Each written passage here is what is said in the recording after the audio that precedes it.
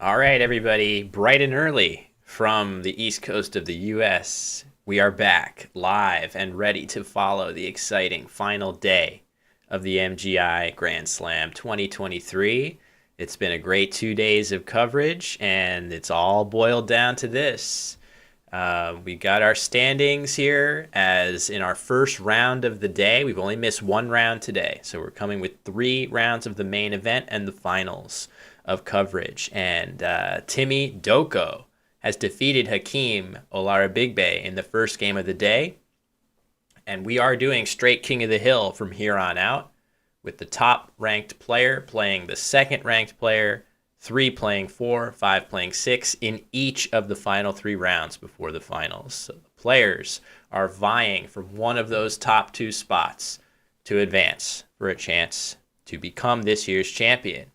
And of course, what that means is we've got a rematch. We've got Tim and Hakeem standing by to begin the first round of the day. I'm going to tell the players they can begin. And it will be Hakeem going first.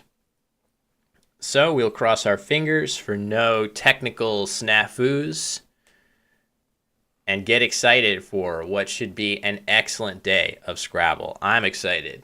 It is just past 5 a.m. here on the East Coast. The players from Lagos, Nigeria, at about 10 a.m. And for the finalists, it's going to be a long day. It's a best-of-5 finals. And they've got the signal that it's time to begin. A lot of great games yesterday. Hello to Tani Odak and Twitch. Nice to see you. I believe that is a veteran of Nigerian Scrabble himself. Hello to Balls Inspector. I love Twitch. Thank you for stopping by. Yeah, the cam looks great today. Let's see. I mean, fingers crossed. It's tough. There are technical limitations, but let's hope for the best and that we get some really good picture quality throughout the day. But if not, of course, we're going to do our best to keep troubleshooting. So, rack's not updated yet. What we saw yesterday, looks like I have the timers reversed. I know Hakeem's going first. Oh, everything's reversed. Airbags right away. Okay. So before even the rack can be updated, that opening bingo coming down here for Hakeem. I know that the timers are reversed, so I'm going to fix that, but I want to keep the score and see if that's correct here. Okay, it is. So we're going to fix the timers now. This one is going to move over here. This one is going to move across. That will work. Thanks, Teen Wolf. My pleasure. I do enjoy it. I do actually enjoy it.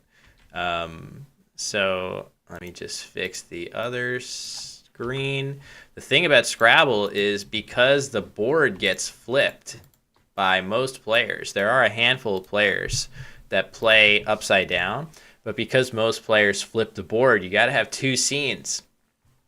All right, crawling on the rack for Timmy. That's tempting. It's tempting to play that word. So craw is just a norm. Of course, a lot of words that look normal in Scrabble end up being verbs that you wouldn't expect. But craw just is the normal word of, that's like another word for your mouth. Sticks in my craw.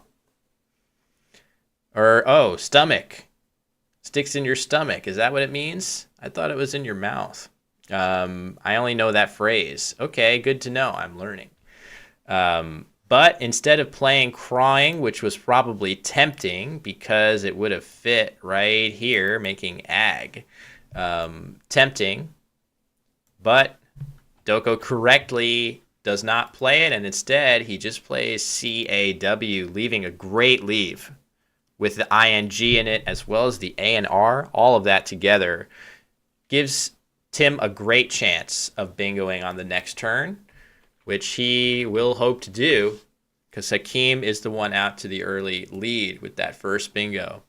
Now, it looks to me like he's got another opportunity to increase his lead. If this is indeed the correct rack, he actually does have a bingo here available. Let's get the analysis board up. Oh, he's playing? Not yet. But he has a bingo of tapirioid with those letters. Let's see if he spots it. That would really be huge.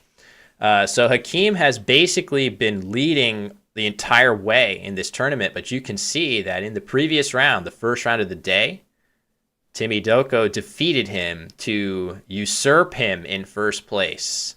So Tim, number 1 right now. Hakeem is number 2 for the first time in many, many rounds. And right behind him, hot on his heels, is Nasikak Etim at 14 wins and a larger spread. And there you have it. He has spotted this word, tapirioid. Very, very nice. The tapir, an animal with a weird-looking nose. And I assume this is related to that in some way. So, very nice start here for Hakeem. 2 bingos. Can't really complain with that. However, a very big counterplay is in the offing. So at minimum, then wow, he spots it instantly. Timmy Doko is very impressive, I have to say. He is still a university student as far as I'm aware. I only became aware of him through my broadcasts of other events based in Nigeria, including a match play series between 2 players called Word Wars. I've loved doing that series.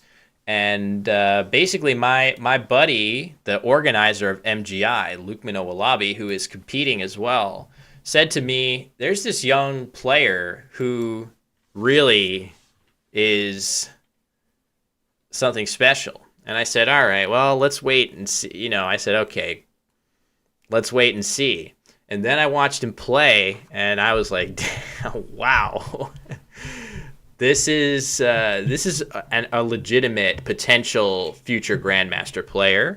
He already is pretty darn impressive. I'm not sure how much upside he has yet to realize, but to be this good as just a college student, very impressive.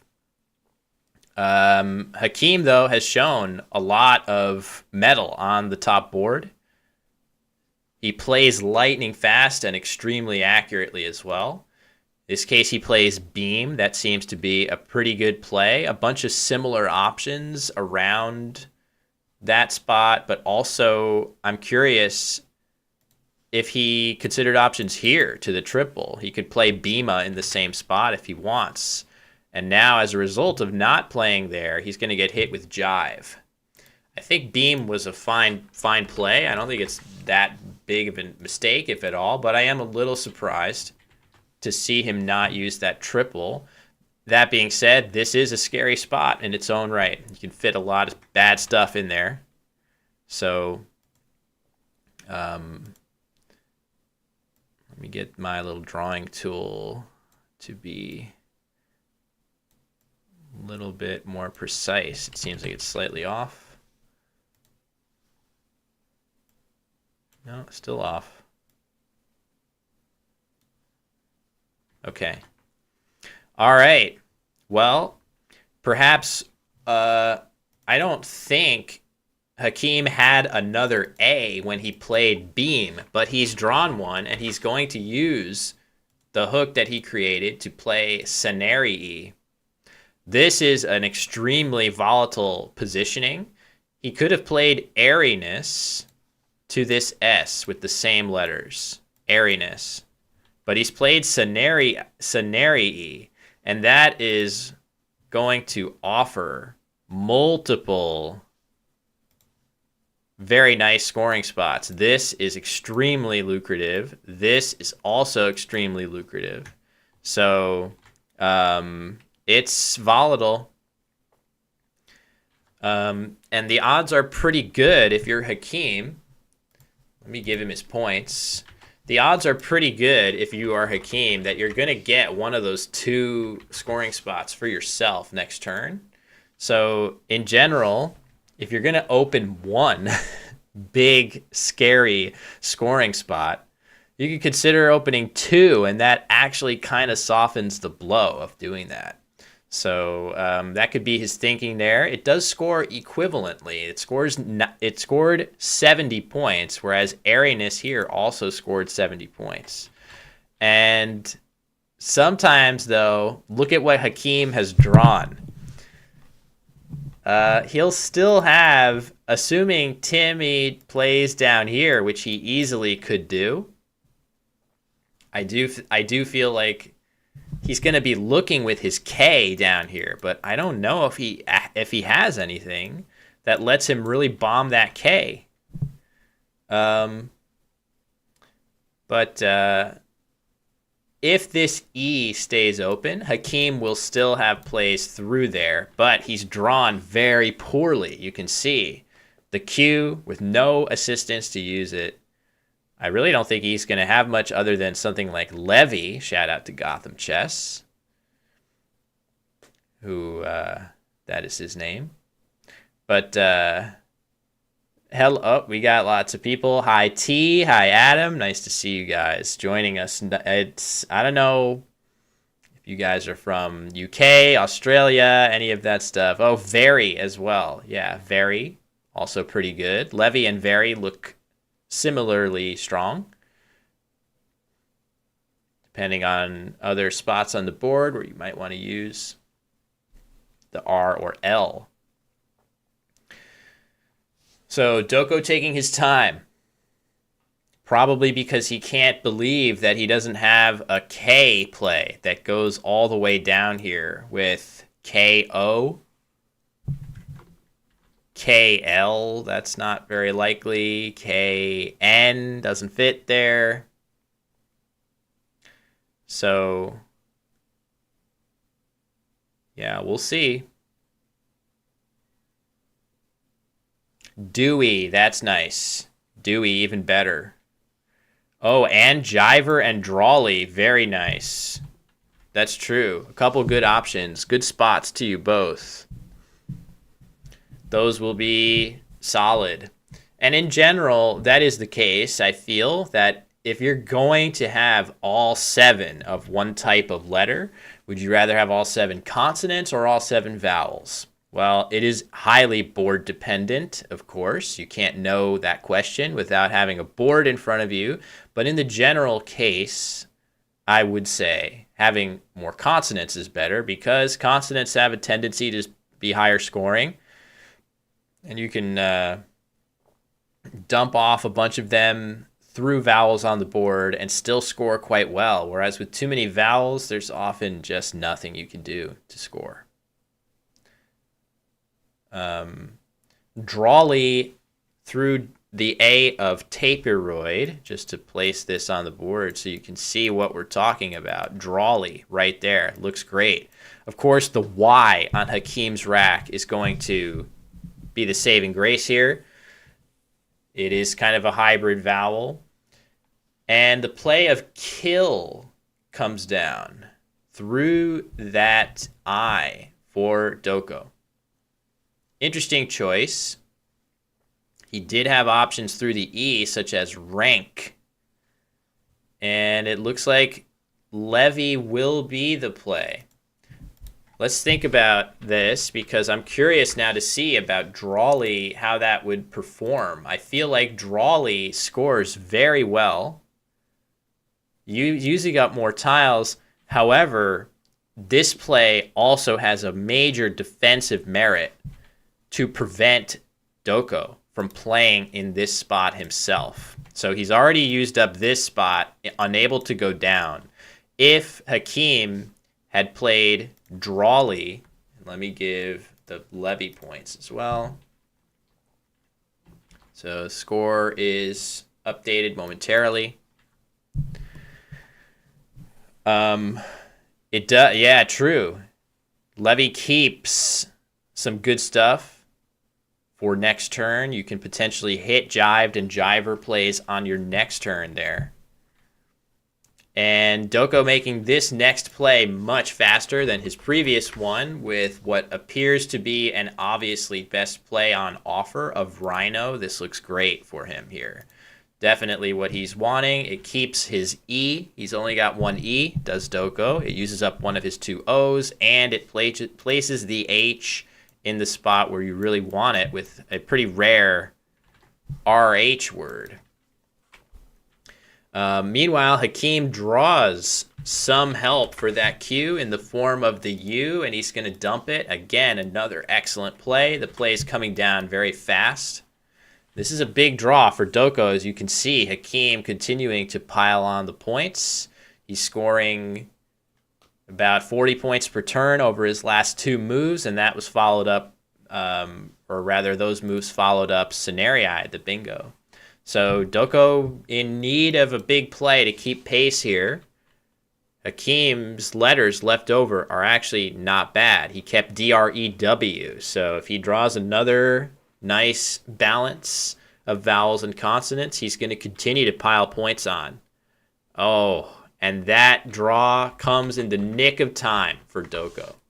He's drawn the second blank. That is exactly what he needs.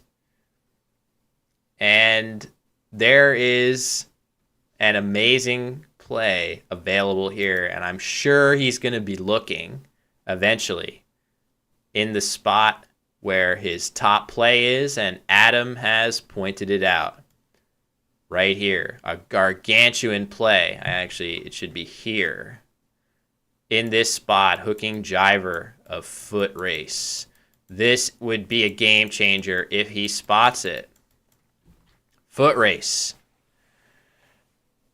And it wouldn't be a moment too soon either, because Hakeem's drawn the X, and he should be able to score decently with it somewhere or other. How many points? 113. This would be 113 points. An absolutely hammer blow of a play. The reason it's so many points: hits one double word score, hits another double word score, and hooks your R and gets you a bunch of extra points here in the process. I don't like how that diagram looked on the board there. We're going to need to delete that quickly before I get banned from Twitch. All right.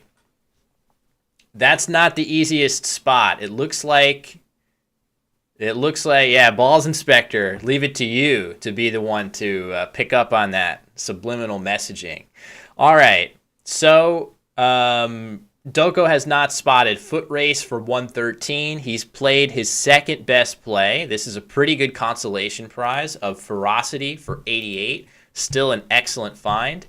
Puts him momentarily in the lead, but after Hakeem's next play, he's going to find a way to hit this X somewhere relatively hard. Even just, there's a couple options here. Even just XED here is going to score quite well. And it's going to force Doko to draw something nice again. I would say, what was it? 113, 88 for this. I mean, that's a 25-point swing with those two plays. Let's not, this would have been a very impressive spot to see that in that spot. No question about it. But those 25 points are going to loom pretty large after Hakeem's next play. And Raxed and Jiver is the play. That is at least as good as XED in this spot, if not better.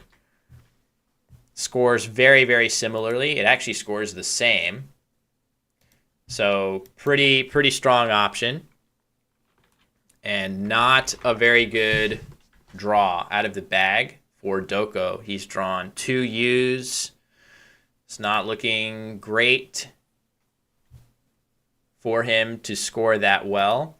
But just look at the score now, right? Think about how nice an extra 25 points would be on the scoreboard right now. Instead of 315 to 348, it would be 340 to 348 with realistic chances for Doko to potentially outscore his way through the game. Instead, it feels now a little bit like he will need another bingo if he is going to come out on top here, which is absolutely possible. Plenty of time. Maybe it's time for me to zip off the screen and start showing you guys what the unseen tiles are. These are going to always be from the player's point of view who is currently playing, currently on turn.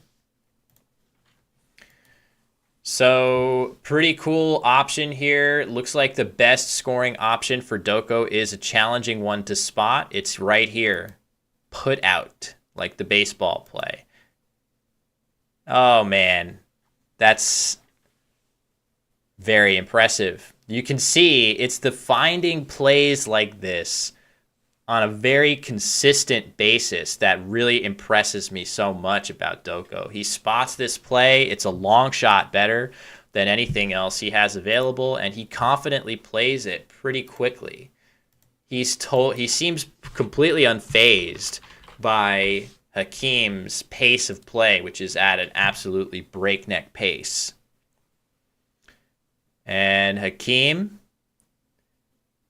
looks like he's going to play Want on top of the new openings. He might have been considering that play already and then noticed that it's still available after the play of Put Out. Hold on. So the score temporarily is close to even. But after this next play, Hakeem commits Want, 28 points. He's going to go back up. Big draw for Doko. Doko's been able to get rid of both of his U's on the previous turn. He kept a P and an R. Depending on what he draws, he definitely has some chances of hitting these nice open lanes at the base of the board. Let's see. Let's see what he draws. Rack's not updated yet. He spins the board around. Of note, on the previous play for Hakeem, maybe he could have played K-A-W-A at the base of the board here. He had that W-A and another A. He could have played Kawa for a pretty good score to that base of the board there. Would have scored slightly better. And look at that. A pretty nice rack. There is a 7-letter word on this rack, but there's really no space on the board for it. So let me get that in. The unseen tiles are about to update. Daystar says, I would have played Wana and tried to close up that triple lane. It's a really good point, though, because Put Out, the nice thing about playing Want is that it does block the S of putouts pretty effectively. In Hakeem's shoes, that previous turn, there were 2 unseen S's. And in fact, playing Want has come just in the nick of time. Because if you would have seen Hakeem play here instead, you would now be seeing Timmy playing Operos in this spot for an enormous bingo that takes him back into the lead. Doesn't have that available, so instead he plays Poof for 27, leaving EERS, and that actually is going to get him right back into the game, and he's got some good chances here. Hakeem's rack is not very good. He's got plenty of time to think this through. Hakeem, all low point tiles, no bingos. I've just updated the unseen so you can see what he's looking at. What is he looking at? He's looking at 2 S's and a bunch of E's. So I would be seriously concerned about Doko having an ability to play down here with an S. If he draws a bingo starting with S, that could be it for Doko. But these lines are also totally available. Okay. Doko drawing 3 E's from the bag. You don't see that too often. So, play of Cond in the bottom corner. That is a strong scoring play. I wonder if there weren't other spots of the board that might have accomplished more defensively than this, but it's definitely the highest scoring play. 29 points for Hakeem. And you also got to remember that in a game this close, it's not as if Hakeem can just take a small score and expect to easily win. He has to keep the scoring pressure on, given that the players are very, very close together in the score. So I do think that playing Kond is a sensible choice for Hakeem, even if it does nothing to close any of the big threats that he is facing here. So now, with this rack, so many E's.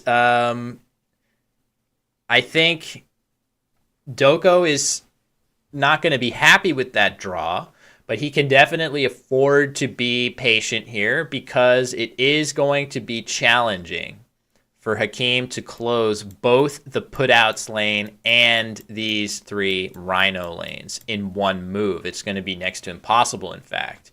So his chances will still be decent. If he plays something like just G in this upper part of the board, I don't think it really hurts that much to block this J, just because it's not a very realistic option to play something with the J. So he could do that.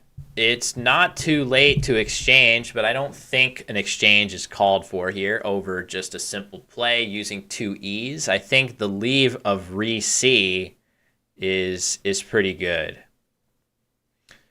How quickly does Hakeem play lose next to Rhino? Probably very quickly. So he is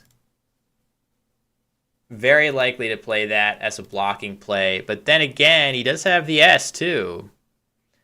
He could play something like Shuln or something, right? Like he could play this, blocking this spot. But I do think playing lose is better just because these lanes are a much more flexible threat than the putouts hook. So I agree. I do think lose will be played fast.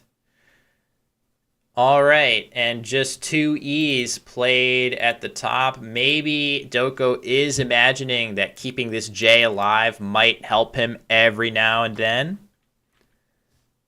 So, and in fact, not the Z play that was expected.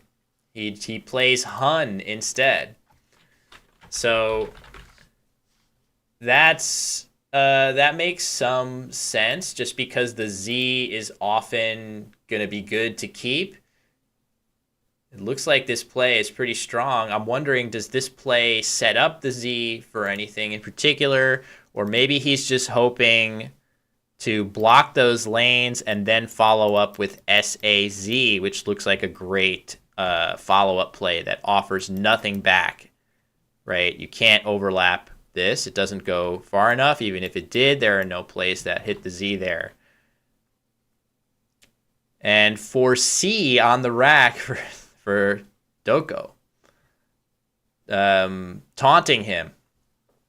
I think the play of Hun is very, very strong by Hakeem. I actually really like the sequence that he has envisioned here for the rest of the game.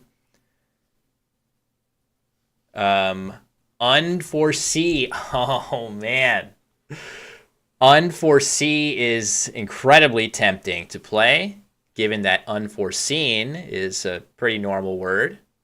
And you never know with this lexicon. And I do feel like time is kind of dwindling here. There's not a lot of tiles left in the bag. Oh, hold on. I don't think it's the right tracking. Sorry. Yeah, there we go. Okay, unseen tiles are now correct from Doko's POV. So, unseen tiles are pretty good. Not a lot of whammies in there. It looks like mostly tiles that you can work with if you're trying to bingo. So I guess you could potentially try to defer bingoing again. And he is going to play, ooh, what's this? Fee, just Fee up there, leaving EROS. This would leave one tile in the bag. And I think after Hakeem plays Saz, which we would expect him to do here, unless he has something I'm not spotting, it's going to require Doko to play a 9-letter word at the base of the board if he's going to win this game. He's going to be down 20 already. There are a lot of possibilities here. Whoop. Sorry. I have hopefully the board gets a little crisper. Okay. Seems to be. Yeah, sits looks pretty good. I'm just trying to imagine, like, is there anything... I'm trying to think of, with the draw that the unseen tiles are from Hakeem's POV. I'm trying to come up with 9-letter words that Doko could even have. Doesn't feel likely. But I don't know 9-letter words very well. Dungarees, that's right. Okay, very nice. Dungarees. Through that would be possible. If the O is in the bag, Hakeem will lose after a play with putouts. So, hold on. I don't know why the players don't seem to play with the board at a normal tilt sometimes. It's very strange. I always try to play with it rotated nicely, but they don't seem to care about that. If the board is not clear, I can always change the orientation a little.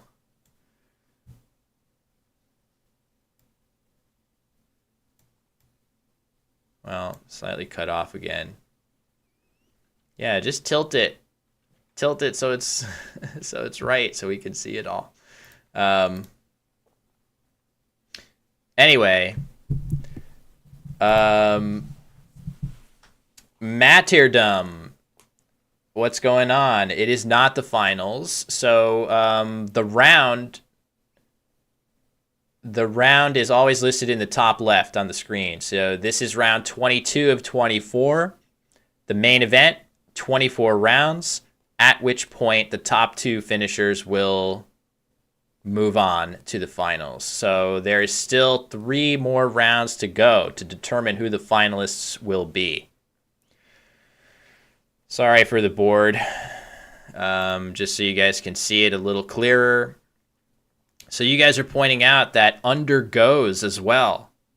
So that, I'm so curious. It seems like maybe the right play is to play Glitz. What is even a threat here with putouts? Right? It seems like you have to play Glitz. He's going to be thinking about this. The nice thing for him, he's got a ton of time. A ton of time to think this out. It doesn't feel like there are any S words unseen to T's question in chat. Yeah, none. There are no words that fit with putouts. Let me make this a little easier to see. Sorry. I don't know why I cut that off. So, no words here. So this is not a threat. Of course, in this particular scenario, the last tile in the bag is a D. So that is not going to hurt Hakeem. If he doesn't see the 9-letter words and just plays sits here, he's going to win the game. He is in position to win this game. But it will be very impressive if he plays Glitz here and recognizes the threat. Zits in this spot, I'm seeing this being suggested both on Twitch and YouTube. Thank you very much, by the way. Ridwanula on YouTube, nice to see you. Thank you for dropping by. That is a very strong play and definitely will win in this instance. However, if either the O or the A is in the bag, Zits will lose to Dungarees in this spot right here. Pardon my handwriting. or undergoes. Either of those plays will fit here and score enough to win as a bingo. So yeah, let's play it out, right? He plays Zitz. That would be the winning rack. Undergoes for 76. That would give Doko a 496 to 486 win. So Zitz is not the winningest play. We'll just have to see if Hakeem... Oh, hold on. Okay, he's going to play Saz instead. So this play will be just fine to win him this game, but that could have been a losing play 25% of the time. 2 tiles out of the 8 that could have been in the bag from his point of view would have been losers. So he escapes, though. He escapes. He had plays that appeared to have won every time, but he's going to win this game anyway. And let's see. What are the best options for Doko? He doesn't have very much. Is that quite a big error for somebody at this level? How to answer that? So objectively, yes, it is a huge error. At the same time, it's very easy to make an error like that. I could easily see myself being unfocused and making an error like this. If I'm really playing in a super high leverage situation, I would hope not to make errors like this. But seeing 9-letter plays that your opponent may have through 2 letters on the board isn't the easiest. I would have expected it, but I also want to be charitable that this is not easy to do on a consistent basis. This is why the players who are able to do that sort of calculation on a very consistent basis are the top players in the game, year in, year out, tournament in, tournament out. Scrabble, it has a lot of skills associated with it. The ability to play these late game positions and do that kind of particular type of calculation that doesn't really resemble the type of calculation that you're making earlier on in games. It's a different way of thinking, and some people excel at different parts of Scrabble. There are a lot of people who are really, really good at spotting good scoring plays and spotting bingos. I count myself among those, but it takes me a lot more effort to nail positions like this. It's just a different way of thinking. It resembles chess much more, that type of lines, calculating lines. Anyway, Doko is going to play, probably that's Gars in the top corner, I'm guessing. Or maybe ears. It could be ears. It is ears. Okay, looks pretty good. The idea there, and it looks like Dib is going to be played very quickly alongside, sorry for the board, it's going to be played very quickly alongside Rhino. And there will be plenty of outplays for Doko in response. He plays his best one. He's about to. Gole. Goal. And once that play is committed, we're going to have a final score of 498 to 452. Definition can be queried at any time by _define in the chat. It looks like fear is yet another Scots word. Somebody pointed that out earlier, that there's a lot of Scottish words in the UK dictionary, the Collins dictionary that originates from the UK. That's true. If it bothers you that obscure Scottish words are in the English language dictionary, then this game is going to have a lot of opportunities to annoy you. So, in any case, very thrilling game, frankly. A couple turning points at various moments in the game. So if we just go back, looks like a pretty well played game. First off, the bingo for Hakeem. Nice play by Doko of Kaw, not playing Crawling, and then the follow-up bingo by Hakeem, a huge counterplay of 102 points for Doko. And then surprising play of Beam here. I would have expected potentially the same letters to go here just to use up the triple. Instead, he plays Beam.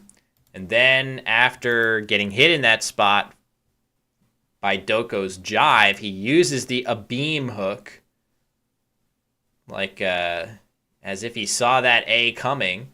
But then I think a big turning point in this game, it would have changed some of the moves later on, was in this position, a few moves ahead. Ferocity. Very, very nice find by Doko of Ferocity.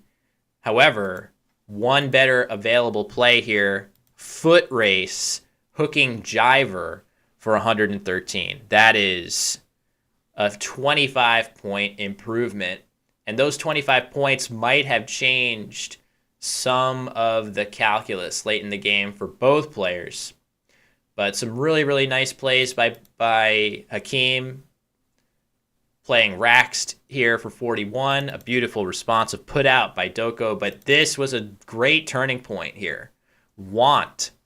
In this position, Kawa was playable for Hakeem, but he plays Want instead, and in the nick of time too, because had he played Kawa instead on his very next turn, Doko would have played Oparos and put-outs to dramatically change the game. Instead, he doesn't have that available, and we just continue to the end of the game, where Hakeem playing Saz to secure the win. Of course, as we just discussed, this was not an 100% winning play. Saz would have lost to either the O being in the bag.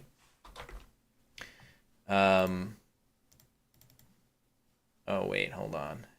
It would have been, right, Greased. The Rack of Greased would have won the game here with Dungarees for 84, as well as Undergoes would have been winning plays from Doko's POV. So pretty good game. Not a flawless game, but really high-level game. The mistakes that were made were incredibly high level. Wish I had a jacket with pockets as cool as Hakeem's. Yeah, he looks like he's dressed to impress today for sure. So with that, that's the first round of the day. He punted but held. Exactly. That's correct. So he had a couple, a little bit of winning percentage go down the drain with that play of Saz. He had Glitz available in this spot that would have been pretty effective to block everything, I think. So Glitz right here would have gotten in the way of both of those. I am a blank sheet of paper tracker. And I think I had an experience that I made a YouTube video about that is motivating me to be better. I think I'm going to have a sheet that makes it harder for me to make tracking errors than that. I don't usually make a lot of tracking errors, but I think with a better sheet, I would reduce that low number to near zero. And I don't want to experience that trauma again. So that was sad. Yeah, it was sad. No question I solved that endgame correctly if I just had the right tracking. So yes, we will go to the standings here for sure. So the standings, this is not updated. We are going to see Hakeem move back into first place. And in fact, we will see a rematch of these two players. We'll see a rematch because, again, this is going to be King of the Hill from here on out. What does that mean? King of the Hill pairings mean that each round here on out will be paired as the number one player, and you see the standings update just now. From here on out, the number one player will play the number two player in the standings. 3 will play 4, 5 will play 6, and all the way on down. It doesn't matter if you've played that person before. So we are headed into round 23. 2 more rounds of play to determine who the finalists will be. And it looks like of the other contenders, Nasikak Etim has won his game. Wellington lost his game, which is a devastating blow to him. It's going to be essentially impossible for Wellington, even if he wins his next two games, to make the finals. So it seems like there will be a new champion this year. Wellington Jigare, a titan of Scrabble worldwide, former world champion, winner of this event last year, winner of the North American Collins Championship, and was right up at the top of the standings for most of the World Championship this year, right along with me before we dropped out on the last day. I got to play Wellington a couple times for the first time, and every bit as just as cool of a customer as advertised. But man, I'm really impressed. I've been impressed with Hakeem and really impressed as well with Timilehin Doko. Anyway, I think we can take a brief break. I don't think it's going to take very long for players to come back. We know exactly what our matchup is going to be. It's going to be a rematch of the one we just saw, Doko versus Olaribigbe. And the winner will be one step closer to securing that finalist spot. 2 more rounds in the main event before the finalists are locked in. Don't go anywhere. We'll be back in just a couple minutes with round 23 from the MGI Grand Slam 2023.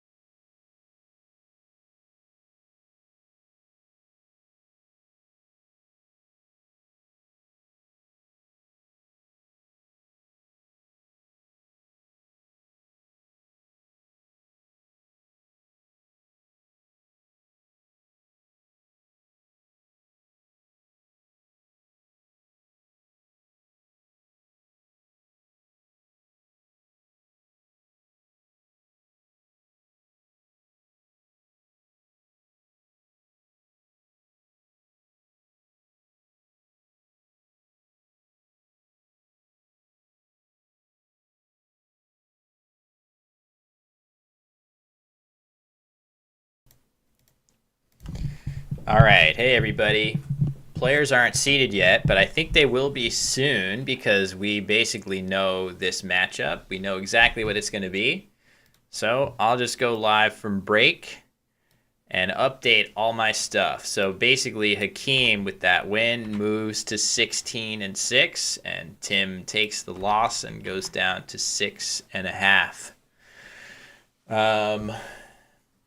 And we can update all the scores and all of that good stuff. And it is going to be a rematch. So I think at least a couple of you in the chat have mentioned that the King of the Hill pairings lead to a lot of excitement, a lot of repeat matchups. I think it's an exciting way to finish a tournament off. You make those top players fend off their nearest challenger in the standings if they want to hang on. There are a couple tournaments that exist that have King of the Hill pairings for essentially the entire way. Which, it looks like, hold on, I think I saw a bag there that looked like it said a team's name on it. So maybe they're going to have, they're going to have a team. This is an important game as well. So the streaming game, it appears to be switched off of Hakeem and Doko, and it's going to be the number 3 and number 4 matchup, which is still very impactful. The winner of this game has realistic chances for sure to make the finals, especially at team. So let me update all these stats here. So on the left, Abdulmumin Jimo. And he's got a chance if the other matchups fall just right for him. So what he needs, and I'll cut to the standings in just a minute. And hold on. So it's going to be 14-8 and 15-7 for these two players. And because there's no tie here, I can increase the size of this back again. How does this compare? It's the right size. Okay. I think that's going to be the same. Yes. All right. So let's look at the standings. What does Abdulmumin Jimo need? Mumin. So what he needs in 4th place is actually he is rooting for Hakeem to win again. He wants Hakeem to win as much as possible. The reason why, if Hakeem beats Doko in the next game, that will keep Doko on 15 wins. And if Abdulmumin beats a team in this game, he will very likely pass him as well. You see the spreads, the standings are the tiebreaker. He's still in it, Doko wins and he wins. Oh, is that true? Oh yeah, because Hakeem's spread isn't good enough. That's why. Good point. Yeah, if Hakeem had a higher margin of victory than 688, there might be a chance that Jimo would achieve the same number of wins but not pass him. But because Hakeem has only won his games by 688 combined, and Jimo has won his games by 831, if he can just get to 16 wins along with Hakeem, he will pass him in the standings. Good point. So Abdulmumin Jimo's chances are very realistic here. He just needs 2 wins. Either of these players. So the loser will be out. The winner will have a chance to win their next game as well and punch their ticket into the finals. Pretty impactful game. So that's what we're playing for here. Thank you very much, Adam, for the clarification. I'm really bad at this. All right, I'm going to tell the players they can begin. Yes. I think we're all good. Got the records correct, names correct, round correct, camera's looking good. I think we're ready to rock. I think it's a team going first. Usually the player on the right goes first. So, yeah, we'll just have to see. You guys are poker players, huh? Once upon a time, before I got started in Scrabble, I considered taking poker seriously. I am a very casual fan of poker. But then Black Friday happened in the United States, and all the major poker sites like shut down right as I was about to try playing online for the first time. So I took up Scrabble instead, and here I am. Yeah, exactly. I was considering it right before that happened. So here I am, Scrabble commentator and sometime player. All right, game's about to start. Whoops, gotta get that.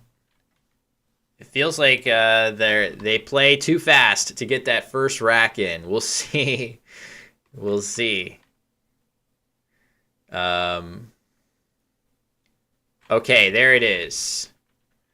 Award plus EN. So a short play. That's an interesting choice by a team. I think he missed a warned, if I'm not mistaken. So if that rack is correct, there is a bingo in there that he played too fast to see. So that's surprising.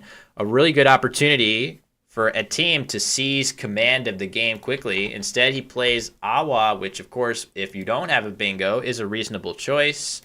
But that's a tough one. So he played it so fast. Oh.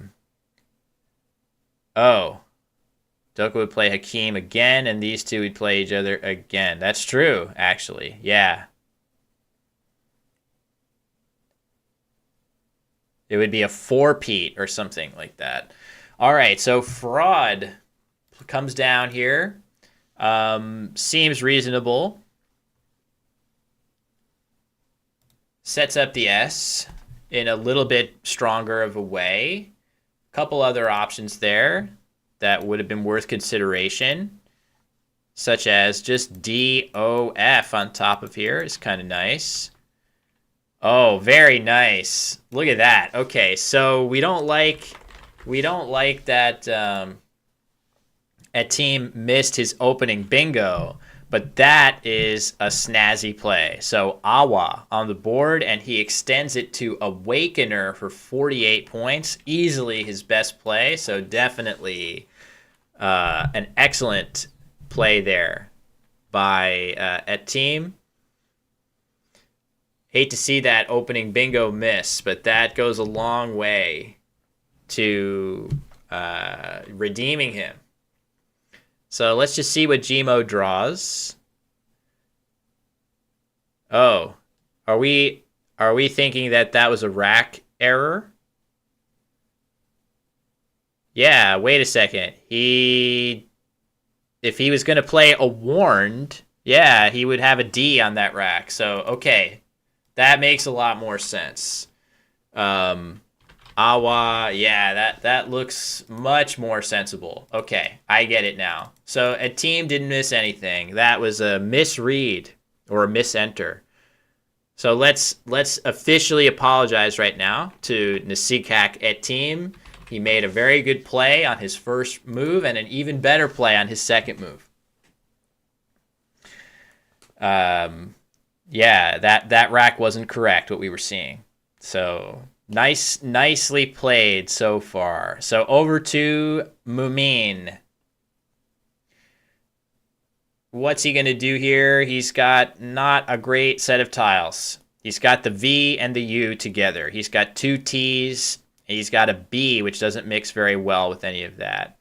Suggestion of button from Adam. That looks as good as anything, which is a testament to how annoying these set of tiles are.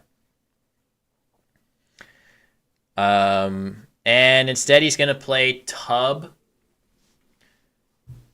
More defensive, a little bit more defensive. It scores 15 points and leaves OST along with the V, as opposed to Button, which scores 3 more points and gets you to just SV with a chance of getting some better vowels. So we'll see. Progman on the rack for a team. That's not a word. It's kind of funny looking. But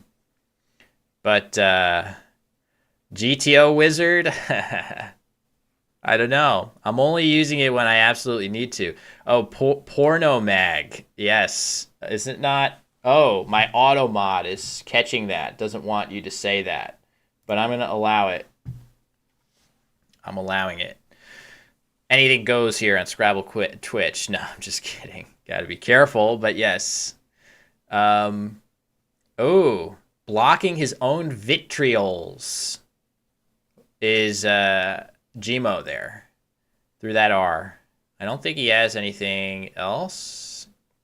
So maybe somehow will he get a letter from at team's rack that gives him a bingo here? I highly doubt it.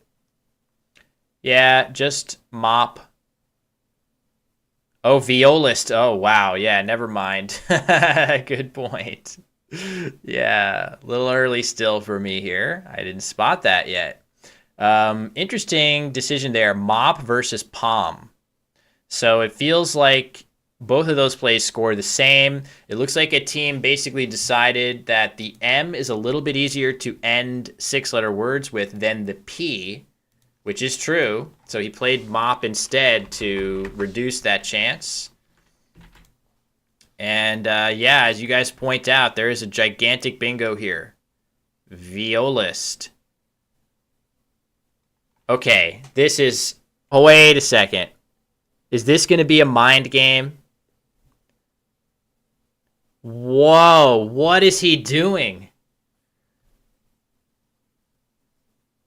That is just a total unforced error.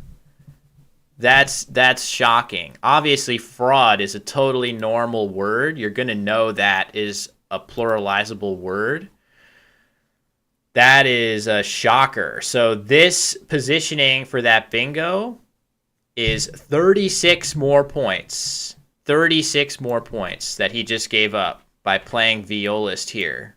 There's zero reason to do that other than, as you guys are saying, it's 3 days of Scrabble. You do things that you wouldn't normally do after you played 22 rounds of Scrabble before. You know, gotta remember that players are human beings, not machines. At the same time, that is a stunning miss. I'm stunned. That's like a mind blower for me. Because you saw the word, you did the hard part. I wonder if he's going to see it. I'm going to watch his body language here. Is he going to notice that he could have played for many, many, many more points here? That I'm curious to know that. Will he notice that at any point? So, yeah, that is... Oops. Trying to get my drawing thing back in the right position. There we go. Hold on. I need to... There. I think it's better now. Seems like he is totally unperturbed. If I noticed that in game, I would not be happy. I would not be a happy camper. Anyway, it's back over to Etim. He's just gotten a huge break. Abdul Mumin Gmo should have 36 more points on the scoreboard than he has right now, which is a lot of points. 36 points is a lot of points. Cutting edge analysis that you guys are getting from Scrabble Grandmaster Will Anderson. 36 points extra.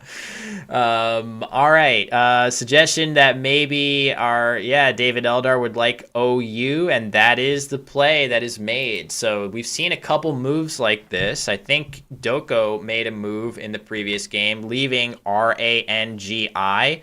Ended up working as he drew Yerding for an enormous score.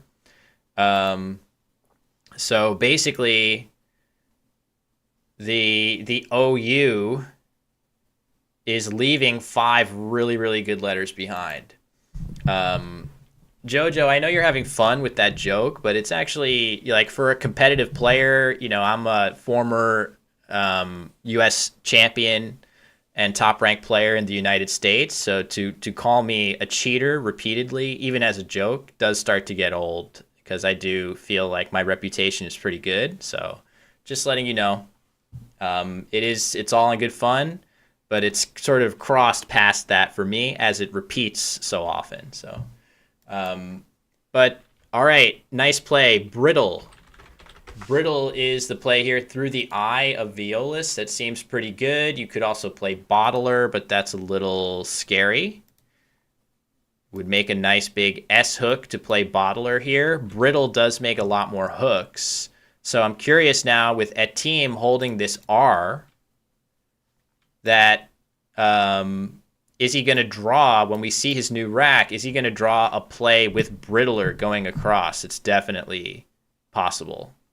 No, you don't have to stop. It's fine. It's not like I'm commanding you to stop. Just lower the frequency from 10 to 5 and I'll be happy. Cuz yeah, I mean, I am using the analysis tool, so it's not I take it in stride. All right, there we go. Etim does have lots of bingos here. What will he opt to do? Something with Brittler is for sure playable. Do I have the scores correct? Yes. So we'll see. What are the stakes? I think there is a pretty generous cash prize. I'm not sure if somebody has the prize table that is watching along at the event, but I know there is a pretty solid cash prize for the winner in the realm of like thousands of dollars USD and probably a much higher number in Naira.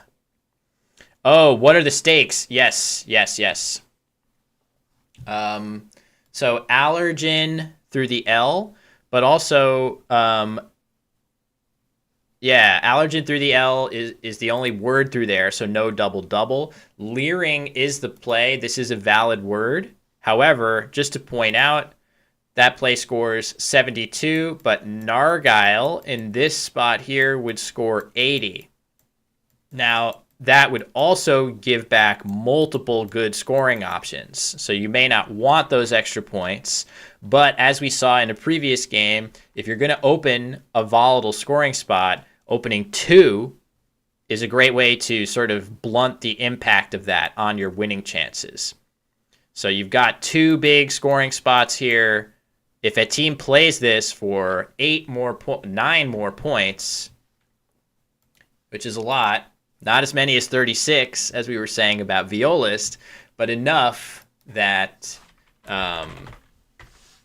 it's probably going to work out okay for you as long as you draw anything flexible out of the bag. So maybe a slight missed opportunity, but nicely played by Etim. The sequence of OU into Leering definitely makes a lot of sense. So let's see where Abdul Mumin goes from here. He's now trailing on the scoreboard. Not to harp on it too much, but if he had the extra 36 points, he would still be winning by 1 point here. Of course, all things would not be equal had he made that other play. I'm just in a vacuum. You could just put the 36 points on his docket and he would be up. So what to do? Pointing out Liquid. Liquid right here looks pretty good. The scary thing about it is that it creates a nice big S hook and a Y hook, frankly, which is pretty scary. And we're getting a raid from John Lee. Hey, John, nice to see you. Thank you, everybody, coming over from John Lee. We know John, amazing musician, as well as a very strong Scrabble player. I'm not sure if you guys over on John Lee's channel know that, but he actually moonlights as a pretty darn good Scrabble player. Hence his raid to this channel to support us. Thanks very much, John. We appreciate you and all the love that your community is bringing us here. So for all the new raiders, what are we up to here? We're up to one of the most prestigious competitions in Nigerian Scrabble, which if you didn't know, and I know that many people, why would you know this? Nigeria is, pound for pound, one of the top Scrabble nations, if not the top in the world. A really, really impressive group of elite Scrabble players hailing from Nigeria. As we see, Chin is the play by Gmo underneath Leering. So this is that's a surprising play. I feel like there were certainly options that would have gotten rid of the U there for Gmo instead, but he takes a slightly more defensive tack and plays Chin at a cost of leaving the U on his rack. So we'll just have to see. You guys pointing out Toodled, very nice spot through this L. That's going to hit both double word scores and score 36 points, which would be pretty nice for a team here. Updating the scores if I can. There we go. And there it goes. Looks like he spotted it. Very, very nice. So yes, it is the Collins dictionary. So there's going to be a handful of words, although most of the words on this board should be recognizable. In fact, I think the majority are going to be in the North American dictionary. But Scrabble outside the US has a slightly bigger dictionary with some more obscure words in it, as well as a handful of more cutting edge words as well. But mostly obscure, I got to admit. So, ooh, a challenge. Okay, so what's happening here is that Gmo, just to make sure, is challenging at team's play of Toodled. Good point, Dean Wolf. That's true. It gets a little crazy here. I would say on this board, this is a more normal board than you're apt to see. Yes, there are some weird words. Chin, Leering, and maybe Obe, Mun, a couple more. But I have to say, Violist, Brittle, Awakener, Fraud, Tub, Mop, these are actually regular words for the most part. And even Toodled, hello, toodaloo, whatever, bye, Toodled. I assume that's what that means. Oh no, it means to toot softly. Okay, whatever. Maybe John was tootling on some instrument over on his channel. And we can use that in a sentence and combine John Lee and his raid into the theme here. But Toodled is a word. So what happens when you challenge a word? It adds, in this format, it adds points to the player who played it if the word is valid. Sometimes the challenge rule is much more punitive. Sometimes when you challenge a word and it is in the dictionary, you lose your turn. That is the default rule used in North America. Overseas, that's not the case. It's a little bit more gentle. If you challenge a word that is a valid word, the player just gets an extra 5 points, sometimes 10 points. So you see more challenges like that just to make sure. And it's a more, it's gentler for newcomers to the game, I think. I do like it at that level. So, all right. Question of what to play here. You guys are pointing out that the word guide could play. I guess you guys are pointing out here. Actually, also here, too. So guide plays in a number of spots. Pardon my chicken scratch. It plays here. It plays here. And then, best of all, or craziest of all, it plays here with een. So this would be a very volatile positioning. Volatile just because by playing guide in this spot, you are really opening yourself up to potentially damaging parallels here. And instead, he's going to play guised, which could be a good use of the S to prevent parallels from being as easy to get down there. Hard to say. I think this is going to be a difficult spot to use. So if he wants to play down there for a few extra points, he can.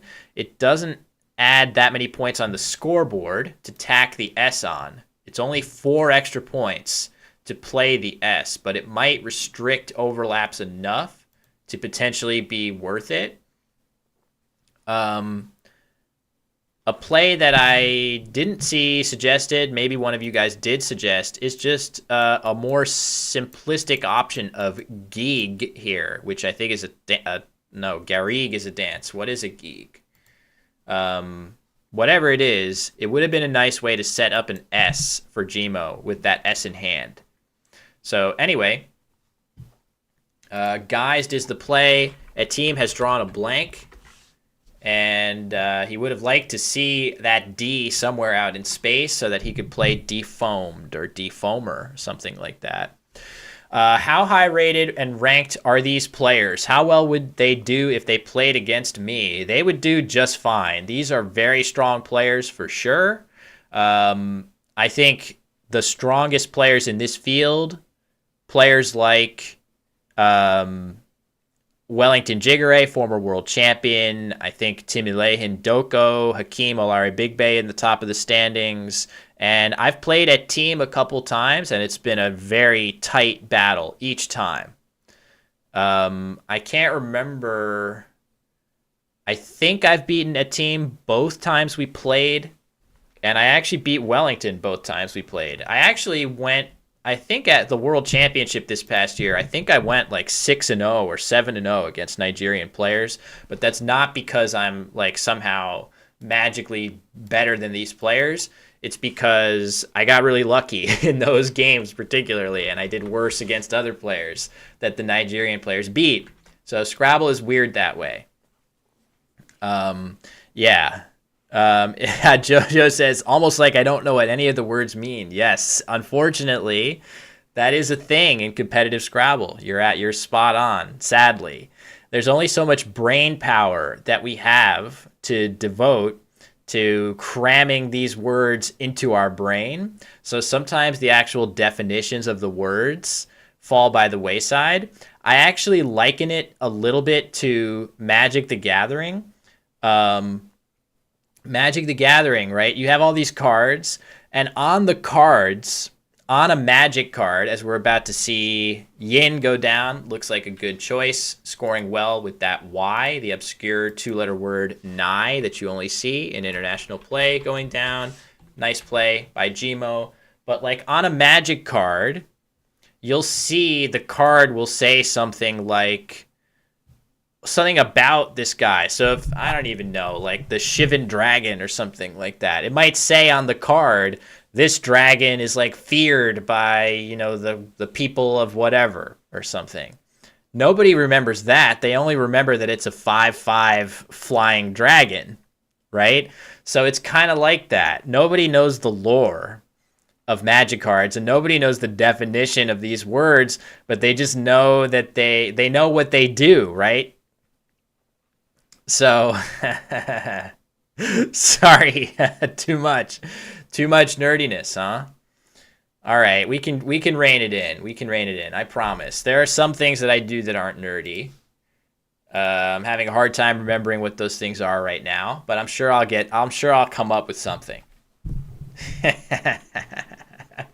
All right, it's a team's turn. He's got a blank and he's got a lead, so he's in a solid position here.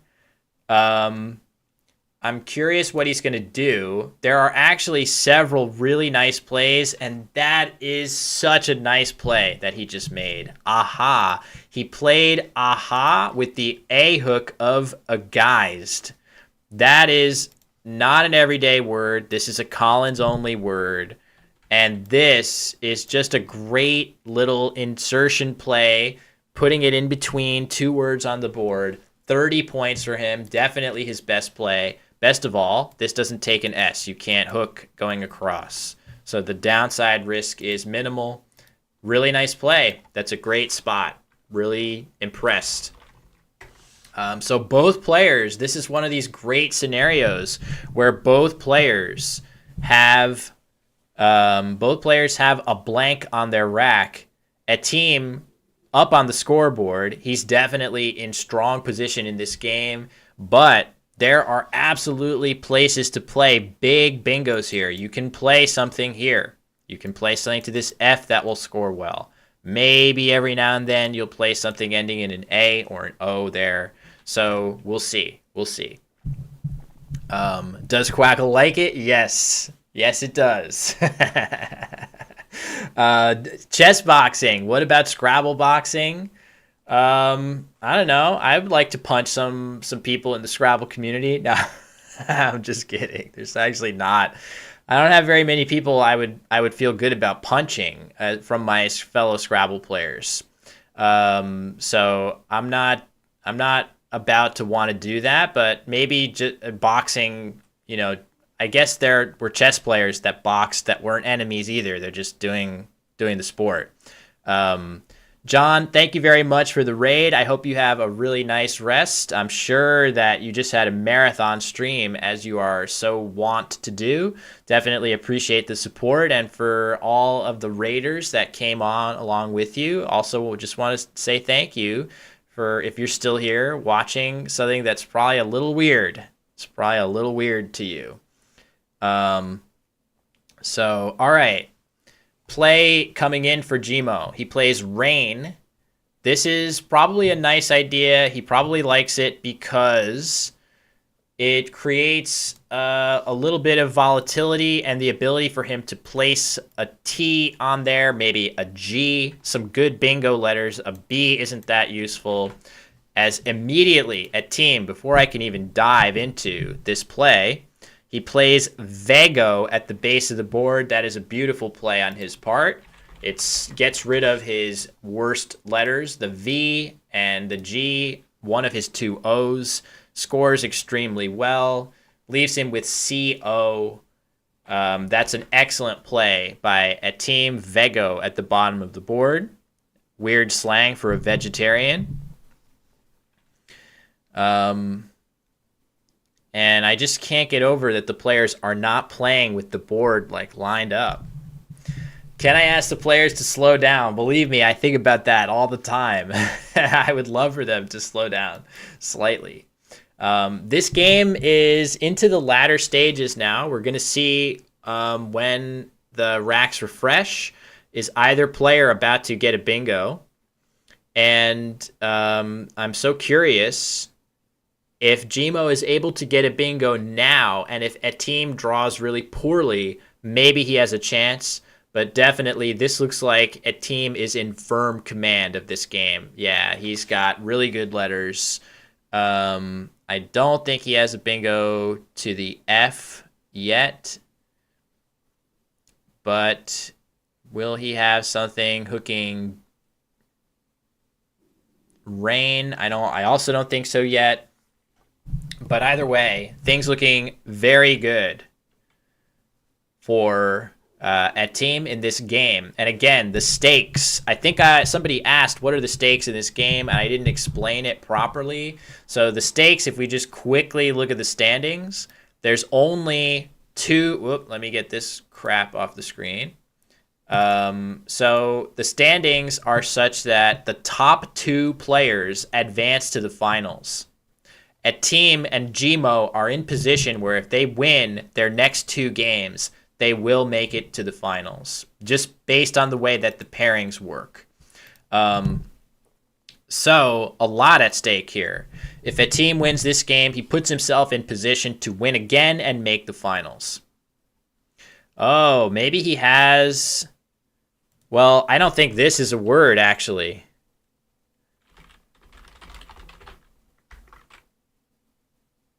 I don't think that's a word, is it? Oh, it is! He has that. I didn't even use the engine for that one. Didn't even use the engine. All right, in fact, I need to update the racks. So, all right, it's Gmo's turn. Oh, Gmo has regents. Very nice. Okay. Hello to David Eldar, by the way. So the suggestion here for Gmo is a very difficult find. Of course, it's not quite as difficult as it might normally be to find the word regents here. So the word in question would be hooking onto grain, going at the top of the board, making the G a blank. The reason I say that's maybe not quite as difficult as usual is that after this play of rain, you're going to be thinking, given that Gmo doesn't actually have a real hook, he doesn't have a letter that hooks onto rain, he's going to be thinking, can I make my blank a T? Can I make my blank a B? And can I make my blank a G? And that might be a way that he comes up with it. So He really needs it here. Even though if he does play that, I think he's just going to get hit immediately with, if he plays it, he's just going to get hit with polices. So I'm not sure he has a way back. Even if he finds that play, he's going to get hit instantly with a counter bingo that puts that team up by even more points. So this does look like a team is about to put himself in position to play for a spot in the finals. Who he plays will be determined by the result of the other game taking place right now, with critical implications, another rematch between Hakeem Olajuwon and Timilehin Doko. Oh, Crenolate. Okay, I think that still is going to get hit, right? I feel like that will still struggle to win the game somehow. Cropless, right? Won't that get hit with cropless? I think that's a word. Potentially other stuff. So, yeah, this is grim. I'm just curious to see. I'm curious to see if Gmo plays something that's not a bingo. What could he even play, right? I don't know. He could go crazy and play something like EVE. I don't think that's right. That's just going to get hammered. So I think he'll play something less insane. I am curious what he's going to end up playing. There isn't anything really inspiring.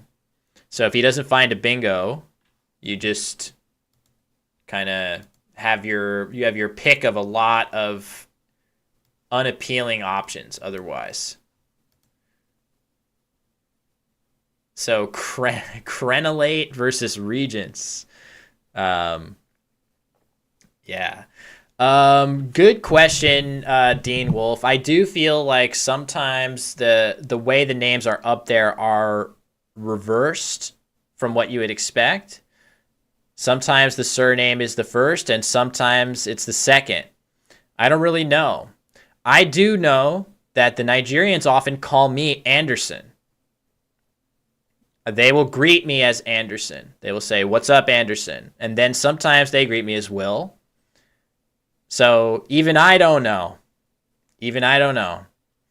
So there's a little bit more fluidity there. So I couldn't answer that question. Yeah. The easier to pronounce English name is the first name. All right. Play of Rec comes down in the lower corner. This makes sense because it doesn't really open anything new, and there aren't that many places that are productive to open for Gmo.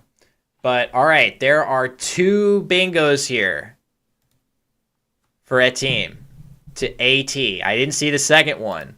The first one is, I did see, completes. The second one is scopulate. Oop, I can't even write it in the right spot. Scopulate. Which I think I knew as an S hook to copulate. You gotta love Scrabble. Gets the commentator into some sticky situations, I gotta say, no pun intended. But you know, there's funny stuff that happens. You just get some funny things that you find yourself saying. The channel intro on my channel, my Twitch channel, has a video of myself getting into those situations. My intro channel trailer on Twitch has a bunch of those. So even if a team does not find one of his bingos here, he's going to be fine. Gmo also took forever on that last move.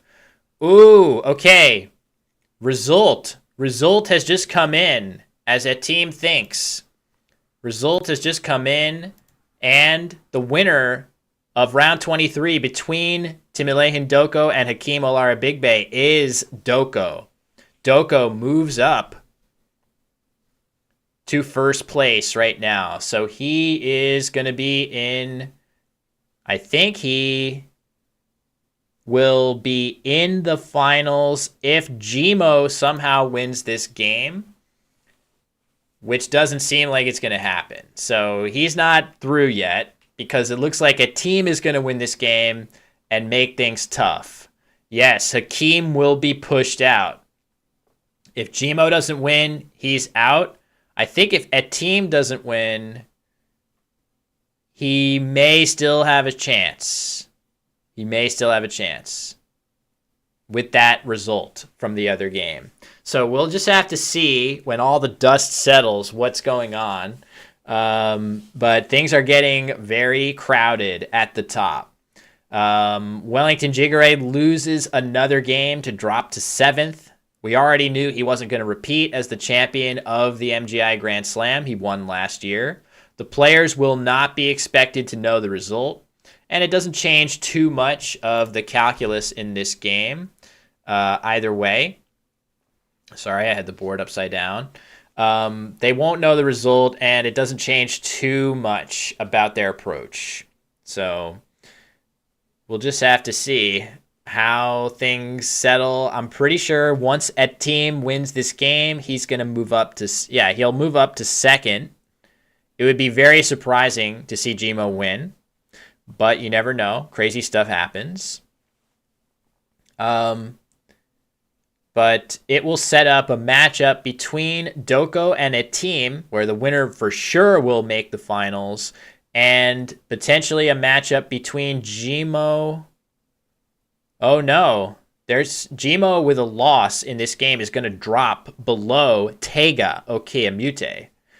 So Tega was a player last year who we saw him yesterday a couple times, very fast player, but we saw him a ton of times in the 2022 edition. And in fact, he was the star of the show for me. He had one of the craziest endings I've ever seen in a game of Scrabble. And I would do a Scrabble history about it, except it's a little mean-spirited because he was in position to make the finals last year with one win in his last 2 games. He just needed to win 1. And he put the winning move on the board in round 23, but then picked it up and played a losing move. I've never seen that. And also, he was incredibly fast playing, but he took like 15 minutes to make that choice in that game. I've never seen anything like it. It's really a singular moment for me watching Scrabble, Tega. But he also was playing insanely well. He was playing so well. He played Zoospore with a blank. He played up values. He played an unbelievable series of plays. All right, a team has made his play. He plays Sep. This is a very defensive play. He could have played Scop in the same, or he could have played Cop in the same spot, setting up his S. Instead, he's played Sep, probably reasoning that this board is really bad right now, and if neither player gets a bingo down for the rest of the game, he's going to win. He doesn't have to bingo. He just needs to not let Gmo bingo when he doesn't. Sep Sims best with the same with that rack. Daystar says Tega is my tutor and close friend. He definitely is a master player. I was astonished, frankly, last year at watching him play at how good of a player he is. I had never heard of him. And here he comes onto the stream playing insanely well and fast. Really fast. Faster than almost everyone, and that means a lot coming from a Nigeria-based event where players tend to play fast. All right, Za is the play by Gmo. And that doesn't do too much to open space, but it does score well. And he's probably pinning a lot of his hopes on getting a bingo from this F, but that's going to stop now, as a team certainly, I think, will find foliates from this F. You guys are also pointing out Flocatis. Either way, there's no question in my mind. I think a team is going to bingo here. The only thing he has to think about is there any chance that I can get stuck with weird garbage from the bag? So let's have a look, actually. He's about to play Flocatis. You can see that from his POV, there is some scary stuff, right? There are 5 tiles in the bag. And if a team draws like JWXY or something, you could potentially lose the game by getting hit by a big bingo, as you guys are suggesting, maybe a bingo through PER, right? Something ending in PRS or something like that would beat you in certain cases like that. But that's very, very unlikely. We're just going to have to see what is actually drawn here. Those racks are not up to date. The Z on Gmo's rack is not up to date.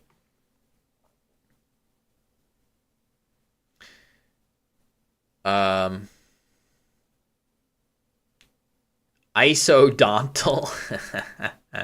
Where does that even play? I don't even see where that plays. Through DO? Oh, I see it. Yeah. So you guys are suggesting isodontal, potentially best.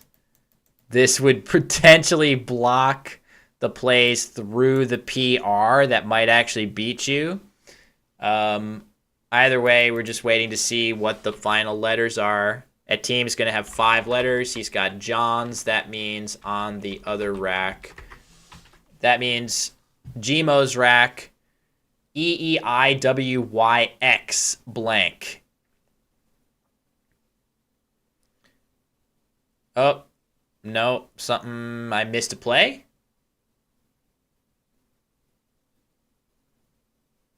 What's going on here? Are there 2 W's?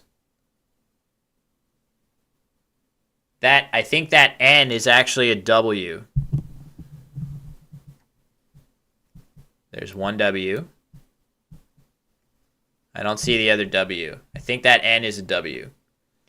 So, yeah. Isodontal, having all the teeth similar in size and form. Well, we're saying it now. All right, so a team is up by a lot. It's up by quite a lot. I think just keeping in mind that the N on Gmo's rack is actually a W, I believe. And with that, I think there's not much that Gmo can do. Certainly no bingos. 10K hits on Google, huh? Yeah, so you asked a question of like what would a bot play be? Like the difference between in chess, sometimes you hear people say, "Oh, that is definitely like an engine move, not a human move." So isodontal, absolutely. Very few humans are playing that or even knowing to play that. All right. X is played at the bottom of the board. It looks like that'll be an A. The blank is going to be an A for Giga and Axe. That's going to score 59 points, which is pretty good. Oh, the W was actually on a team's rack. Okay, sorry. So that was a real N. That was a real N. And let's see what the implications of that are. I think Axe, as nice as it looks, I think it's probably not best because it doesn't let you go out in 2. There are ways to end the game in 2 moves if you're Gmo. Yeah, there is one person who would find that play. It's Nigel Richards, of course. The legend that everybody really likes to watch on YouTube. My videos about him do pretty well compared to the others.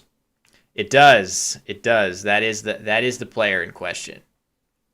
He would probably see isodontal as a play, which is just amazing to think of. That it is humanly possible. It is humanly possible because we have a human Despite what we think, he is a human. He is a human being that is able to see it.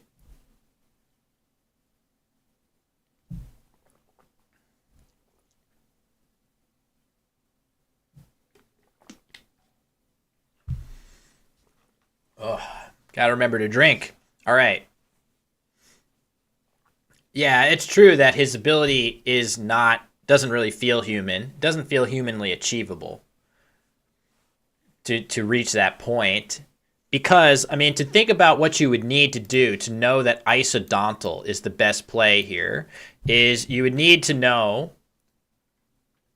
be able to look into the unseen pool and discover that there are bingos through PR. Also, you would probably need to be able to find them with a blank on your opponent's rack. So you would need to be able to find 9-letter words with a blank on your opponent's rack, and then also find the word isodontal on your rack, and even think that of knowing that this would block all or most of the words through PR. That level of dexterity with words beyond 8 letters in length is just, I don't even want to speculate how long it would take to get to that level of mastery. But it would take a very special person to do it. So, all right, not much left here, but for a team to seal this win, he's up by well more than he needs to be to win this game. He can just pop down his J right here. That looks pretty good. Jab and Joe, the strange 2-letter word.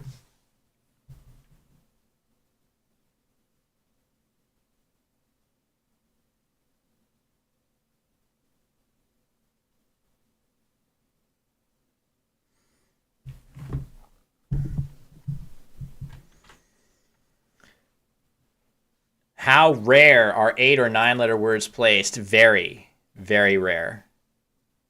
They're very rare, even if you know them all. Yeah, that sounds right. Actually, one or two every 20 games. Maybe that doesn't sound as rare when I put it that way. Wait. Oh, Joe was played. Okay, so Joe was played. N8. Interesting play of N8. No attempt to use the Y, huh? Oh, I get it. He's blocking the only out. He's trying to block the only out there. Okay, makes sense. That might be a good play, actually. Is it?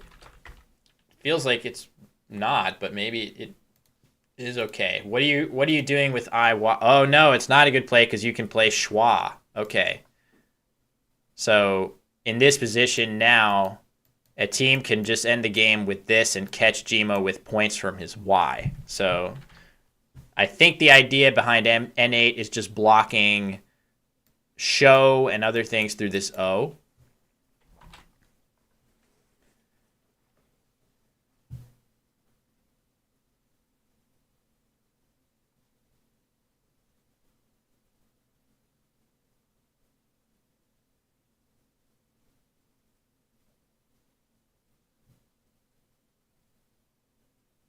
Yeah, I'm curious what's happening here. They must just be confirming the score. Okay, yes, they were confirming the score. All right, so blocking what? Right, okay. So a couple different plays blocked here. There is still a play obscure. I'm not sure I would even see that. Maybe a team will think of it. That's going to be pretty impressive. Oh. Lish. Interesting. Let me get the scores updated first. I didn't give the J points to a team. So this, it lit up. He's picked it up. He's picked it up. This is a classic. This is a classic. This little move. Is he going to see schwa? He just plays wa. Okay, so he keeps an S left over. Interesting end game. So he could have gone out there. Instead, he just plays Wah, which is pretty good. But we are going to see Icy go down in the corner. So he could have avoided that. But actually, every point kind of matters in spread right now, but not really. If we look at the standings, like at times you might see at this late juncture in the tournament, little differences between these moves might actually matter, but I don't think it's going to matter too much. So here, let me bring myself back. And let's now see. So a team is going to win this game 443 to 365.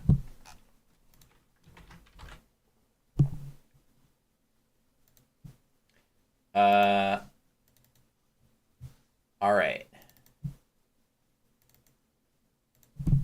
We'll reset the scores now because I think, all right, now let's look at the standings. So we know that a team is going to win. We'll stick on here until we see these standings update.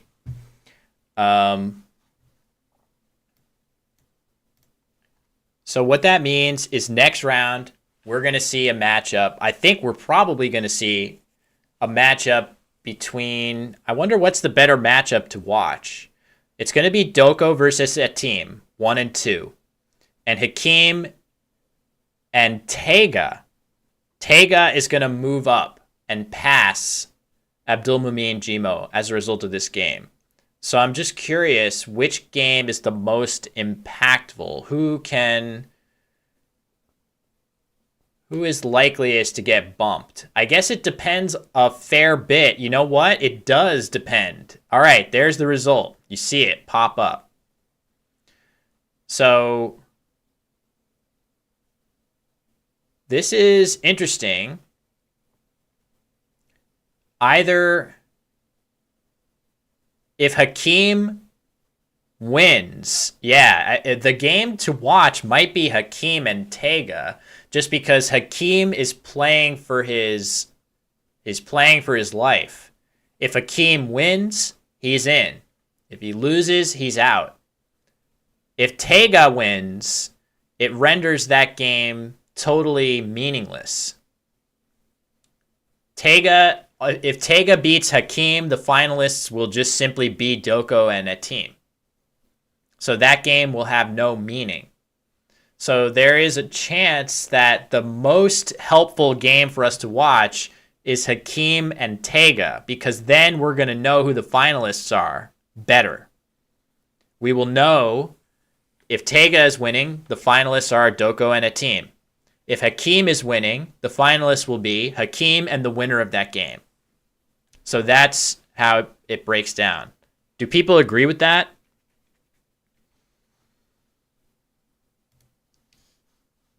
I don't know. It seems like that is the matchup to watch. So, all right, cool. I don't know. I mean, I'm not sure how much input I have into what game we should watch, but I think that would be our choice here. But honestly, a matchup between Doko and a team sounds pretty good to me. We have not seen Tega this morning, so he has fought his way back into the mix for a high seed. Of course, this is the situation that's kind of scary, right? Like, Tega isn't playing for a spot in the finals. He's 2 games behind. So he doesn't... I think there's no chance that we're going to see any kind of weirdness, but he doesn't have as strong of an incentive to play his game hard. He's not making the finals. So the incentives are a little bit mismatched here, but that's just how it goes. That's how it goes with a format like this. You can't really avoid stuff like that. It seems weird. So maybe we do just watch first and second, and we just keep really close tabs on the Hakeem game. Maybe that's the best way. The match between Doko and a team, both of those players have to play hard. because they just have to be worried that Hakeem is going to win his game and pass them. Maybe that's the way to go, because both of their chances are much more live. Tega doesn't have chances. All right, we're going to figure this out. We'll figure out what game to watch. We'll take a quick break, but it's going to be the final round of the main event. I shouldn't say final. I shouldn't say the word final because we have a finals. But this will be the last round of the main event before our two finalists are confirmed. And we're going to move on to a best-of-5 finals between those two players. So, quick break from us here. And we'll be back with that matchup, this pivotal, critical matchup, very soon.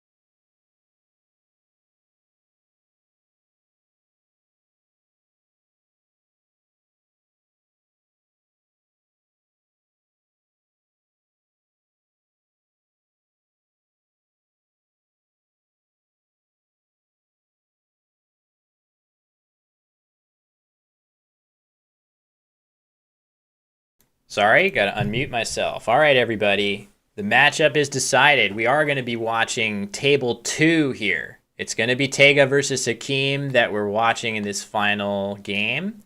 And if Hakeem ends up doing well or winning this game, we're going to try to get as many updates as possible into the Doko at team matchup that's taking place between our current first and second place players. So, the stakes in this game, Hakeem needs to win this game. That's it. If he wins, he's into the finals.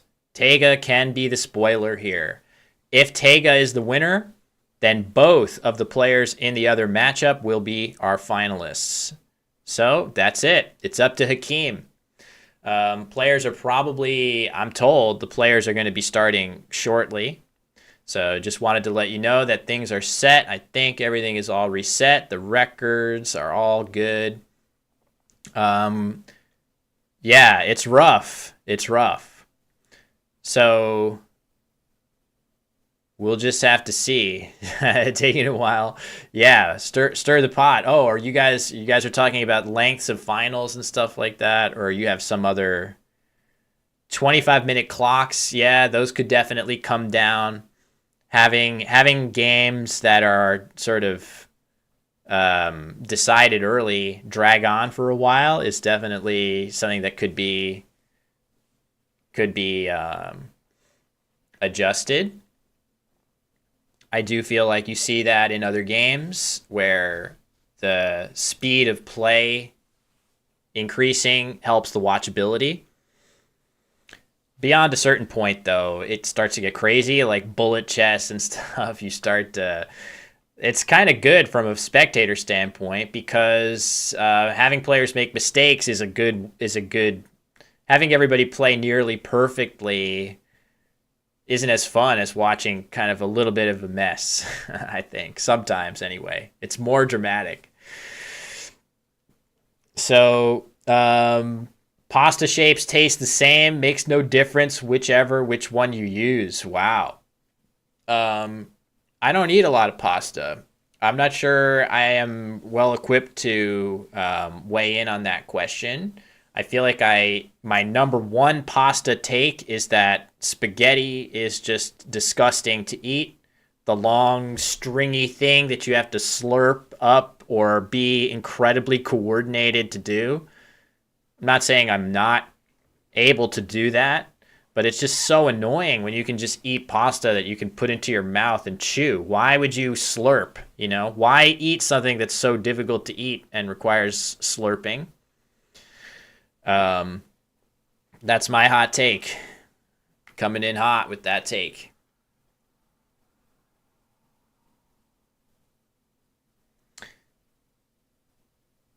So... It is an interesting question, though. What should the finals duration be, right? It's going to be a best-of-5 finals. There's going to be a lot of craziness in such a small span. Mom spaghetti. Oh, one of the funniest things I've ever heard in my life is the edit of the Eminem song that just has Mom spaghetti over and over instead of the other lyrics. As you see the players sitting down, Hakeem is dressed to impress. Very nice. Tega also with the suit on over there. Looking good. Dressed to win. Let's see if the attire can get him over the finish line into that finals. So, all right. This is it. Last round of the main event. Where can we find a link of commands for the bots? Good question. I'm not sure. Oh, I didn't even notice. Raid from Quixotic N. I'm so sorry. How long ago was that? 3 minutes ago. Okay, not super long. But thank you very much to Quixotic N for the raid. Hope you guys had some fun over there. Not sure if you were doing any kind of... not sure what game you guys were playing. Was it like Mario speed running / ROM hacks? Something else entirely? But either way, I'm not sure if people on the Quixotic N channel know that he's actually a pretty strong Scrabble player in his own right, much like John Lee, who rated us earlier. Quixotic N, a strong tournament Scrabble player. So this is potentially a whole new world for you Raiders. But we're live here from, well, I'm live from the east coast of the U.S. The players all that we're watching are in Lagos, Nigeria. I'm going to just let them know they can start anytime. They can go. We're good. I know Hakeem is going first in this game. Yep, just getting confirmed that. Mario, did I say that wrong? Mario? How am I supposed to say Mario, right? He says Mario. It's a me, Mario.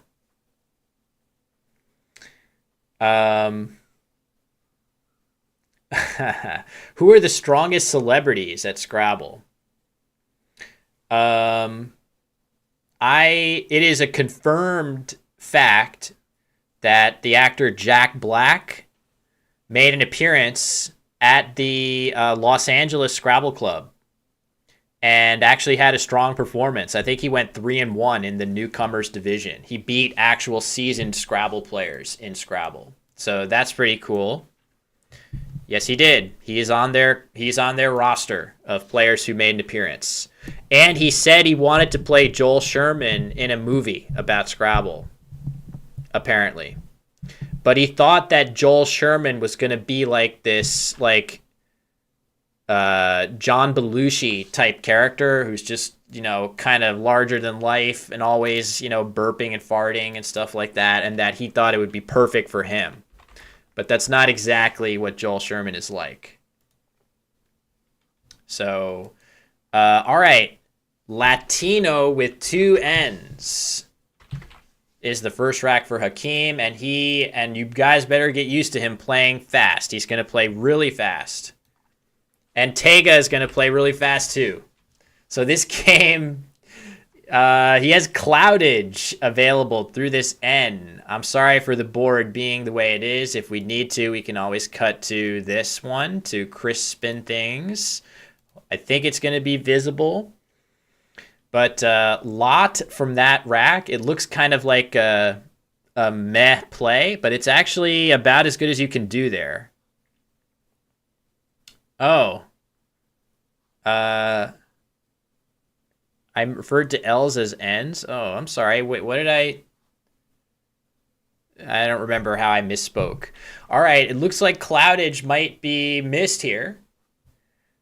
Or maybe he's not sure of it. Or until he commits this move, he could easily pick this up. Yeah, here it comes. Yeah. Oh, it's a classic. Oh, yes.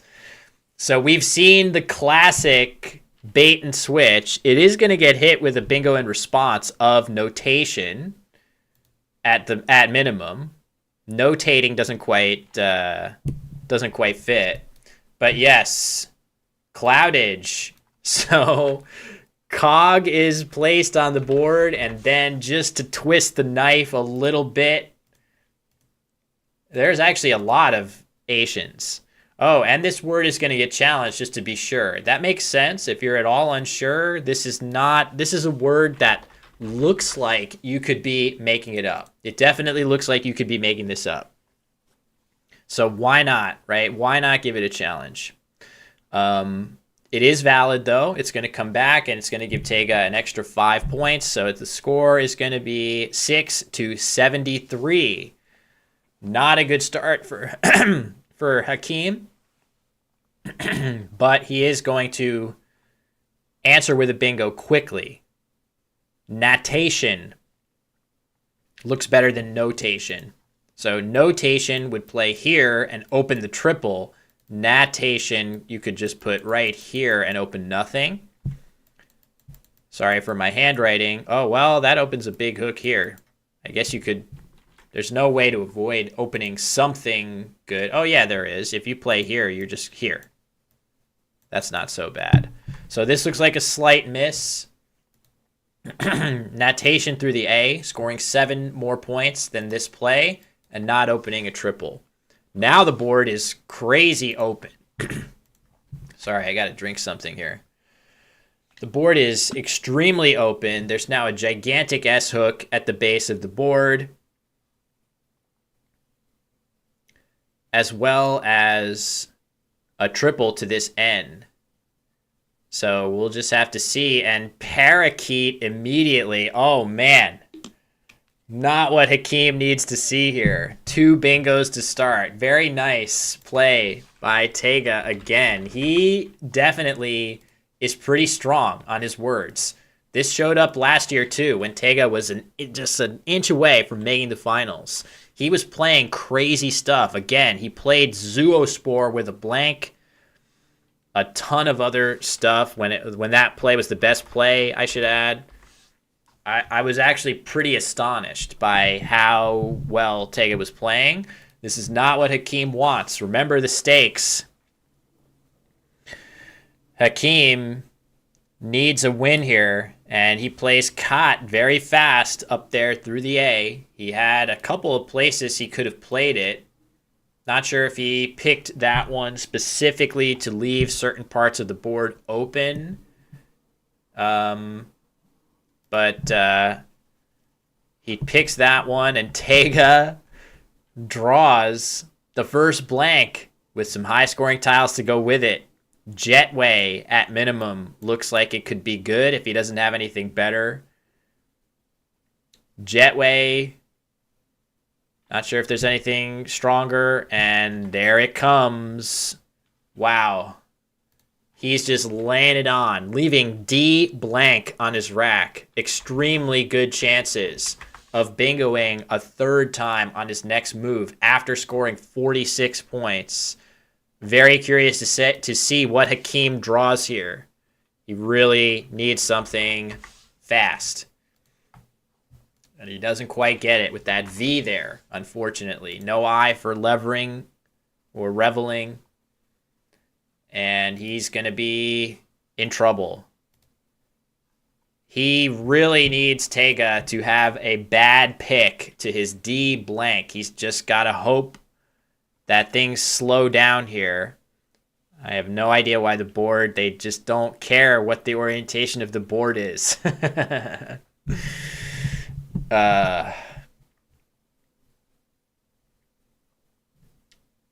So, yeah, we'll just have to see what that next rack is for Tega, but his chances of getting another bingo are so good, and that's going to be really tough if he gets that third one down. Okay, there we go. So I'm not rooting against Tega. I'm rooting for it to be a close game. I just want it to be a close game. That's really it. So an X on the rack is certainly going to continue to add to that score. I'm trying to see, is there a way to, I don't think there's a way to hit this spot right here. I mean, SIX would fit there, but yeah, this is rough start. Pointing out that Relev in this spot, probably mangling that pronunciation. Seems to be about as good as he can do, and looks like he is going to play Enerve. This is similar. This is similarly good, but he has a play there that leaves NG together. So keeping LG is not nearly as good as keeping NG, for the simple reason that if you happen to draw an I, you have a very strong combination there, and you have an I hook here. Any 7-letter word with ING will play right here. So keeping NG would have been helpful. Let's see if Hakeem draws an I and regrets that choice. Thank you very much, Rashid. Nice to see you. Thank you for stopping by and for the kind words. Of course, it's my pleasure. All right, Enerve is the play. Hawks comes down immediately, which looks kind of scary to open that triple like that, but it actually isn't really dangerous at all. There's really no great way to play SN. Certainly not TN. That's going to be tough. I guess like Etna or something will play there, but it's not very good. Oh, are you guys saying he missed Grex? Oh, yeah, Grex under Enerve. That's probably worth playing. Grex under there. 2,000 points. Grex would have been pretty nice. It's cut off right now, but this is how it would look on the board, turning his blanket to an E. So that's what's being referred to. Hawks is a good play if you're going to keep that blank in hand, but I think Grex scores way more than enough points to make it worthwhile. So, yeah, that's maybe a miss. But again, this score is getting out of hand. And at minimum, if it remains open, this A would give Dragnets to Tega, and that's going to be really rough. Hakeem would need to go on a spree of bingos pretty much immediately right here if he wants to retain command in this game. I want to point something out, though, which is that, I guess Parakeet was still going to play here. It's not that big of a difference. So I was just going to note like how things changed with the notation choice over natation here. But even then, Tega is still going to bingo with Parakeet. It's not quite so bad. All right, here he goes. No point in messing around. He's going to play Dragnets with a blank E. After Hakeem's play of Pay, or he plays Gay down in the corner. Okay, he could have played Pay there. Instead, he plays Gay, which those two plays are probably pretty close.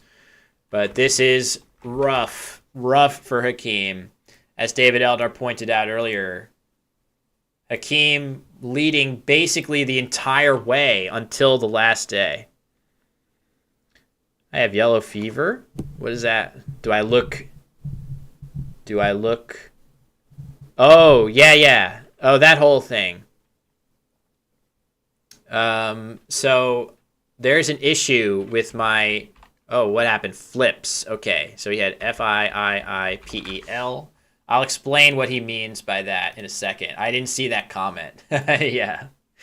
But, oh, man, is there going to be another bingo? Oh, my God. Look at this.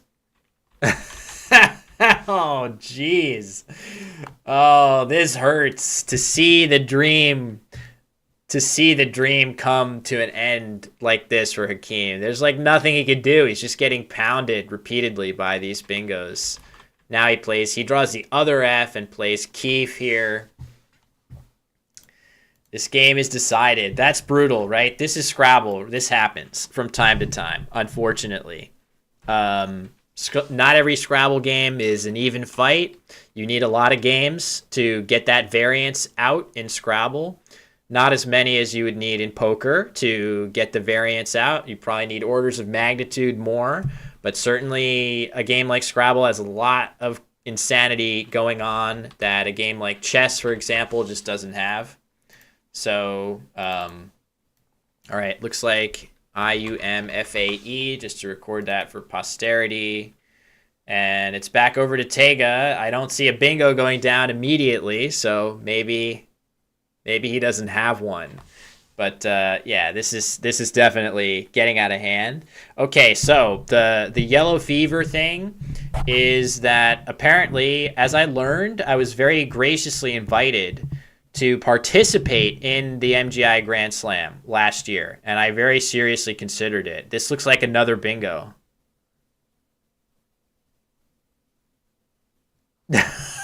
Okay, what is going on here? No way. Okay. All right. This is the classic. This is brutal. Tega going for the jugular, messing around with phonies and stuff when he's up by however against this poor guy Hakeem, who has been fighting his whole tournament life. That's brutal. This guy is about to lose a spot in the finals that he's been incredibly close to securing, and Tega's out here styling on him with the crazy comments, with the crazy non-words, I should say. That feels excessive. Nice play by Hakeem of a maze through that Z, by the way. That's a really nice overlap, scoring 51 points through that Z. All those overlaps on the double word score underneath that M of a maze here. There's a double lurking under there, so you get a bunch of extra points. It's borderline. I don't love that from a sportsmanship standpoint, but whatever. He didn't. I don't know. It's all right, I guess. It's borderline. I don't love it. I wouldn't be happy if I were in Hakeem's shoes right now, but it's his, it's not illegal.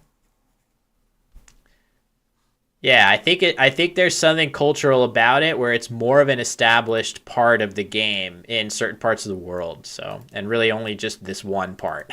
So, all right, finally, if I could tell my story, I was invited to participate in the Grand Slam last year, and when I went to like figure out what my travel arrangement would be, I somehow found, I don't remember at what point I discovered this, but I found that I need to be vaccinated against yellow fever. And I really don't want to get into vaccination discussion here, but I was prepared to get that vaccine. But because I have a pre-existing condition, I have Crohn's disease, so I am immunosuppressed, and I am essentially forbidden from having a live virus vaccine, which the yellow fever vaccine is. So I can have normal vaccines for COVID and stuff like that, but I cannot apparently have the yellow fever vaccine. So in order to travel to Nigeria, I need a waiver. I specifically need a waiver that says, like, I'm okay with this. So I asked a doctor about that, and I said, like, is this something that's just a formality? Do I actually need to worry if I travel to this part of the world that I'm going to get yellow fever? Or is this, like, rules and regulations that I can ignore? And I was surprised when the doctor was like, actually, you probably should worry about this. Like, if you got this, it would be bad for you. So that's my hurdle that I have to clear if I'm going to make it over to Nigeria to compete, which I would love to do. Definitely on a bucket list for me. I would love to get styled on over the board with main bowl and then have it get picked up and something else be played. That would be a great experience for me. I feel like I'd be able to cross that off my Scrabble bucket list. But of course, I can get that just by going to other worldwide competitions. So we'll see. We'll see what happens. And yeah. So basically, just I'm not really sure what the best solution is for me. It does seem like a risk. It's something I'd like to do. We'll see. So either way, this game will continue on. Bice is played, I guess, over Vibe. I'm not 100% sure why. That is, maybe I'm missing some point of the V somewhere, but either way, could also be a rack error. But either way, you can see Tega has drawn the second blank, and he's just going to continue his absolute dominance in this game. Odd. That's very nice. Yeah, he must be going for an overplay somewhere. I don't know exactly where that goes. That's maybe with... I really don't know where that goes. So anyway, Irons has an O free. Oh, sure. Yeah, keeping VER. That's okay. I gotcha. That makes sense. So the idea being you keep the V to try to play something here. Whoops. What happened there? There we go. Nice. So anyway, odd This play would have been really cool. Just plopping down AD in that spot for 41 points. That would have been a pretty snazzy play. Instead, the play is Da at the base of the board, which is fine. The nice thing about that is it blocks the S hook quite a bit. Not completely, but pretty well. And Hakeem with Shiver and another eye. He just plays Kai on top there. He's probably continuing to try to hit that over bingo. Of course, at this point, it really is pretty well decided. And now we're going to see Tega bingo with the second blank with a ground. Very nice. Very nice. So poor Hakeem, my heart goes out to him. As you guys probably saw, if you were watching any of the coverage prior to this, he was in first place pretty much the entire way. Somebody, I forgot to, I see so many comments and I'm trying to do all my like stuff to keep the game up and running and flip the board and whatever else. But somebody said he's pulling a Will, which I laughed at that in my mind. Who was that? Who said that? Adam? Somebody, one of you jokesters, making fun of me for losing 5 games at the final day of Worlds. Not nice, naughty boy. Yeah, that was not fun, but it was great to be in the mix for so long. You know, we'll keep trying. I feel pretty like, you know, it confirmed my suspicion that I have a chance. You know, I got a chance. I was in first place at the end of days 1, 2, and 3. That's got to be a good indicator that it's not a complete fluke, and that if I keep trying, maybe I'll get there someday. So, didn't work out that final day. I didn't really do anything spectacularly blunderous other than mistracking on the stream. That game that I should have won against Harshan. That was definitely the biggest boo-boo that I made. The next Worlds is typically held at, I don't know if it's held, I think it was different this year because NASPA won the bid to do it. The North American organization won the bid to host the Worlds. Normally, I don't think it's when it was this year, which was in July or something like that. I think it'll be different next year, and I don't think it's determined yet. So when is the next big tournament for me? I'm not sure. Maybe I will do the New Orleans tournament in January. It's tough for me to know right now. As some of you probably know, we have an ailing cat here. One of our 3 cats has cancer, and we are just taking care of him as best we can for however long that takes. So he is sort of preventing us from doing our normal travel, which is fine. That's definitely a sacrifice we're happy to make, to give him his medicine and all of that stuff, and just make sure that the 2 of us, my wife and I, are here. So I don't know how much longer that's going to continue. He has beaten his life expectancy by quite a lot. He was supposed to only have about 6 to 12 months, but he's going on almost 2 years. So very happy to have had Fitz with us. And he still is his happy, normal self. He's probably sitting outside the office right now hoping to get in here. The office door is closed to cats today. Also for noise reasons, as it's still 7:45 in the morning, despite the fact that I've been streaming for 2.5 hours. So hopefully my wife is sleeping peacefully elsewhere in the house.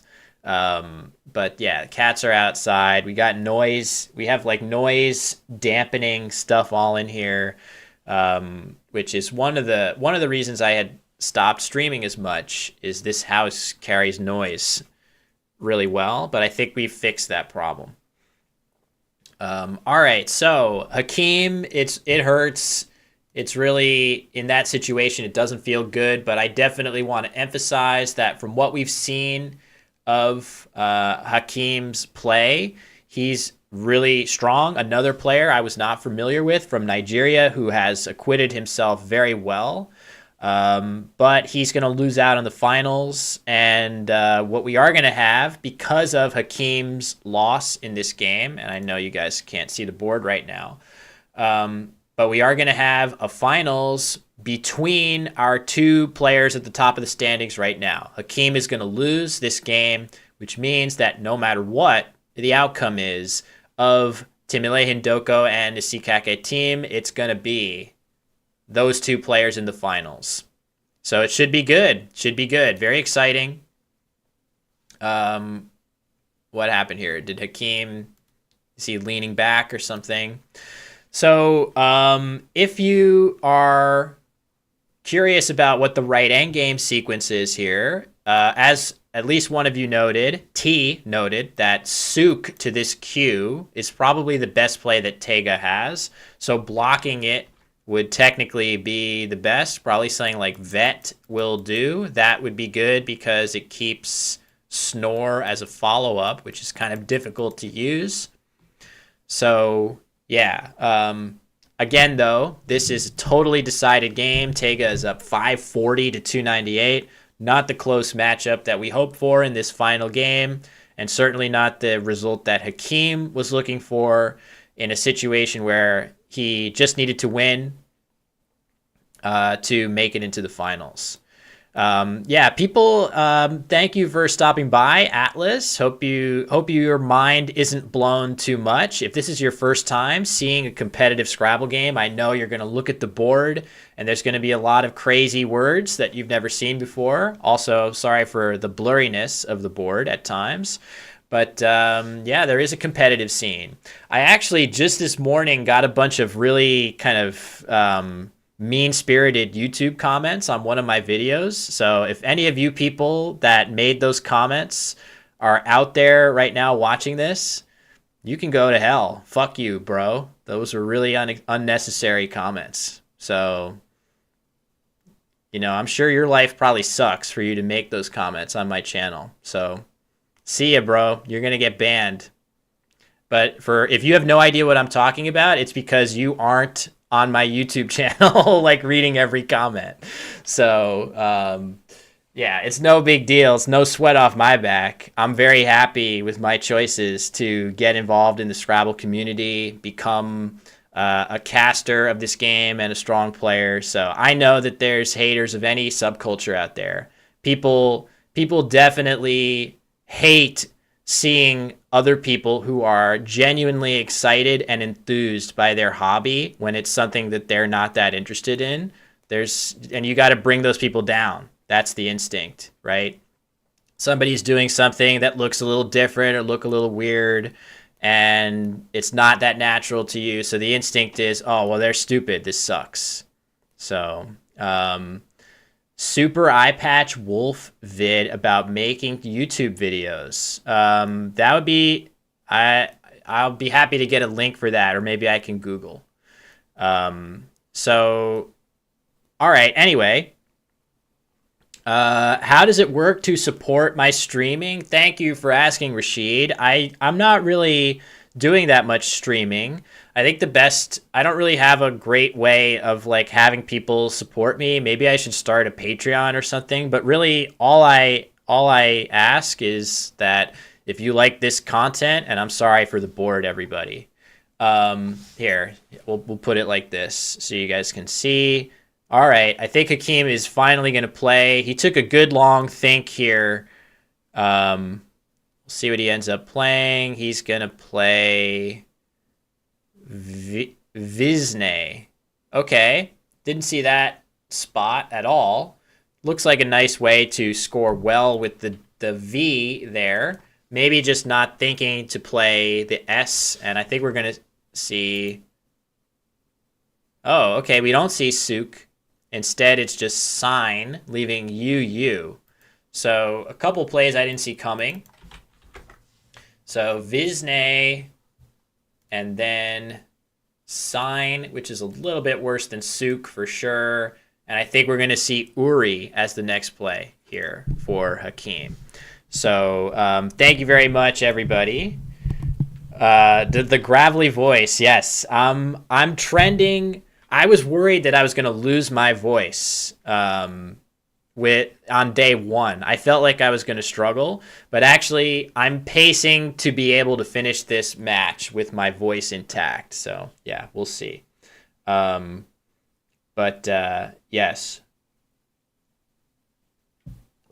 So no real way to support my streaming, but I don't really need there to be one. I feel like, part of my job right now is to do this. I'm not needing outside support. If ever that were not the case, I would be more potentially looking to get support from anybody that was interested. But right now, it is actually like my job to do some of this sort of thing. So the lines are very blurred, obviously, between things that I would do on my own and things that are my job. So, all right, Rory is the play. That's it. Game over. That's going to be the last play of the game. Final score 557 to 343. Not what Akeem was hoping for in this game. You can see he looks a little bit dejected. Not much to say in his shoes other than he just got steamrolled. Looks like there's going to be a challenge of this play. Just to take a look, it'll give him an extra 5 points on the scoreboard if that's true, bringing him to 348 instead. So if ever that were not the case, that I'm not like officially employed by Scopely to do a lot of these things, then maybe that would change and I would solicit community support for some of what I do. But I would say the best way to support, like I was saying, is just watching, streaming, watching my videos, other Scrabble videos, trying to make it more of a thing for a content creator in Scrabble to be able to at least turn it into some kind of a side hustle. That would be amazing to feel like you could set out to make Scrabble content and have a great audience and have people watching and supporting you. That's probably the best thing we can all do for each other right now.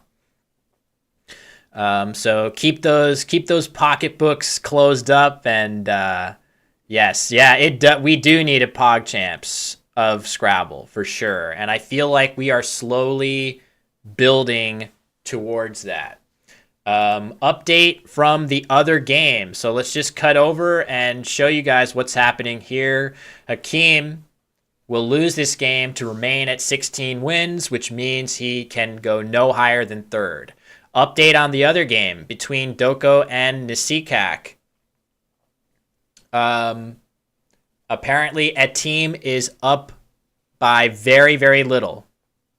Very few points in that game. Sorry, I'm using this screen for a bunch of different things here.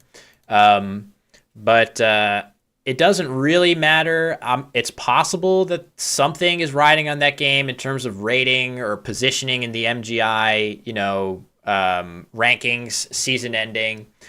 But either way, we have our finals set. It will be Doko and Nisikak in the finals, and that much we know, and it is decided. So commiserations to Hakeem for a great effort. Congratulations to Tega for coming in fourth in the main event after this win. And the players are going to take a break now, I think. Finals start at 2 p.m. local time. I think that means we're going to take an hour break here. And the finals will begin in a different room, which we're potentially, I think the idea is that the internet is better in the actual rooms of the hotel. So I think what's going to happen is they're going to move into a room and get the same setup there so that we can get even better picture quality. So I think that's what's going to happen from here. So basically, we're going to have an hour-long break starting right now. So let me just confirm that. So in an hour. And so we've got a nice bunch of viewers here, and definitely want to appreciate and shout everybody out for really lively comments. I really appreciate lots of new players coming from other communities. It's great to see people like Jojo watching along. I really appreciate, even though I gave you some grief earlier, I've actually really enjoyed having you along with so many other people here. And thanks, Rashid. I appreciate the kind words as well. So I'm just getting confirmation that it's going to be an hour-long break so that I can communicate that to you guys. And once we do, we'll take that break. I'll go get some breakfast, drink some hot water with honey in it, and keep that voice nice and fresh. And then we're going to have best of 5 finals between two really impressive players. Breakfast for me, it's not lunchtime yet. So anyway, just waiting for that confirmation. We can cut back to this screen and just look. 7th place and 8th place, Wellington Jigure and Sammy Okasaga, two legendary players, both with Nigerian championships. Wellington with a world championship under his belt. It says a lot that a former world champion and also last year's winner in Wellington Jigure, 7th place, is getting locked out of the finals here. Just so much talent coming from Nigeria in particular and the African continent more broadly. It's really exciting to see, and it's a model for a lot of us in the rest of the world to emulate. All right, so with that, I think we will cut to a break screen now. I haven't confirmed yet that the finals will start in an hour, but when I do, I'll post something in the chat, and I will adjust the timer. I should also note, I didn't even see that, Rashid, you gave out 2 gift subs in the chat. I really appreciate that. I somehow didn't even see that at all. Thank you very much, Rashid, for your support.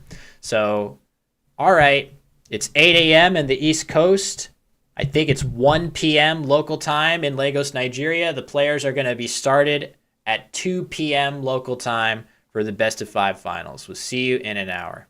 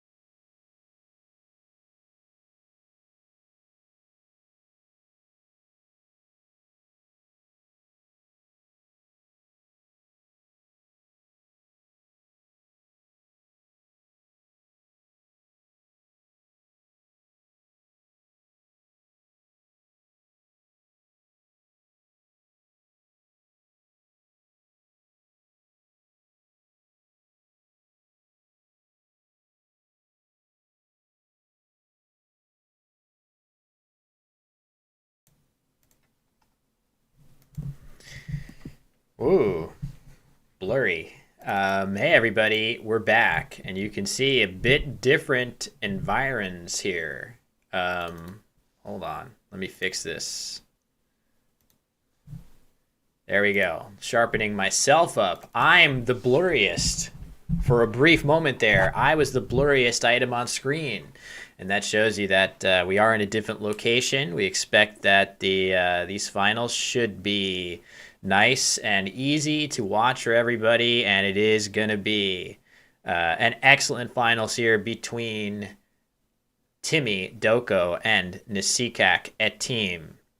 Etim finishing first overall in the 24 game main event from the MGI Scrabble Grand Slam 2023. We will have a new champion this year. Last year's defending champion, Wellington Jigare, coming in 6th in the main event. Says a lot that a player of that caliber would come in 6th in any field. And no surprise with the depth and strength of the Nigerian Scrabble contingent that we've been treated to just top-class play all around for quite a long time in this event so far. So, as you can see, the weird effect of somebody walking right in front of the camera, splitting their body in two there. But things look pretty sharp, and I think the players are likely to get set very soon. So I figured let's go live and preview a little bit of this matchup as everybody gets squared away over there. So again, Timilehin Doko, a university student. Seemingly, the first I heard of him was a year or two ago when I was streaming more on my personal channel over at Wanderer15. And I did a series of streams, match play based streams. We are going to have a match of a best of 5 coming up. But there's a series of Word Wars streams that I did where Timilehin Doko appeared multiple times. And I said to myself, who is this kid?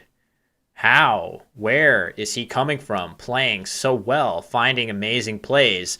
Earlier in this event, we saw him immediately find his lone winning play in an incredibly close and pivotal game. And of course, he made the finals by a mere half game over Hakeem Olaribigbe. So every game counts. And Doko in the finals. I just can't wait to see what happens in this young man's career as a Scrabble player. It's going to be pretty amazing. This event will be CSW, implied ampersand. Hope that's not too disappointing. I know for those more used to North American play, that can be a little disorienting, but I assure you the Scrabble play on hand is going to be well worth the watch.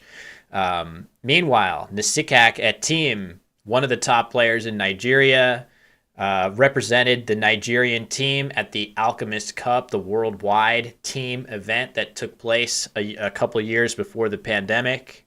That was my first time playing him. An absolute veteran and extremely worthy opponent and worthy player to make it to the finals. He's played very well each time we've seen him on stream. And in fact, in the most recent game we saw him, I thought that he missed a bingo on the stream, but of course that was just a rack error. He in fact did not have the tiles we thought. He really doesn't make too many mistakes of that type, as we see Doko sitting down awaiting his opponent. So did these two play each other in the previous rounds? Great question. Let me quickly call up those standings.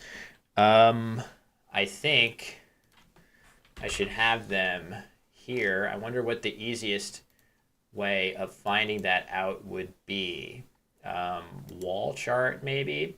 Yeah, let's look at this. Okay, so I'm looking, in case this is going to be a little bit bewildering, but I'm looking at this right now. This is going to give a very tricky to read full chart of who has played who, with the exception of, it looks like round 24 has not been entered. And we know that these two players did just play in round 24, but I'm curious to know whether they played at any point prior to that as well. It looks like they did play in round 6 as well, with a team winning that matchup as well. So these two players played twice in the main event, and the Sikake team won both of those matchups. As you see the players sitting down, I'm just going to reiterate to them that they should be free to start at any time. And with that being the case, I'm sure we'll get underway shortly. So I'm looking forward to this. A team multiple times African champion. That says a lot. It is not easy to be African champion, increasingly so as time passes, and the players are going to get started by putting the tiles in the bag. Yeah, great matchup. Hard to come up with one better. Of course, I always love watching the world champion Wellington Jigare do battle over the Scrabble board, but we are going to get some really good matchups here. Looks like that player camera just got pushed off center.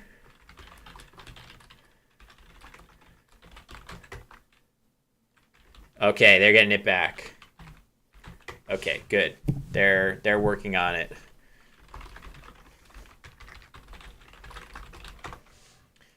I'm letting them know they need to tilt it slightly towards a team. Little more maybe. There we go. Perfect. Very nice. So I'm looking forward to this matchup. Hopefully you all are too. I know that we have been live on both Twitch and YouTube. Not sure who else is out there on YouTube waiting for the match. Feel free to say hi. I am watching the comments there as well.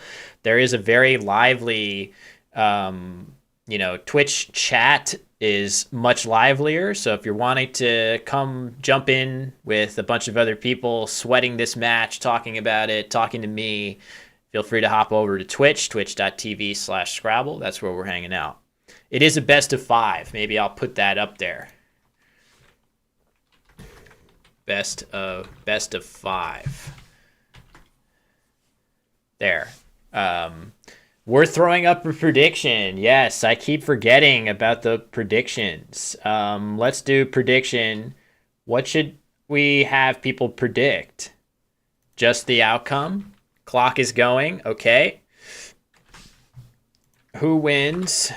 It's still very early, so we'll have this prediction go a while. As the first play of Wata is played. Looks pretty good. We'll see that rack. It usually takes a minute to see. We'll do a 5-minute long prediction just to get everybody. Okay, that definitely looks like a good play. Wata with AT. Of course, if you know that word, that definitely is an obscure looking word with the 3 A's. But if you happen to know it, then it should be a pretty quick play to go down, and he spots it and plays it immediately. So nicely done. So I have a prediction up. John suggests Doko 3, Nasikak 1. Good prediction. So far, a team has won. Nasikak has won both of the 2 matchups between these 2 players, as we're going to see we be played relatively quickly by Doko. I think the objective here is to get rid of 2 of the 3 E's that he has, as well as the W, and set up a nice A hook for himself if he draws a 7-letter word. That's going to go down. So seems like a reasonable play. There might have been some higher scoring options there, but Nasikak overrun with vowels there. He plays Aya underneath Wata for a small score. That seems definitely worth playing over exchanging. It's not an inspiring play. Oh, let me update the scores. Is that going to be right? Yes, it is. Okay, good. So I think we're all good here.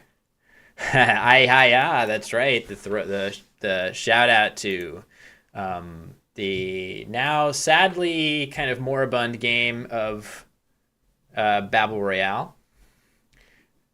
But that got a lot of people into this game. So, all right.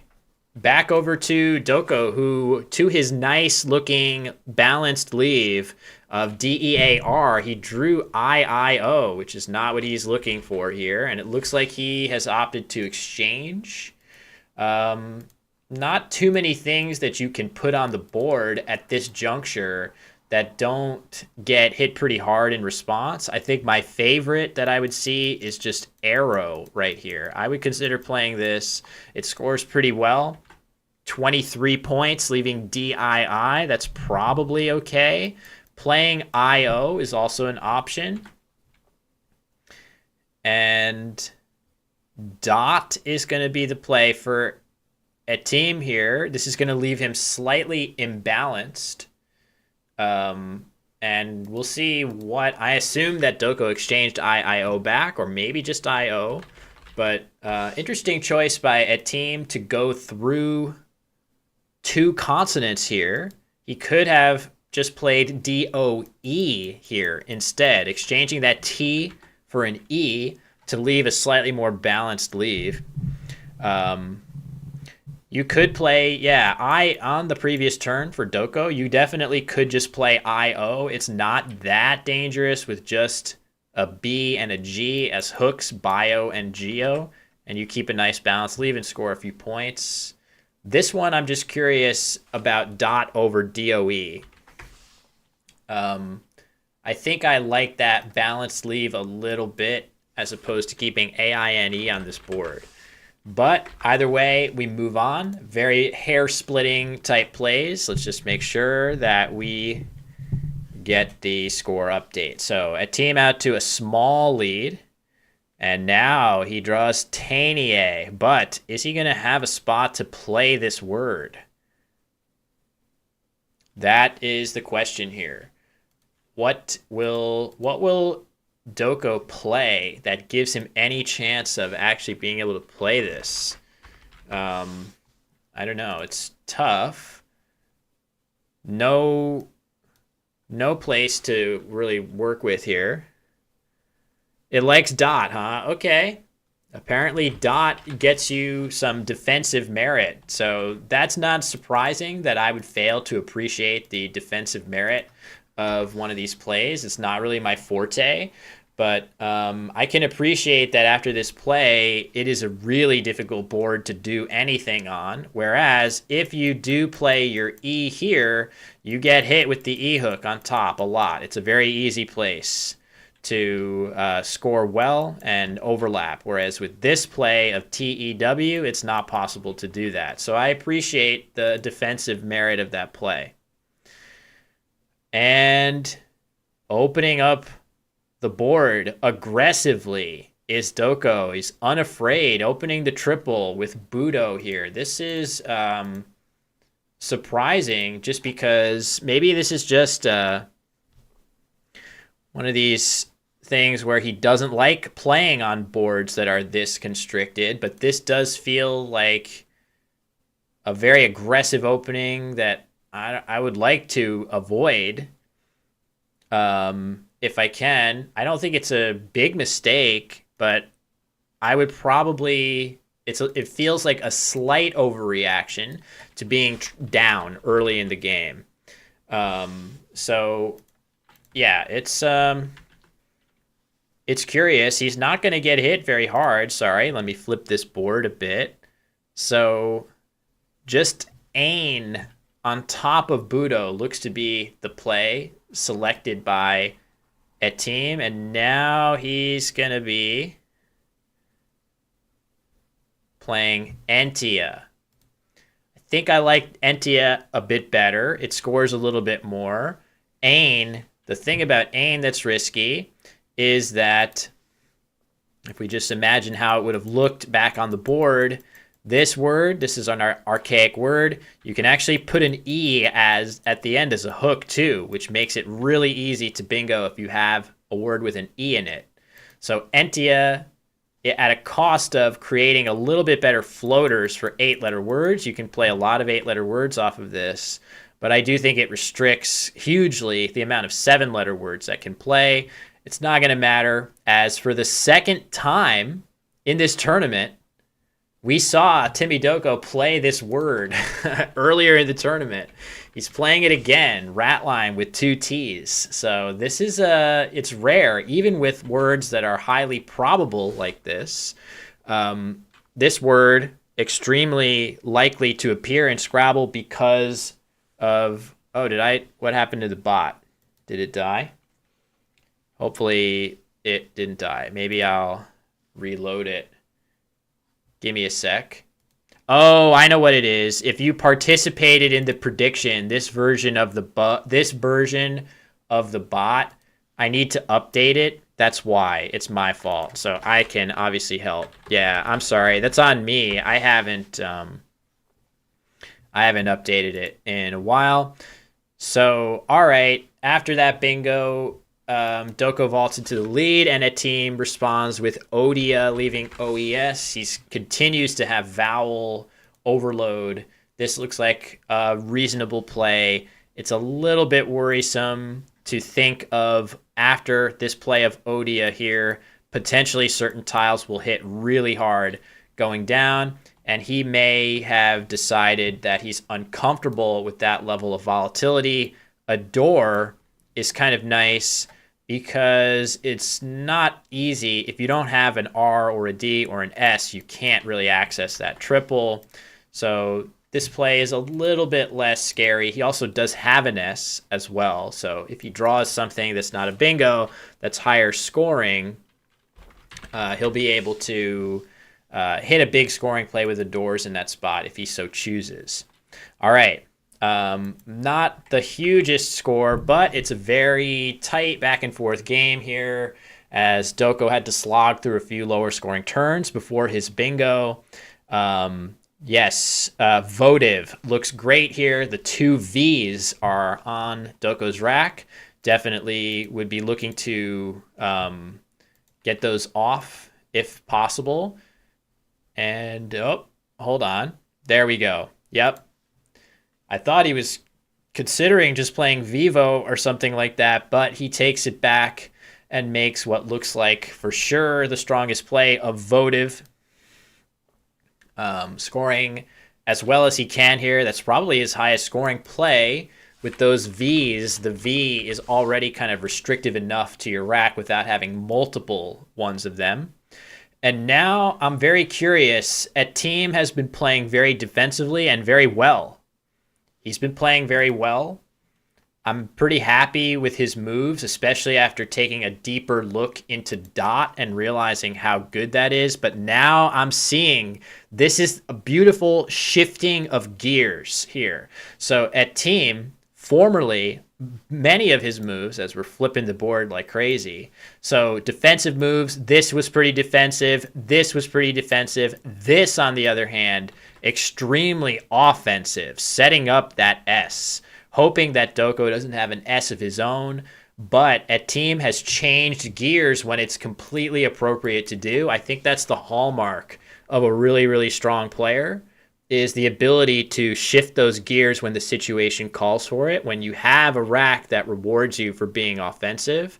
But as you can see, Doko has an S, and he is, I think, extremely likely to consider this to be a threat from a player he knows. He knows that Team is a defensive player. So why would he play this, right? You would play this because you have an S and are ready to be aggressive with it. So I would not be surprised at all to see the play of genius here, just because it feels like a threat that needs to be dealt with. David says it doesn't necessarily imply S. I don't know. I worry a little bit that it's a play that's tough for Team to make. It could just imply vowel heaviness, or maybe a second U, for example. I just think that something like Fawn, right? Like you could just play Fawn here for a very similar score without opening up quite as aggressive of an S hook. Of course, you want to shed the U, but if it were at all close, and if Team was worried that Doko had an S, it could just mean vowel heaviness. but it could also for sure mean an S. I definitely think the S chances go up quite a bit after a play like this. I would at least think. And what's he going to do? Using seems okay. Curious.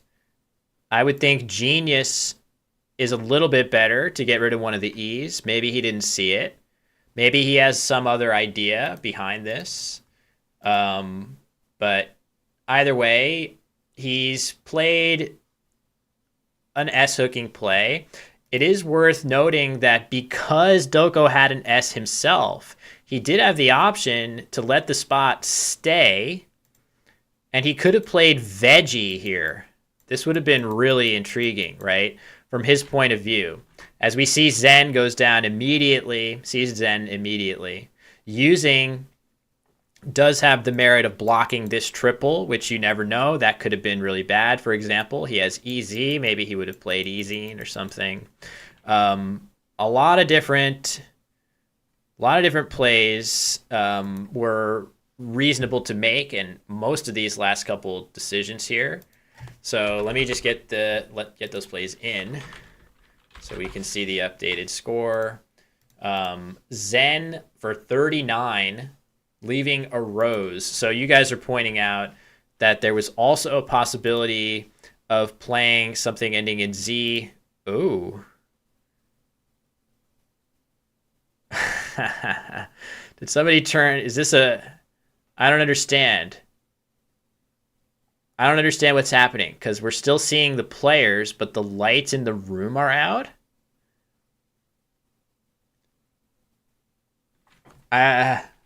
What is the nature of this error? All right, the clocks are stopped. I haven't seen this one before. So this isn't an internet thing because the cameras are fine. This is purely a light thing. Oop. Oh, wait, somebody's just using their phone light to light the board. Yeah, this could be as simple as a bulb going out or something like that. Anyway, that's surprising.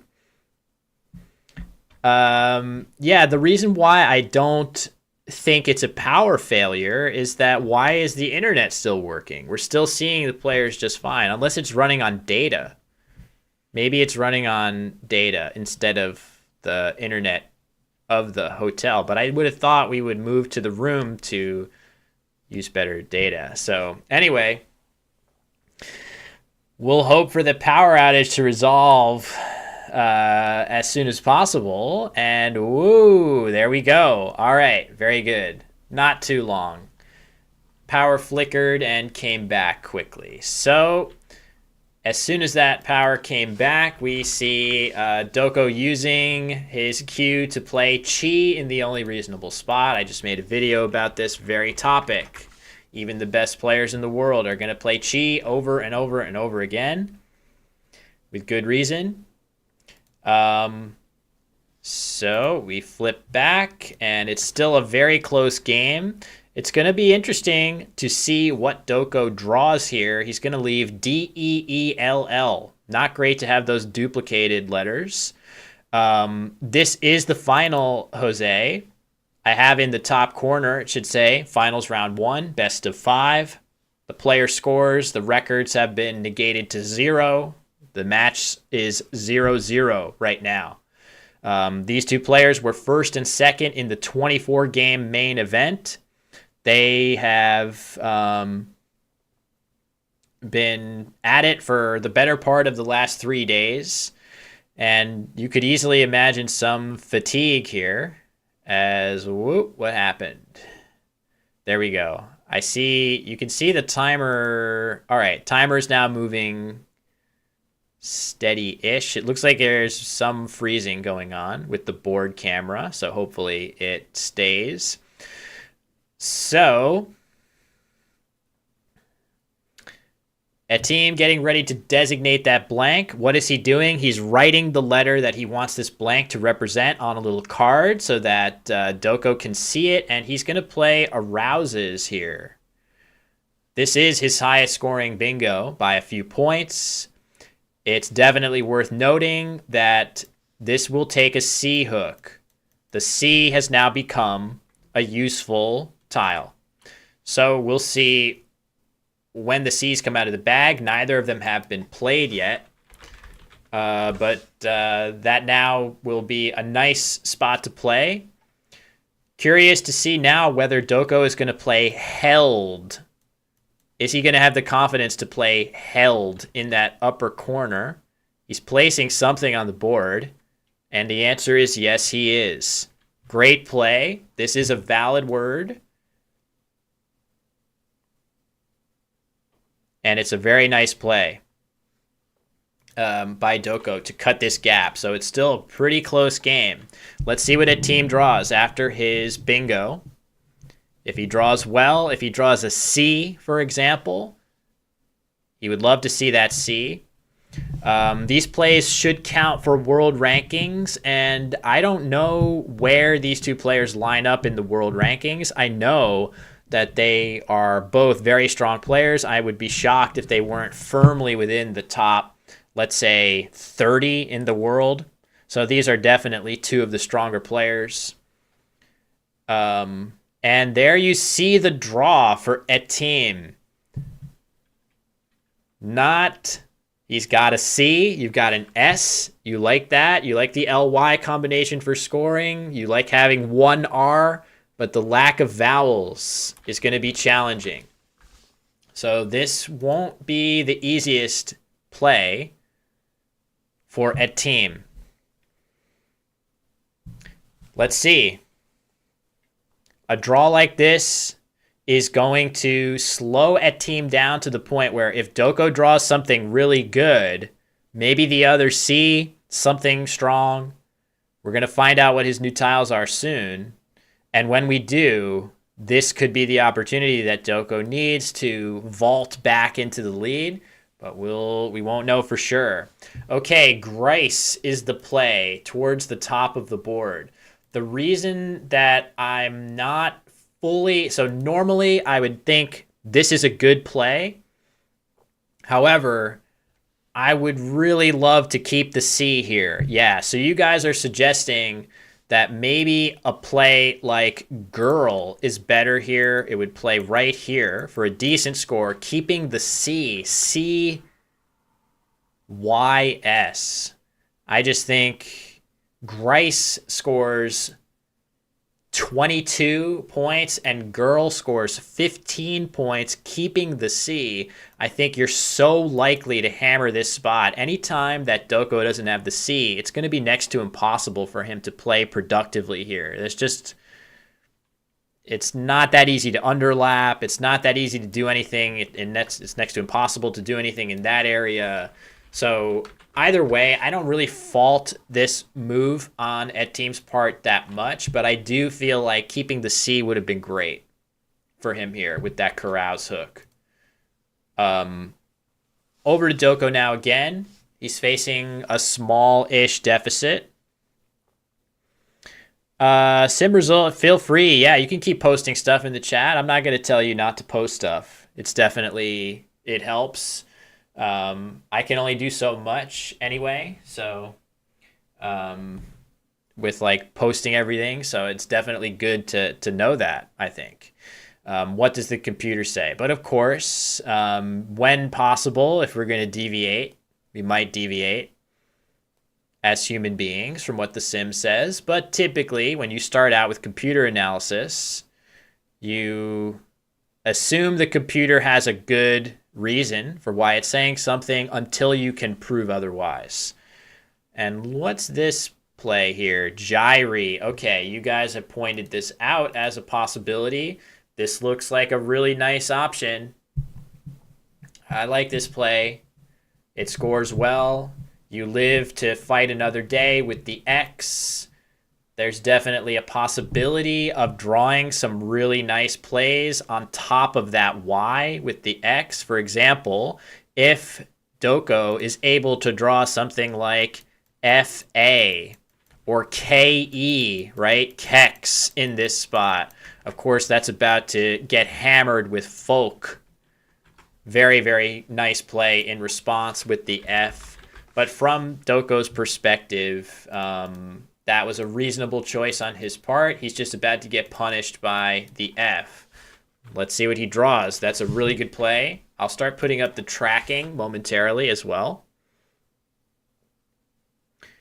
So, yeah, we just need to see. So TIX on Doko's rack.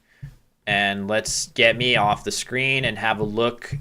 We're going to see, so the unseen tiles are going to get less when we get the full rack. And wow, look at that. Very, very nice set of letters here. Just what Doko is looking to see. In fact, had a team not been able to play in this spot, you would now be seeing something like next go down in the very spot that was blocked. So, 16 reasons to like that rack, says Adam. I forgot I'm on this screen too. And wow.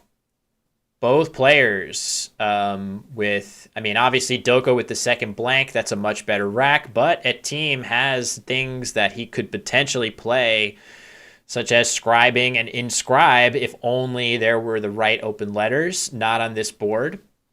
But this is going to be a situation for Doko to do his best to score well with his X. I'm curious to see where he opts to play. He's going to play with just EX under the LI in the top of the board. So this looks like an active choice on his part. He could have played next. He could have played next as an underlap right here. But I think his hope is to leave as much of the board open as possible. Playing here doesn't really obstruct much.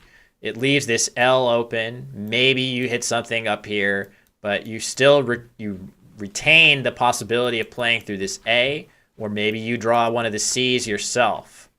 In this situation for a team, this feels like an opportunity, if he can find a play that does so, to use up that C hook now. I think using this C hook now would be good. So, yeah, surprising not to see next. It scores way more. But I do feel like there is a rationale for playing EX that makes a lot of sense to me. We'll see what Doko draws as his replenishment. Will he draw the other C? Will he somehow draw an A or something? Nope, he's going to draw the J. That's not what he wants. Not what he wants to see, for sure. If I'm a team, I think I would be sorely tempted to just play Ryson here. You have an S. It blocks the carouse hook. You would be giving back Ryson's plays, which is not great, but those plays probably mean that Doko has a pretty good rack anyway, including an S. So maybe some of the time you're not even giving him a bingo on a board where he wouldn't bingo otherwise. I don't think it's worth... I guess if you were worried about Doko extending Ryson and bingoing with a G or an S as either the natural S or a blank, you could just tack the S on. Now he can't hook it, but then he can play bingo starting with the S, which I don't think is very good either. I don't know. What do you guys think? I'm not really sure. It's just hard from...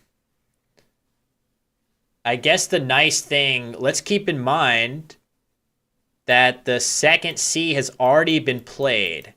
So if you want to be patient, if you are in a team's spot right here and you want to be patient and hold on to that C and try to hit something even bigger in this spot later, you technically can do so, and it's not that likely to make you regret it. So maybe there's some other spots where you can play. Like nib and bussing, that doesn't feel like it does very much. It certainly doesn't block anything. Tough, I don't know. I feel like it would be hard for me to get away with to get away from Ryson here, if only because it scores well also. So you're going to go up by enough that Doko's eventual bingo might not even be a devastating event for you. So let's see. A team's got plenty of time. Bryn. That's not on my radar. So Bryn going here, getting rid of the B. So of all the tiles on a team's rack, the B is the least useful for bingos. So if his goal is to put together a bingo with the Carouse's spot, then playing the B would be a good start.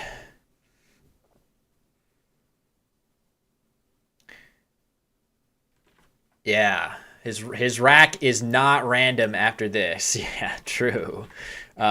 This looks pretty strong. I think maybe, I'm not sure.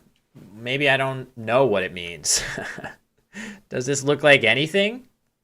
EX. If I'm at team and Doko plays EX, am I freaked out? I feel like I am, but are we sure? It looks strong to me.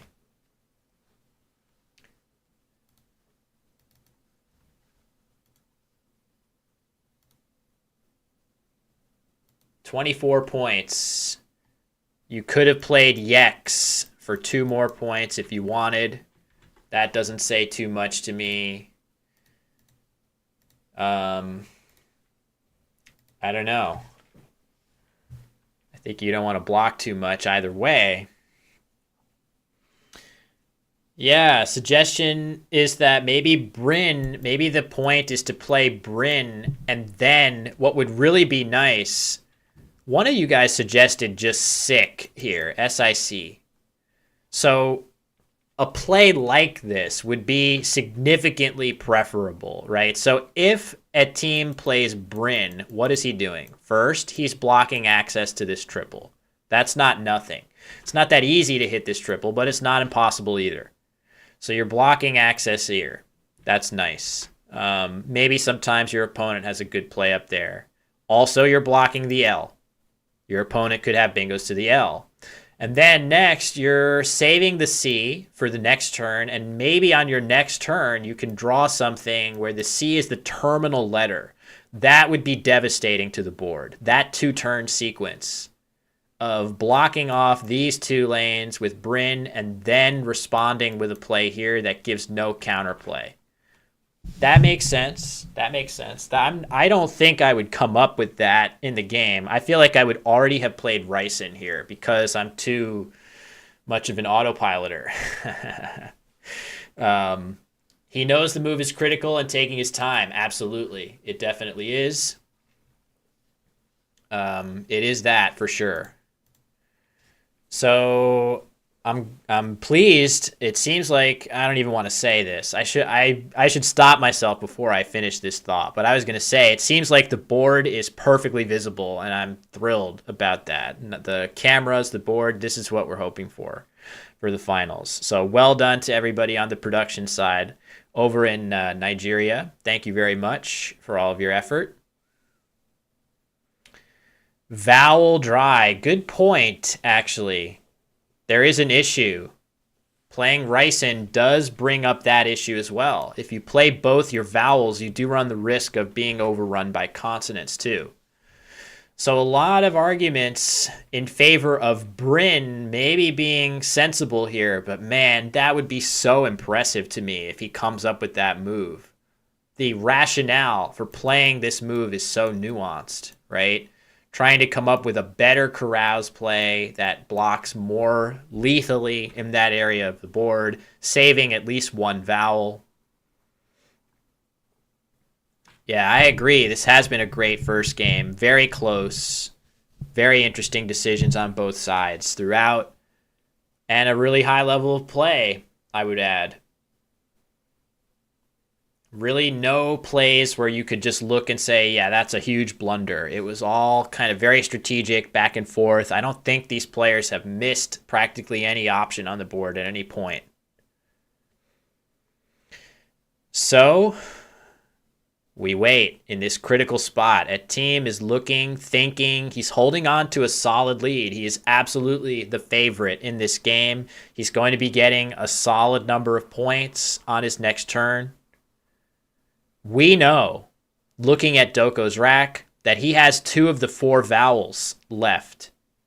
And I think David Eldar's suggestion that maybe the most you can say about EX is that it does really look like a play that would be made with more vowels on the rack. Almost certainly another E. It feels like you make that play a lot of the time with another E on your rack to undouble them. So from a team's POV, he might be looking at an even more vowel poor bag than the unseen tiles are suggesting. Wow.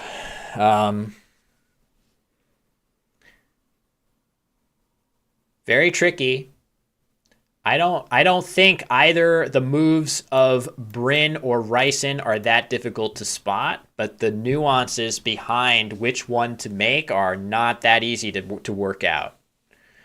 In either case, Computer Engine suggests that a team's winning chances are very high after either of the next 2 plays. Something in the realm of 80 to 90%. So he is for sure the favorite. Doko has a J that's going to be somewhat challenging for him to use. I'm not sure if there's any places that look super appealing. I know Jahelma suggested that Doko might play Tajin here. This could be warranted just because this is actually a J, one of the worst Js I've ever drawn. Quackle dumps him down to 73 with a non-random rack. Okay, that's still pretty good winning chances, especially if you're giving your opponent credit for a very strong rack and you're still winning 73%. That's pretty good. I would be happy with that, as I think that is just a camera. Ooh. We're going to have to see what happens here. I'm still here, everybody. Hopefully, I'll just let them know that we lost our cams. I don't know if it's a power thing or what. We will see. Not much I could do. Yeah, episode 2, Scrabble After Dark. Yeah, I'm assuming if the players, if this is just an internet thing and the players are still going, then we'll just catch up. But if this is a power thing and it's lost everything, unseen tiles all. Nice. Very nice. Yeah, we'll just have to hope for the best. I have no communication yet about what's going on. So everything going down at once is definitely an ominous sign, but hopefully it means everything will come up at once at the same time. And then our curiosity as to what move will a team actually pick will be sated eventually. We'll eventually find that out. I'm tempted, just to be perfectly transparent with everybody, I have to use the restroom right now. And I'm holding it in for the sake of the Scrabble community that needs my commentary to guide them through this game. But now, with the power going out, I have to ask myself, this does feel like a perfect time for me to go use the restroom, doesn't it? But then, if everything comes back on, you see, I told you. I knew I should have stuck it out and do the pee-pee dance. All right. Not sure what this means. Oh, no. Lost both cams. Players are back. But board cam is down. Okay, network went down. The network in question that was being used went down, so maybe they're going to try a different one. Yeah, board phone is likely coming back momentarily. So as soon as that happens, we're going to find out what was played. Based on the imprecision of putting the board camera back in the exact spot, I can tell you now that the timers are likely not to be in the correct spot when this comes back up. And a team's clock was running down pretty fast, so we'll just have to see. You can see they're getting set up.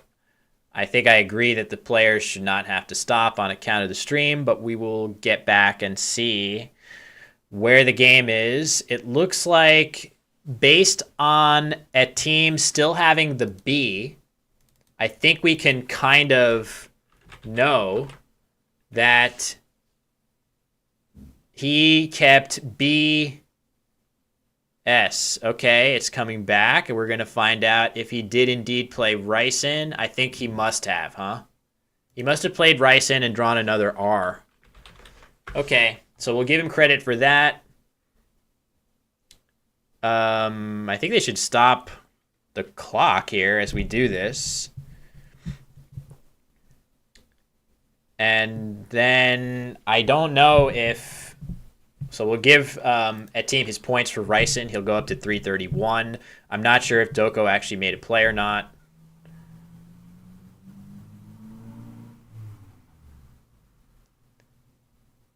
And I don't see one yet. All right, hold on. This is definitely not centered up.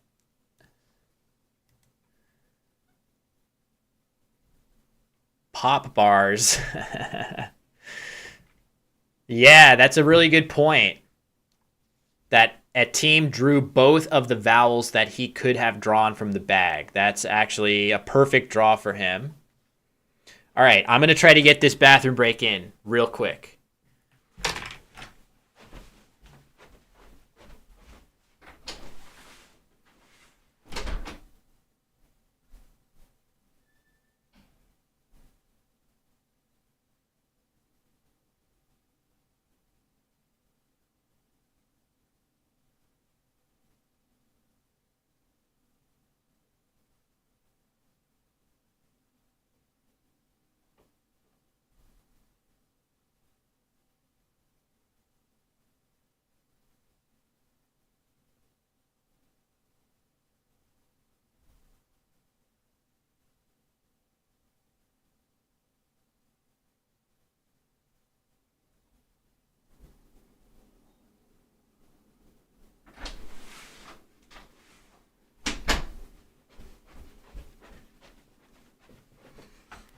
All right, what do we got here?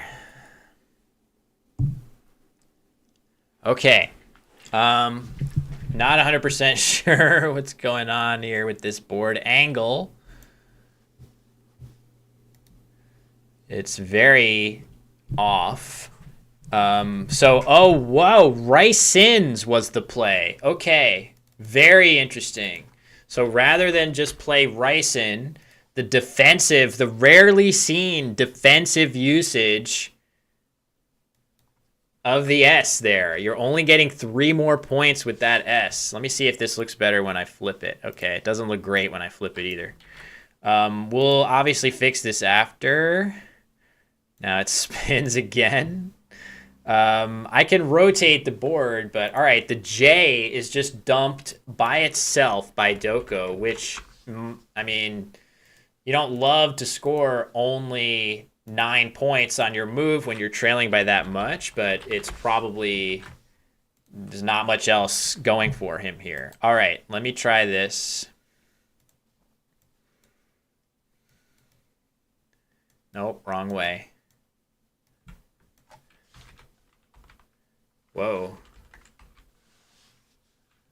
All right, it's way off.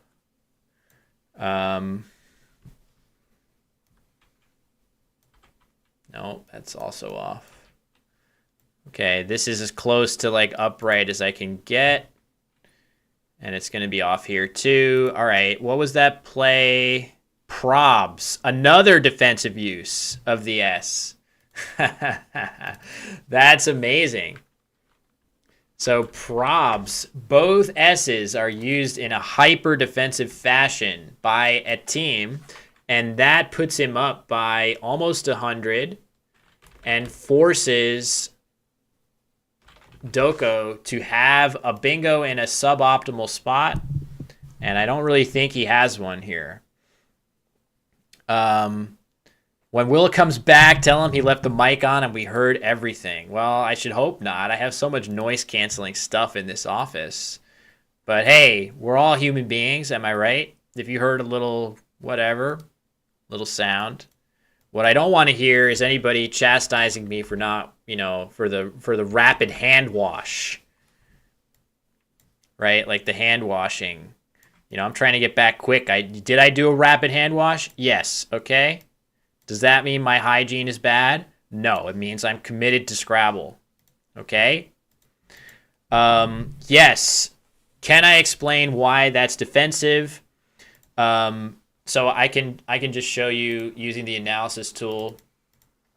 So, in the case of Ryson specifically, the reason why that's defensive is this.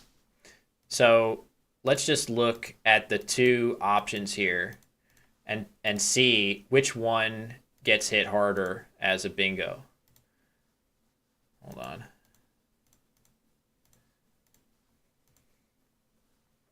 Trying to get the details up, but they're not coming up.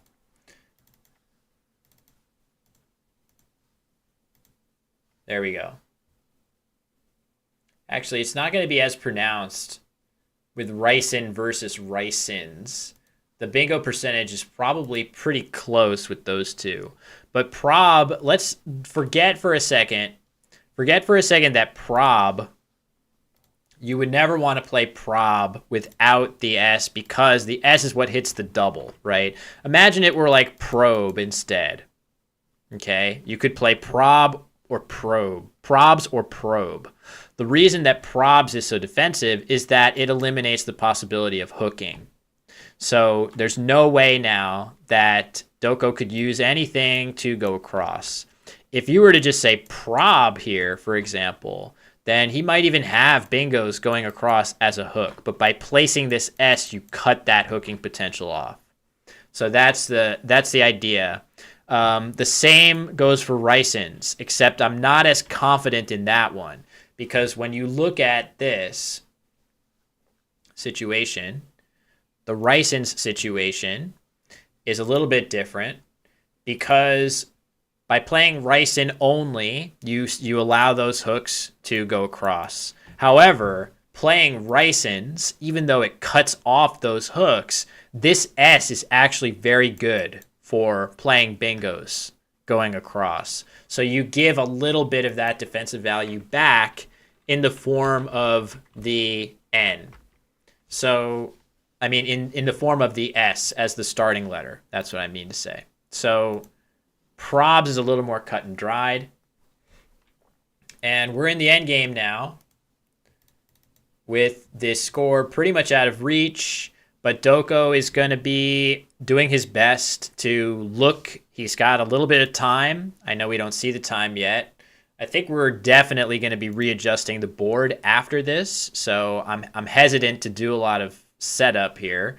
But I can tell you that the timer, Doko's timer, I mean, I have one slide here. If you guys want to see, I have one thing that helps me get set up. Maybe this is useful to see actually right now.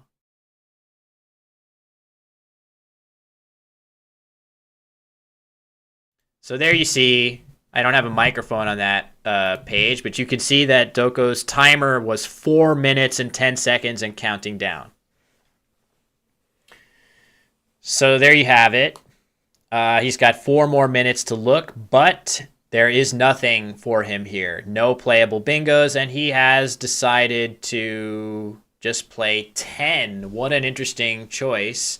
I think this is the point of this is to set up Mine at the top of the board. Is he blocking anything with that play? I'm not even sure if he's blocking something good. Playing 10 there. I just think the idea is to set himself up to play Minae right here at the top of the board. He sets himself up with bin men as another option if he needs it. So I think that's what's going on. So it looks like a team is going to come out on top in this first game. I don't think we're likely to take much of a break. We may take a brief moment to get the board camera.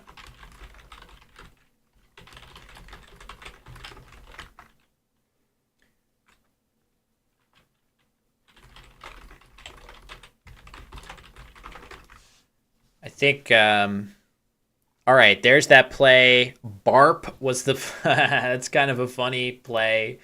I guess that might be a miss of Pram. I think Pram is a better play to the top of the board, if only to block this play of Mine from Doko. But either way, it doesn't really matter. Barp is the play and Mine the outplay from Doko. And the final score, 374 to 302.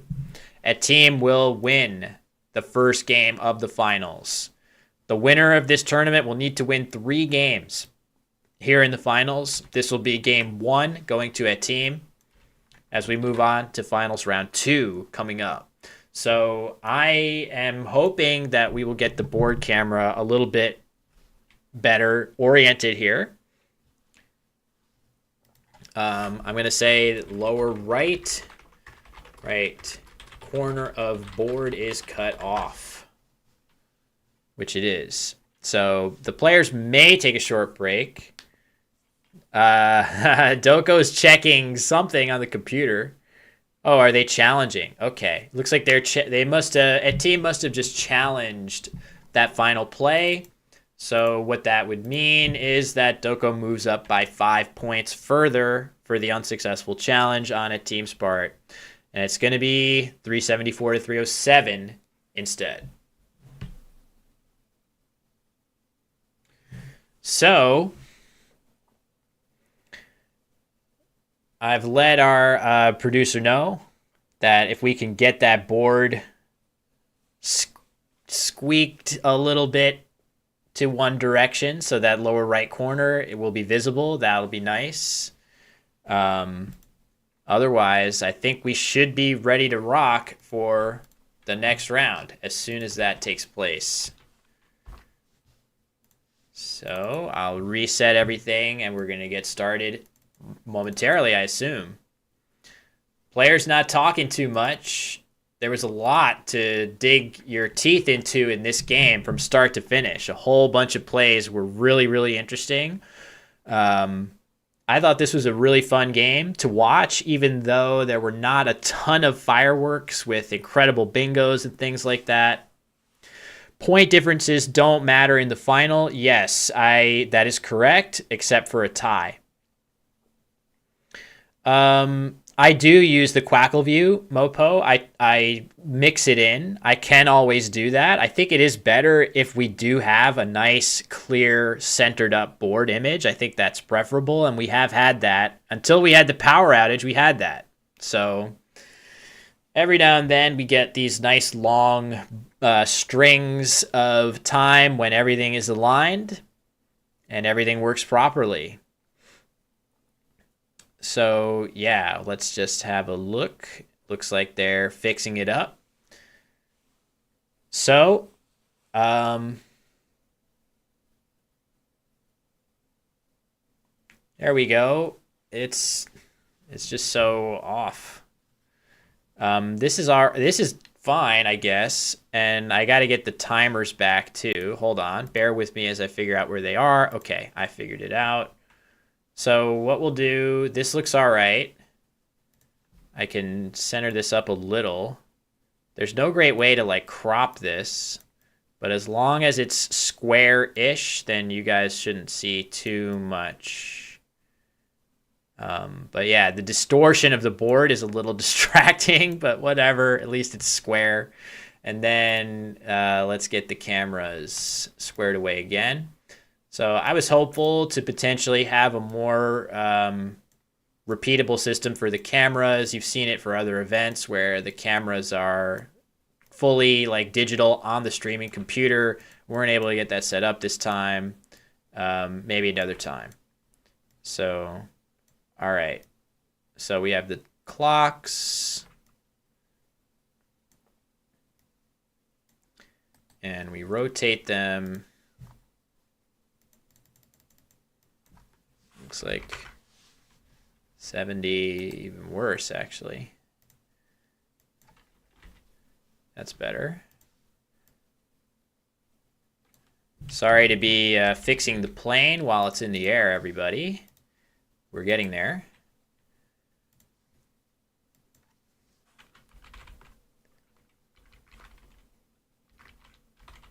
There, that's a little better. Okay. Now we take those and put them down. Ooh, what happened here?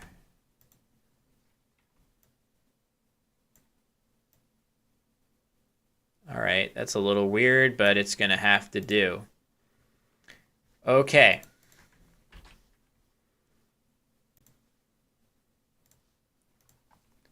Stand by. Everything we do has to be done to 2 screens because there's an upside down board and a right side up board screen.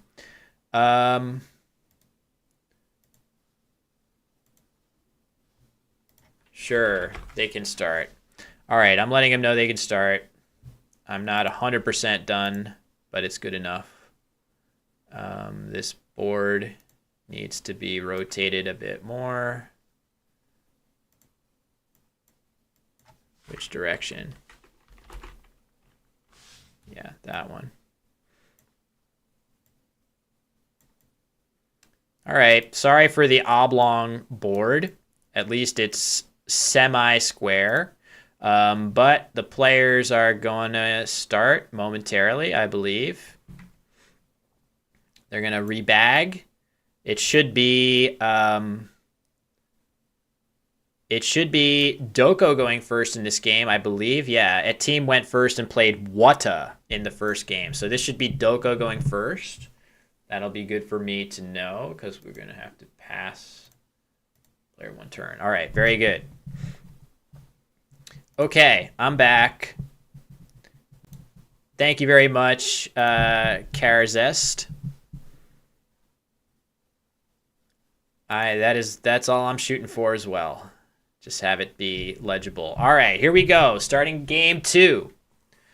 Clock is tapped by a team as soon as that first tile is drawn. It's Doko to go first. He has dropped the first game of the finals and is looking to get on the scoreboard with a win here. He also lost his 2 games against Nasikak at team in the main event as well. So that makes 3 straight games for a team. Doko himself is an excellent player, so I don't think he's rattled by that. These sorts of things happen in Scrabble all the time.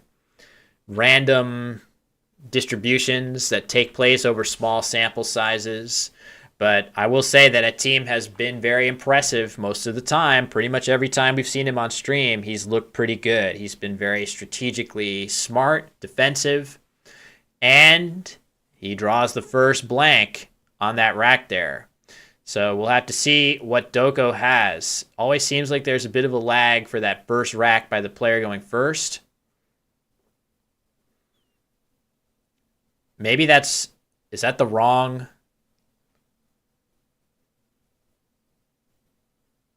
Yeah, okay, the racks are reversed. So I can fix that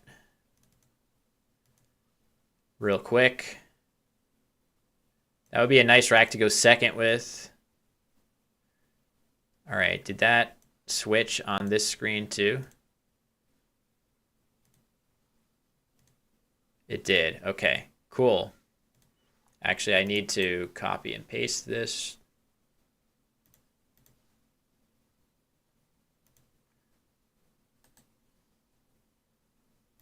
There, okay, should be all good now. Okay, Matt is the opening play from that rack for Doko. Let me just see if I have the score on the correct side as well. This is a bit of an aggressive play, making the E hook for Matt with the E at the end. but I don't think it's going to hurt too much. Can the shadow be removed? Probably not. I think the shadow is almost certainly coming from the stand that's used for the camera. So if we need to, I can always just use the analysis board more heavily so that there is no shadow, but I'm not sure. Let me just ask.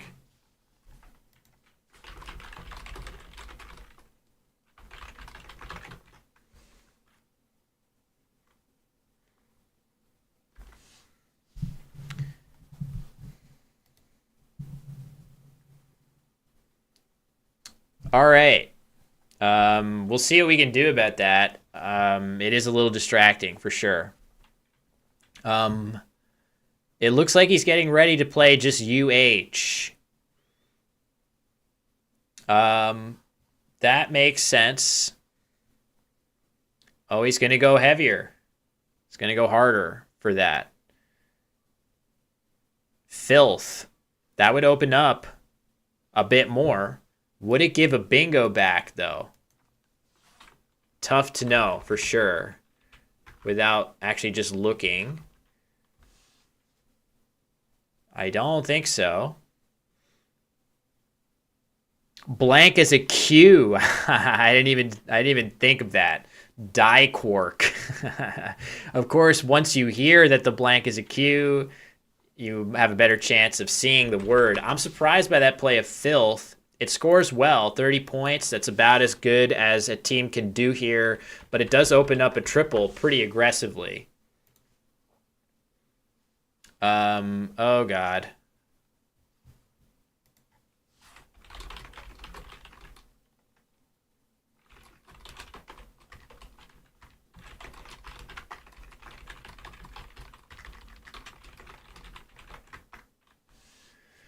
All right, I don't know exactly what just happened. Let me see. I gotta work on this now. What even happened here?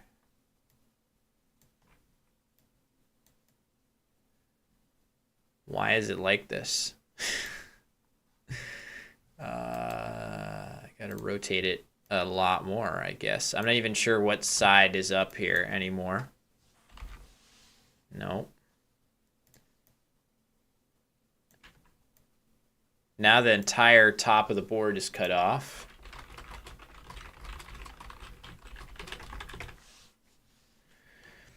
So we do have the analysis board, I guess. We can just use this primarily. And when they go to the board, we'll just see what they're putting on. We'll just stick with the Quackle board. Until we see Doko's hands move to the board, we're just going to stick with this. Kid. Kid has a suggestion. So the point of this is to get rid of your K, scoring quite well. This play does score well, and of course you set up a gigantic S hook going across that you don't have. You do have a blank, so that's helpful. It gives you some chance of hitting something even without an S, but even then the S would need to be in a peculiar spot. You can't end the 7-letter word in an S. Kid has merit if and only if because it just scores 26 points and gives up your K. You're going to end up bingoing a lot of other places on the board after a play like Kid. So we'll just have to see. Let me rotate this.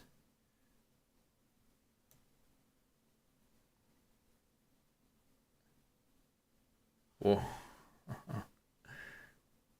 Okay, Kuti is the play. So that is a play that goes even harder for bingos without giving anything scary back. But as you can see, Reunite is coming down. I'm really sorry for the board, everybody. I'm trying. I promise you I'm trying. Let's get this back. The board shouldn't be moving this much during the game. I guarantee you that. So, all right, it's going to be counterclockwise transition. And hopefully they eventually move it. So, oh, Neurite. That's nice. How do they not see that the whole thing is cut?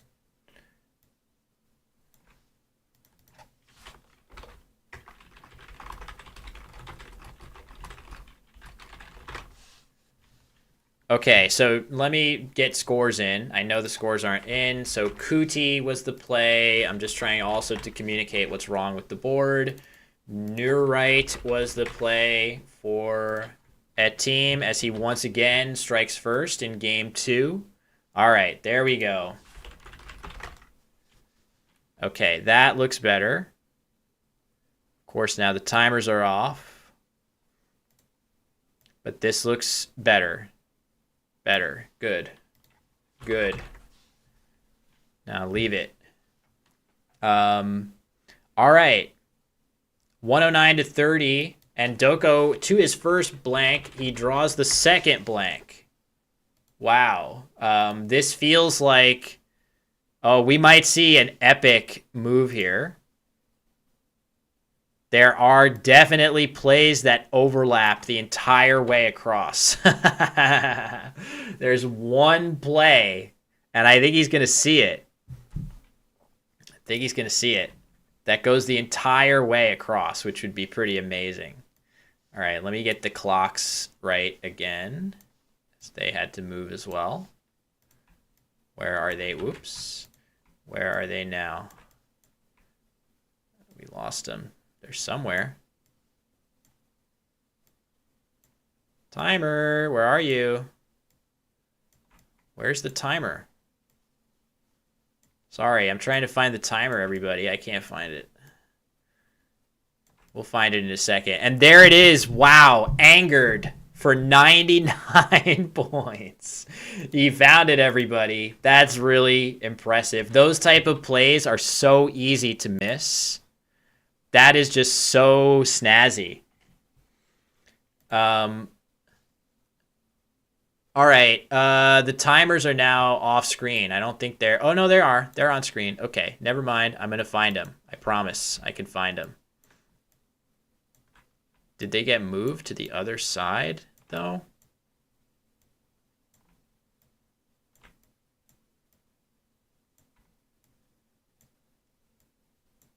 Where are they? Can't find them. There they are. Okay, the board, they moved the timer to the other side of the board. That's why that happened.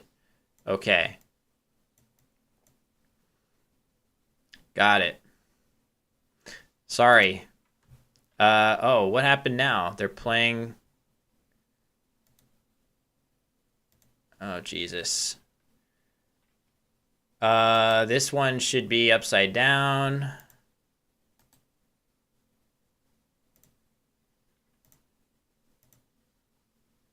So that the other one can be right side up. Okay, cool.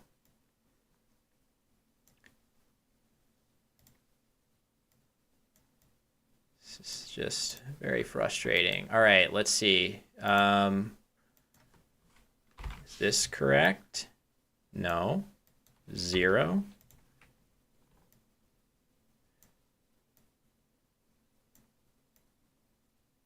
So whose turn is it now? Angered was played. Then Fondue plus an A. Def. Looks like was played. So that's going to be 159. It's Doko's turn. Okay. Sounds good.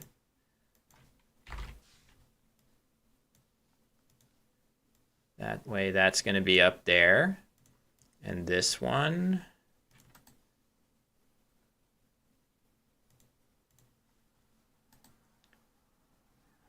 Paste. And Doko played Zuil.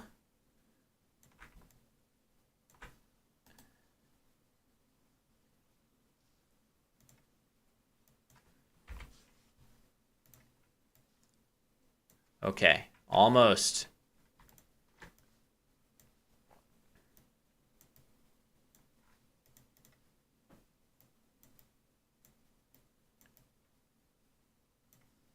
and do immediately the response from a team. I'm so close to being up to date, everybody. I know it's going to be a power outage immediately when that happens.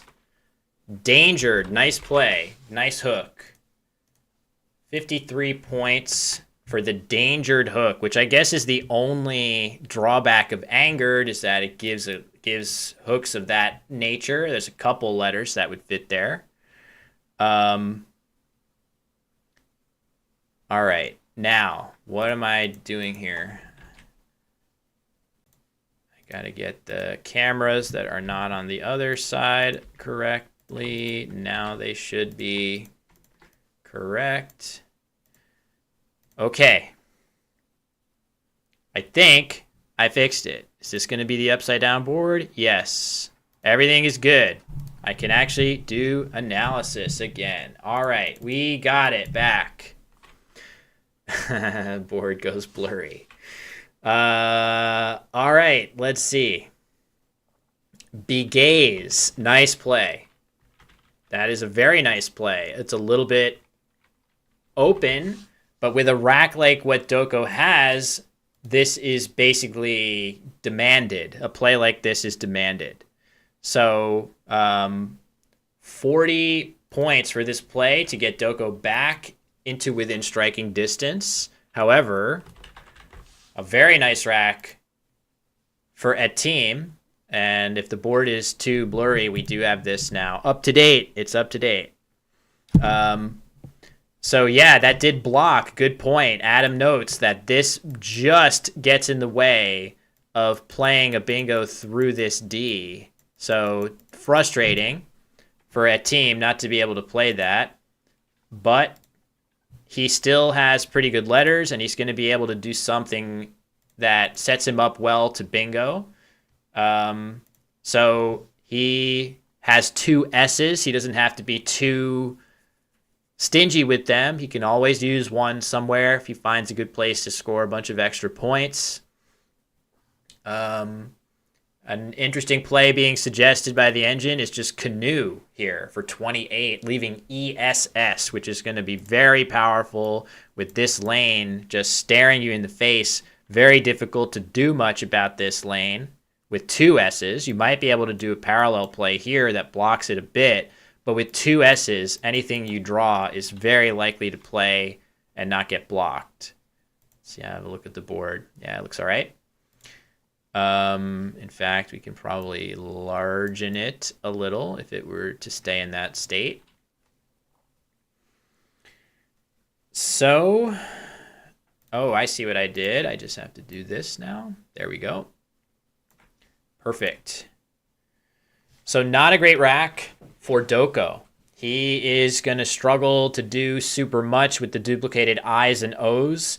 So after a team's next play is probably going to score at least in the 20s or mid-20s. Doko is going to struggle to equalize that score and also keep a decent lead for himself next turn. So we are going to see, as I suggested, you could easily see a team spend one of those S's. And this looks like a great way to do that. I like this play a lot for him. What this accomplishes is it leaves him a very good lead for next turn. It cuts off the ability to use this triple easily. And now Doko's going to be in a bit of trouble, especially as he just sees that S go down and realizes that the odds of a team having another one are pretty good. So what will he do? He's going to make a really good play, albeit this is a very obscure word, only valid in the International Dictionary. Looks like a great way to burn through a lot of those vowels and move on to next turn. This is probably the best option that he has for scoring and leaving. Of course, he does leave the V, but it's not so bad, and it looks like a team's about to play Vang immediately. He drew a V and a G after Secco. So Vang for him is a great score, 32. He probably has pretty good tiles left over after that, given that he left ENS, and there you see what he had. This obviously makes Vang a really strong looking play, knowing that he's keeping quite good letters. This is definitely the play for a team. So now we wait and see what Doko has.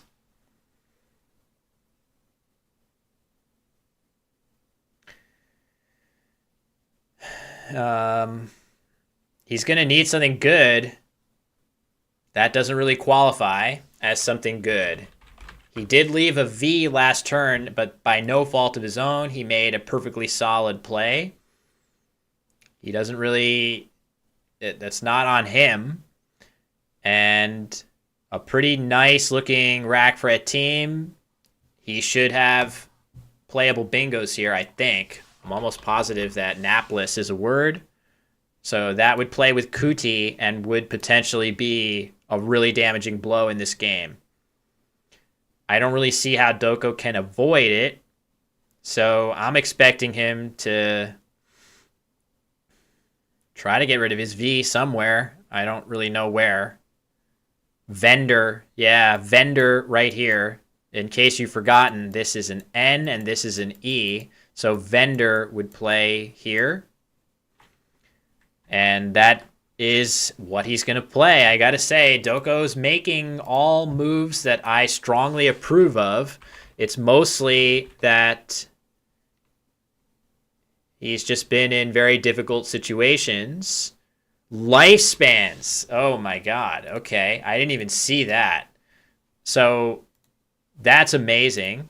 What you guys are pointing out is that in addition to napless, which will be a perfectly solid 78-point bingo, also lifespans available for a team here if he wants it.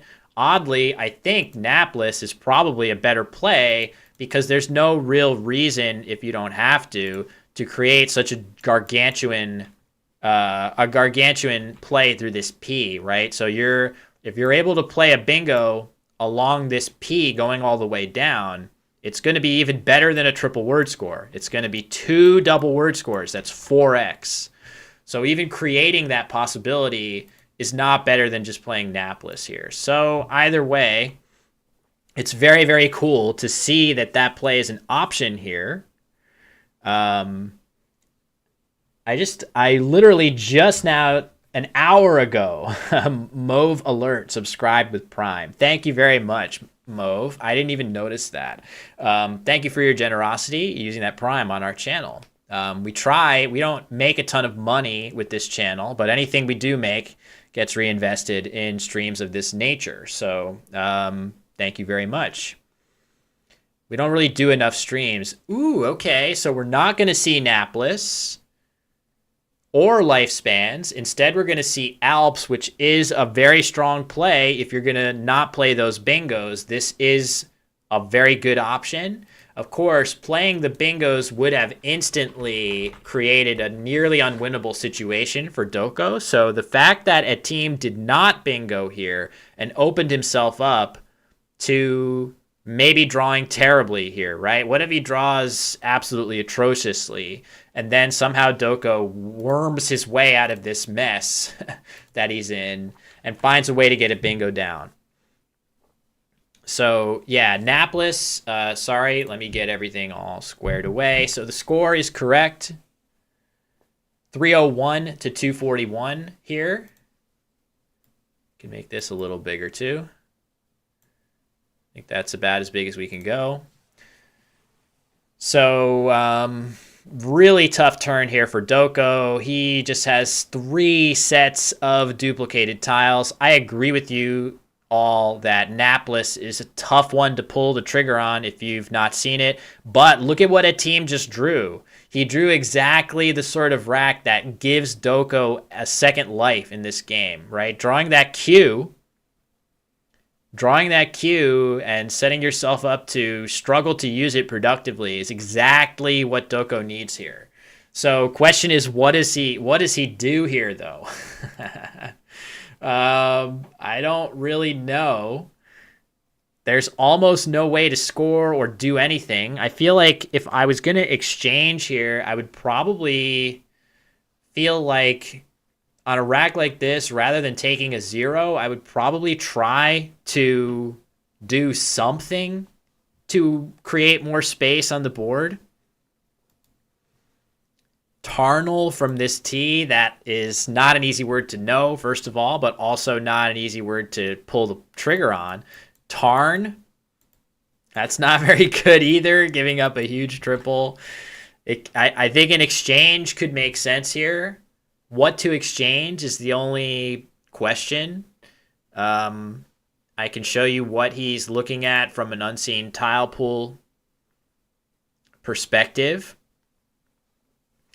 Exchanging seems very rare. Yes, it is rare. But there are people, I have seen analysis like Scrabble strategy suggested that like you should never exchange. Right? I've seen like newbie Scrabble lessons where people say that, and it looks like an exchange does occur here. I'm going to assume something like ALR or ANR was just kept. But that's definitely great news for a team. A team would have been really scared to see a decent scoring play come down and then have nothing to do with this cue. But now a team can just counter exchange here if he wants. I think he's almost a lock to do so, and it looks like he has. Looks like he has exchanged. I think I can probably do better with the, hold on, this. I can get more of a team in frame, actually. And more of Doko in frame, too. Well, the table's a little off when I do that, but that's probably better. Oh, man, what's coming here? Rawaru. Okay, never mind. So I thought he started placing tiles so far. I'm going to assume that a team kept both S's. That seems crazy from his POV to exchange S's here when the Kuti hook is so powerful. But Rawaru is a very, very nice play by Doko, and I'm guessing a bingo is about to come down here. Let's just see what it is. Rinsers, that is definitely a valid word. That's going to be tough for Doko to come back from, as it puts that team up by exactly 100 points in this game. Hold on. I messed up with the cameras here. Wait a sec. I'll get him back.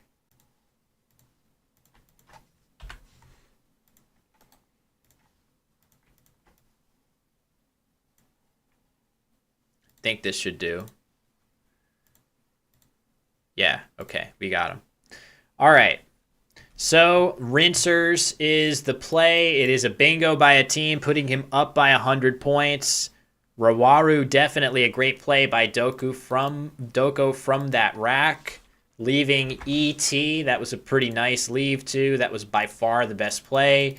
Again, it's really ceased to be surprising at this point. It looks like for his efforts of... I don't think that's this. Yeah, the rack hasn't updated yet, but there is another W that he could have drawn. We're just going to have to see. I don't think he's put a word on the board yet. So when we get that rack, Weibin says, I missed Rinsers at Westpac. Oh, no. All right, I see the board is getting a little finicky. But, yeah, Great Genius is calling it for a team in this game. It does look pretty grim, I have to admit. It looks like a team is going to go up 2-0, but I wouldn't be stunned to see Doko win 3 games in a row at any point. He's played very well. Uh-oh. Why is this not connecting? Am I having some kind of internet issue? I hope not. Can you guys still hear me okay? Why is my Twitch dashboard not loading?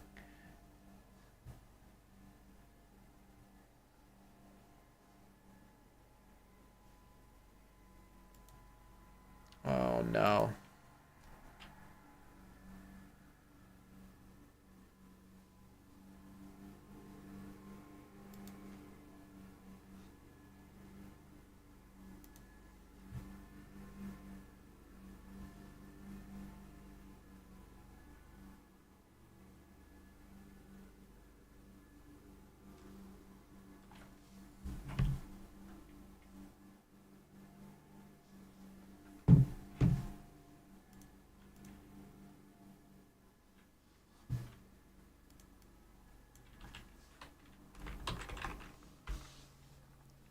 Hey everybody, I'm not sure what's going on. I know my internet went down just a moment. I don't know if you guys can hear me. I think we're back. What's going on? It's on my end.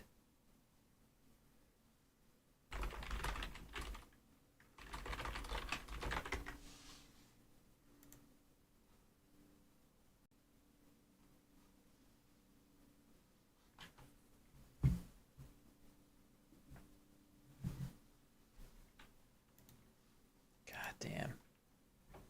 Sorry everybody. Not sure if anyone can hear me.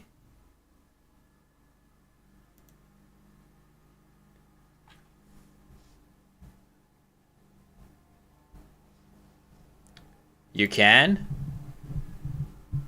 Nothing is loading on my... Played hay.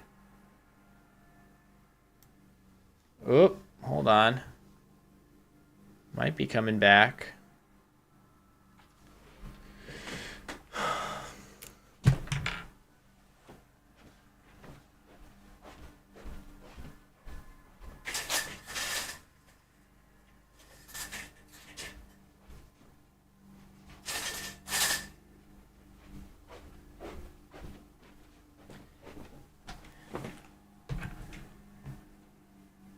All right.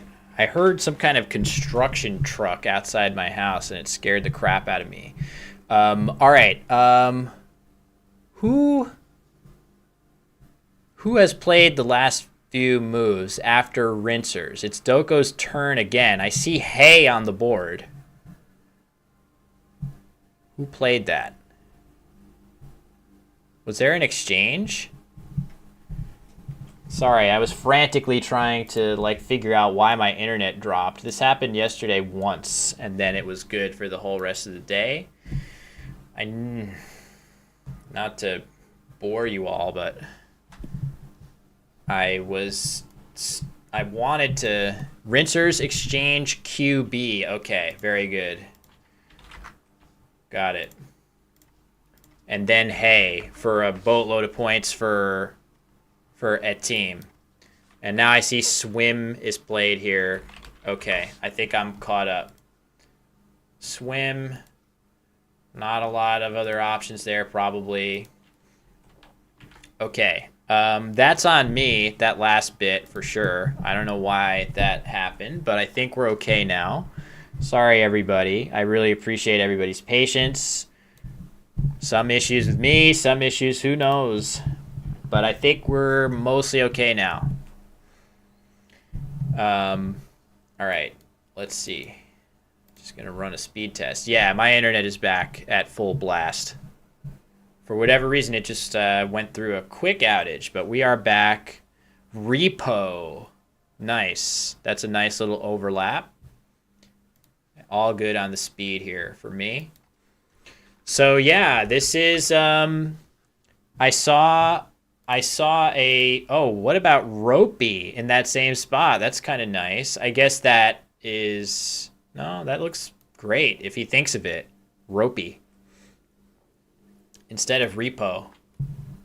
Maybe he's going to do the classic pick it up and put the, yeah, Timmy draws the Q another time. So it's just not in the cards for him this game. It's hard to think of too many plays. What would we disagree with from his POV? He opened with Matt. It's totally normal. Opening play. Kuti seemed perfectly defensible on his part. Angered is in a beautiful 7-tile overlap.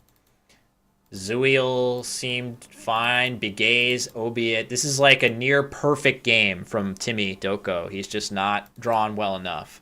That being said, it's also been a near perfect game from Nasikake team.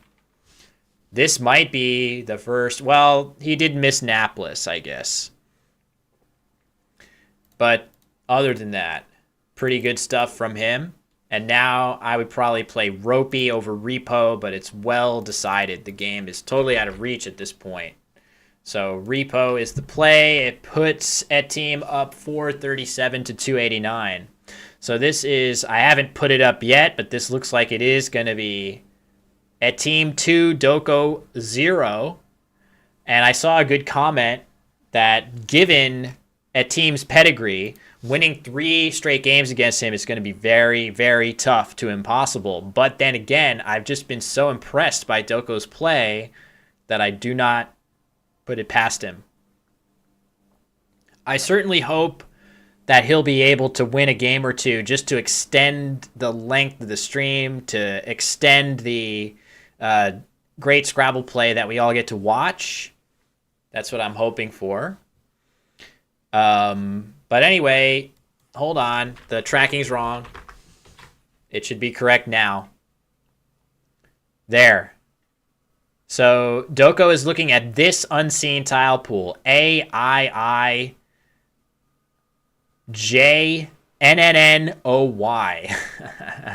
And he, as is just pointed out by T, he has no spot for the Q. There's like nothing he can do with that Q.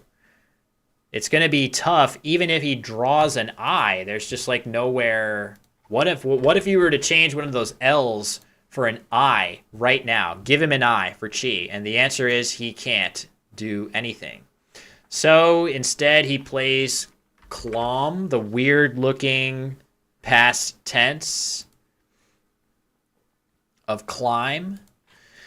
This doesn't really give him too much. And in his shoes, he could try to play comb instead of clom, but that would open him. And the idea of that would be try to play chi. But of course, almost by definition, a team has an I himself. You're going to get hit with Jiao if you play comb, because combi is a word.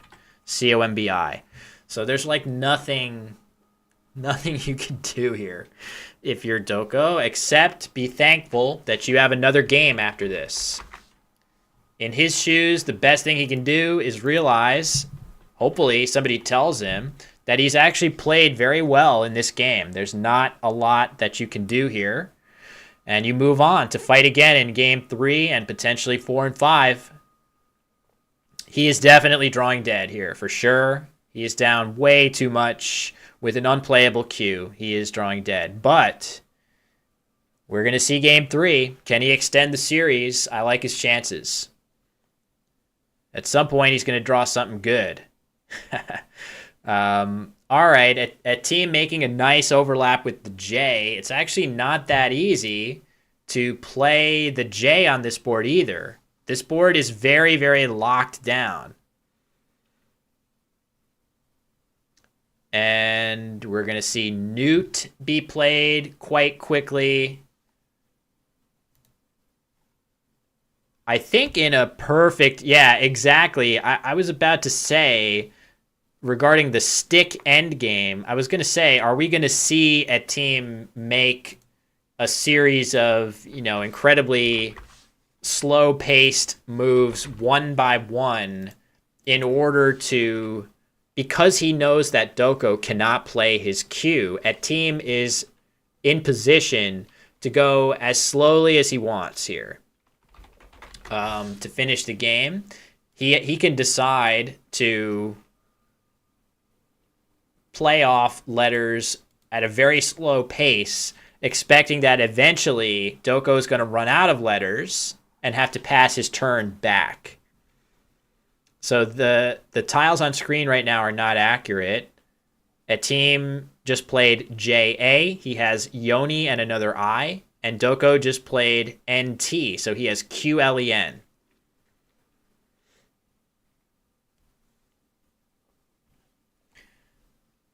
In this situation, the margin of victory doesn't really matter. I guess in the very, very rare case that a tie game would happen, it would start to matter. But that's not likely. And saving that brain power for the next game probably works out a bit better.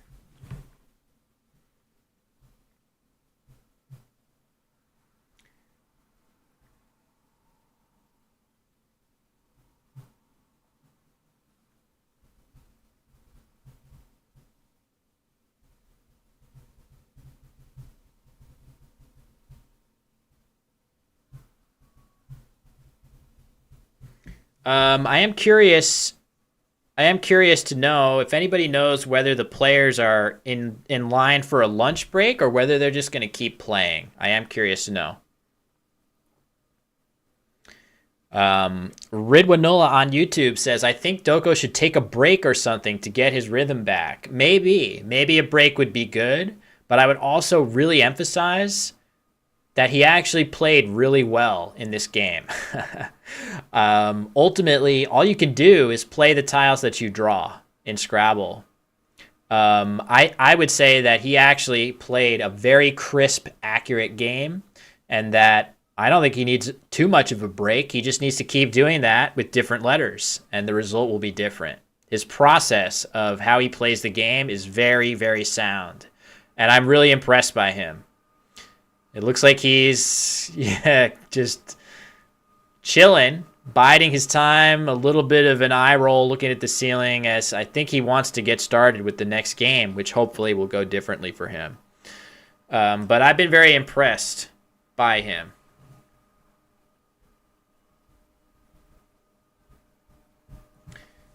So I'm just curious. I'm going to ask,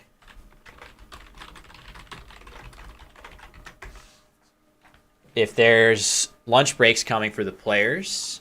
I know we had a break already, which might have represented a lunch break for everybody as we got set here. I think the break between like 8 and 9 o'clock here could have been a perfect lunch break for the players. I expect they're just going to continue straight through. Anyway, at team, I am impressed. There's no real reason for a team to grind out this end game, except that it's an interesting puzzle. It's fun to solve these puzzles in Scrabble, right? So what you should try to do, if you can, is to really embrace the feeling that even in games like this, there's going to be some interesting puzzle for you to solve. And what his puzzle is how can I use Doko's unplayable Q to maximize the amount of points I can get here? Is he going to win the game anyway? Yes. It's completely unnecessary for him to do this. But yeah, it's ooh, very nice suggestion by Sammy in the chat. What's up, Sammy? Good to see you. Sammy, we saw on stream at least one time. I only have good things to say about Sammy Okasaga. I keep saying over and over, one of the stronger players I've ever had the privilege of sitting across the board from. But suggestion by Sammy of playing LO right here, setting up Icy for an even stronger play. That would have been pretty cool. Instead, the play of Yo is met instantly by a nice counter by Doko in the corner. I think that probably could have been improved upon. Even though it scored 24 points, I think there were ways of getting similar points without giving up 20 points back to Doko. So no big deal. Either way, it's getting to the point where now I worry a little bit that where does the L play for Doko? I think there might be just a couple spots. Okay, it plays up here and it plays here. So the L is going to be playable. So a team can't block. He's got Dal, L, Null. So he just has to continue on. He plays in the upper part of the board there for 6 points. We're going to see the L get plopped down by Doko very fast. His best place to play it is right here. Let's see if he puts it there. Nope, not yet. Spinning the board briefly. Oh, spinning it back. And okay, down goes the L for 5 points. What a big mistake by Doko to play it there instead of for 6 points. That is horrible. I can't believe what I'm seeing. A 5-point endgame play. So Oh, yeah, that's true. Good point, Evil Budgie, about Icy. You don't want to play Icy right away because it gives you a Q spot. So that makes sense. Um, so there you go. Game two in the books. Another win for Nasikak et Tim as he moves up to 2-0 over Timmy Doko in the finals. Can't say I have much that I would change about Doko's play from this game, and very little in both games. But now it's going to be finals round 3. I have word from our producers that there will be a 15-minute break after this game. After this game, let me just ask. In other words, now. So it's possible that we're taking a short break right now before we get back to the decisive final game. Put myself back on the stream here. Hey, everybody. Fingers crossed. I think the shadow is just something we're going to live with. I agree. The bag has been in a team's favor, and that's the sort of thing that can switch. That being said, I don't want to take anything away from Nasikak team. He's played extremely well in these games. It's been very strong play. I really mean that. So,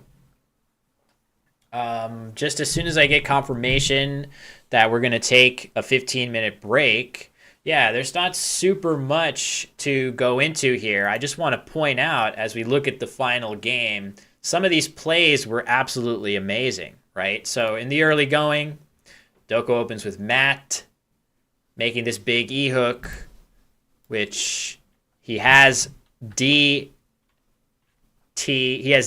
blank. So if you draw an E, you're going to be happy to have this hook in your favor. A couple turns later, Neurite is played by a team, a really nice play, but look at the response with this rack. Angered for 99 points. The only play that makes full overlaps. That's tremendous. That's really nice. It's not easy to find plays like this because with 2 blanks, there are so many possibilities and there's so many places to play on the board. But he actually found that very fast. Now, in his defense, it is pretty clear with the ED on the rack that you're going to try to end in ED to make matted. So there is that. But still, a really, really nice play. Def, the response, another excellent play by a team, hitting that triple hard. He also answers with Do on the next turn, putting the D hook onto Angered to make Dangered. How many times have I bingoed with 7 overlaps? I have done it before. I feel like I for sure have done it before, but I actually can't remember the last time I did. And it's rare. It's not easy to do. Continuing on, this rack here for Doko. So many vowels, but he manages to score 40 points with really by far his best play through the Z of Begaze. A couple of you thought that maybe playing... I think Adam wanted to see this move here instead of Obi-It. Obi-It scores 8 more points, and I feel like the R along with the V is pretty strong. But I admit that opening a little space there and keeping IoT with a few other good places to play looks pretty good. But these two plays are really close in terms of how I would value them. I think this one has a lot of things going for it other than the score, and this one has 8 extra points, which feels like a perfect amount different to make both of those plays viable. So either way, by this point, Doko just continues to struggle with really ugly racks. This one, the culmination, AANNRR. Then he draws the Q, exchanges it, and draws it again immediately. So... anyway, yeah, a team is there. The players supposedly have a 15-minute break right now. Yeah, I'm not sure if that's accurate. A team is just sitting there. Sound keeps going in and out. I hope that's just you. I think everything on my end looks good now. I'm seeing my microphone levels and all of that stuff. Hopefully other people are not experiencing any issues there. It's a bit laggy, huh? It's been okay since the one big outage on my part, which was definitely a me thing. Anyway, uh-oh. The lights have dimmed. I see that some of the lights in the room are there. Oh, I think they're trying to reduce the shadow. All right. Yeah. Okay. Do the board, do the darker board for a second.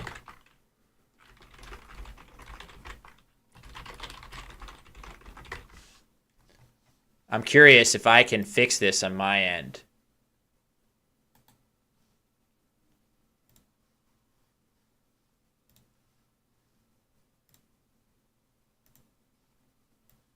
I want to see them try to turn that off.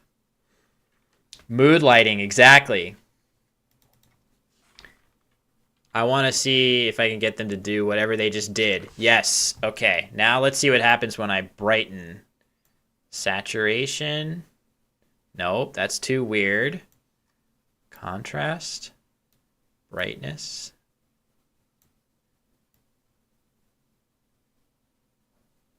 This is a little scary, but it definitely brightens it a fair bit.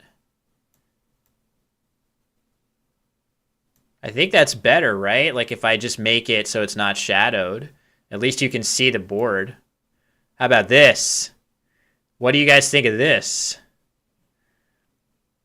Who likes this better? Is this an improvement? Just kidding. We're going to turn it back. I don't know if they're gonna, I don't know if it's, I don't think it's fully dark. I think it's just like one part of it is dark.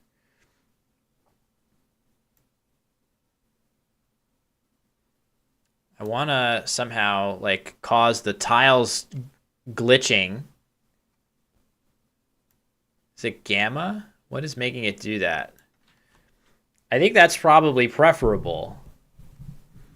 You guys want to go to a Scrabble disco? We are chilling. Check it out. That's pretty nice. Oh no. What have I done? I shouldn't do that. What have I done?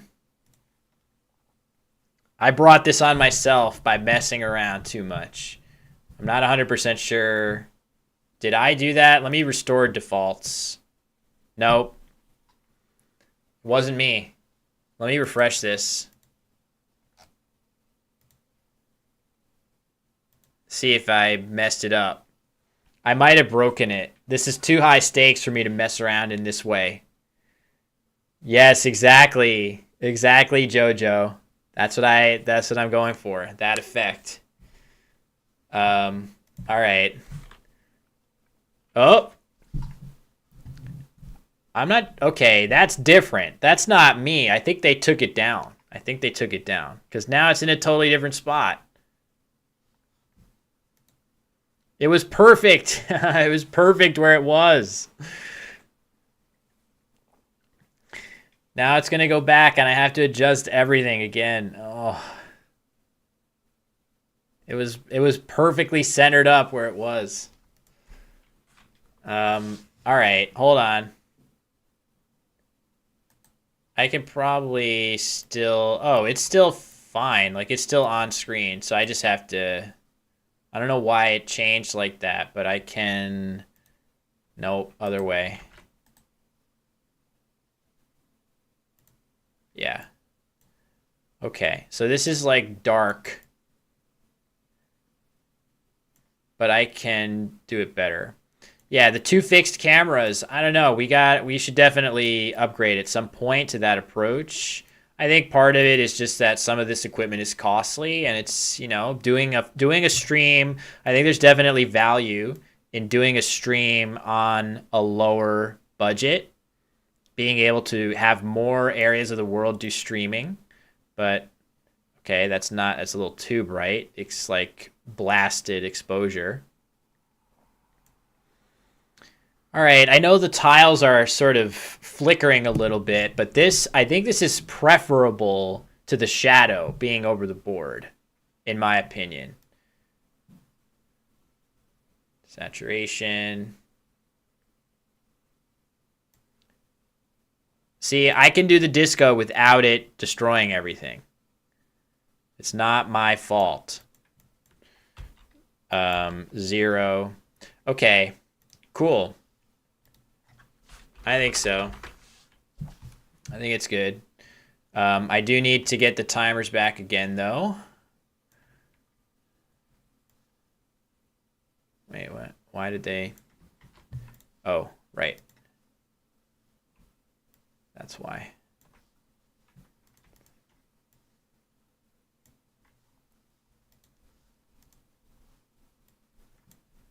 Oh, what happened here?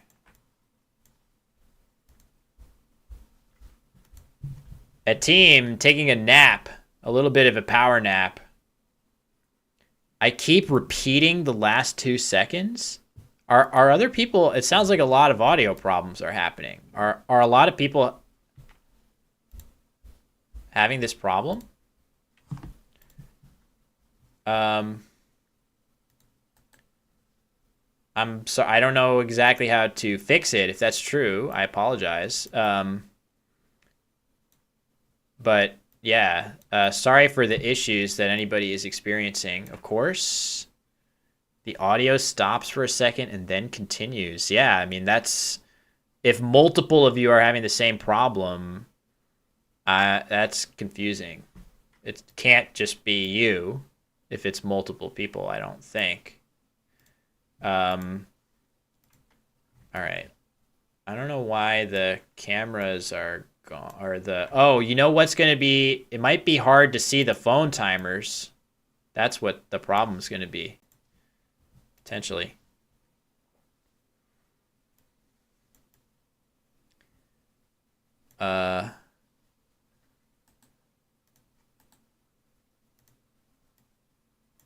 Okay.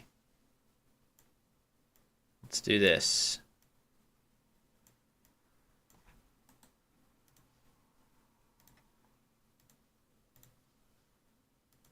For whatever reason, it lost the cameras. So let's get them back. No. Oh yeah, there we go. Perfect.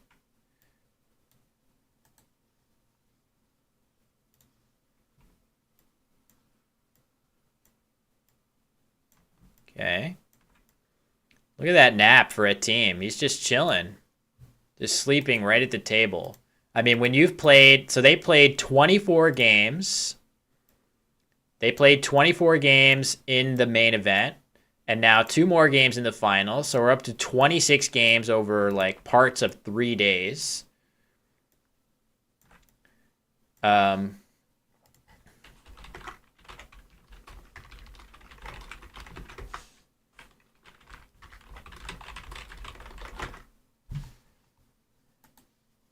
Just going to get that last clock in the right position. Okay, cool.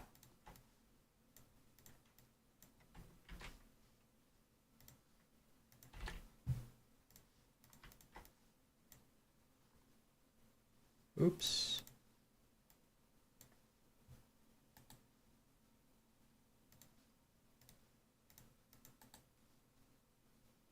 All right. Think we're all good. Anyway, oh, Doko's clock is running. Okay, that means I gotta switch these. I didn't realize that. There. Okay, now it will be right. Okay, cool. Anyway, the game has started. The catchphrase, the David Webb.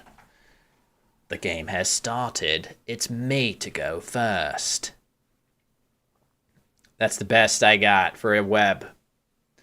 The game has started. Oh, man, he has I can't quite get it. It's a little different. It's a little... I can't access the web, but I can get pretty close. So, all right. Keep trying. Is that a joke, or you want me to stop? I'm happy to actually keep trying. Brits everywhere are repulsed. See, it's not... I'm not sure if you guys are being serious or teasing me, but that's fine. A team has a personal culture of not moving from his chair once he's on a winning streak. Is that true? Oh, man. That's great. Superstition. Scrabble superstitions.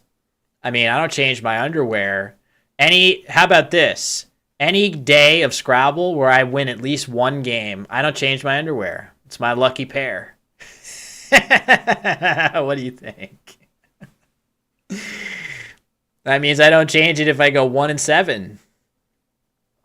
Just kidding. I have good hygiene. I know that I went to the restroom during one of the games, but I even stopped to wash my hands at that time, knowing full well that you guys needed me to guide you through the action. All right, Doko's back.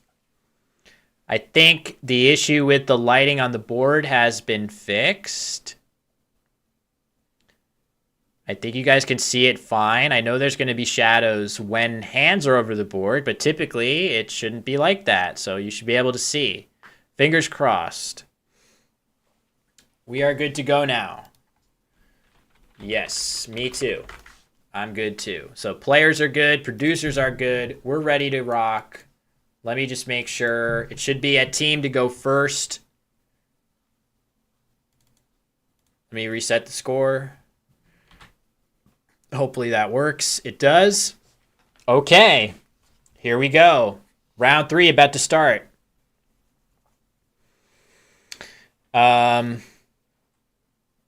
team going first in game 3, needing just one win. Doko needing all 3 wins in a row in order to seize control of this match and win the finals. So odds very much in a team's favor. And we're just going to have to see how this game proceeds. At least it's not a bingo to start. If you're Doko, he just plays Glom. So there we go. 14 points. You can live with that if you are Doko. So Glow RNT, a very similar rack. Hello, Big. Not going to say that full name. It is kind of funny. If it were my personal stream, I would do that. But why potato quality? We're just trying all different stuff to keep the board visible. We're trying all kinds of different techniques. Hopefully, the great Scrabble play that you see will help you forget about any of that. Oh, wait a second. Racks are reversed again? Okay, racks reversed again. Oh, I know why. It's because the player going first and the player going second are swapping. Okay, got it. No problem. I got it. They are not adjusting. I understand that, and I can fix it.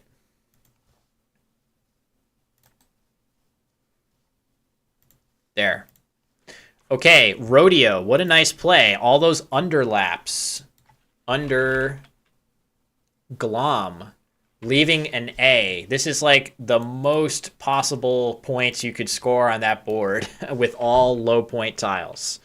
Very nice. So, play of Cell coming down. This looks like a solid play. There's not a lot else to do on this board, but I would note that there's a lot going on after this play, and maybe a team is not ready to play it, in fact. Let's not give him his points yet.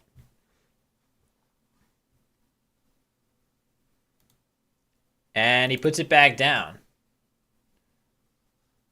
Hold on. Is he going to go ahead and play this? Let's wait. So, well, he might be considering again. All right, I'll take his points off for the moment. So what is he thinking about? Why is he balking at this play? Because cell not only takes an O for cello, the instrument, but it also takes an I for celli, and this creates an E hook here too. You can end in ED, ES.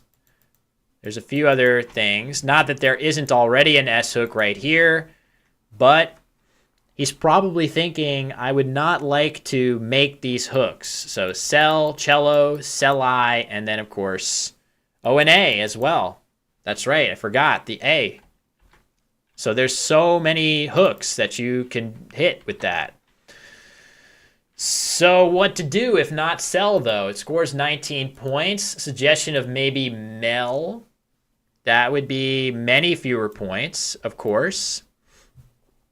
Mel in this spot, if I could draw the L's correctly, would be right here. It's only 6 points. You don't have an S, too. It makes a really annoying board. I think you could do celt. Tell is the play instead. Okay. Tell, leaving CNR.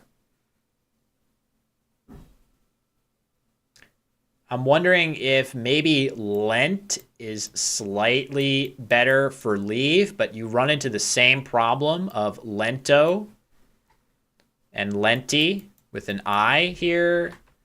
So tell only hooks with an S and a Y.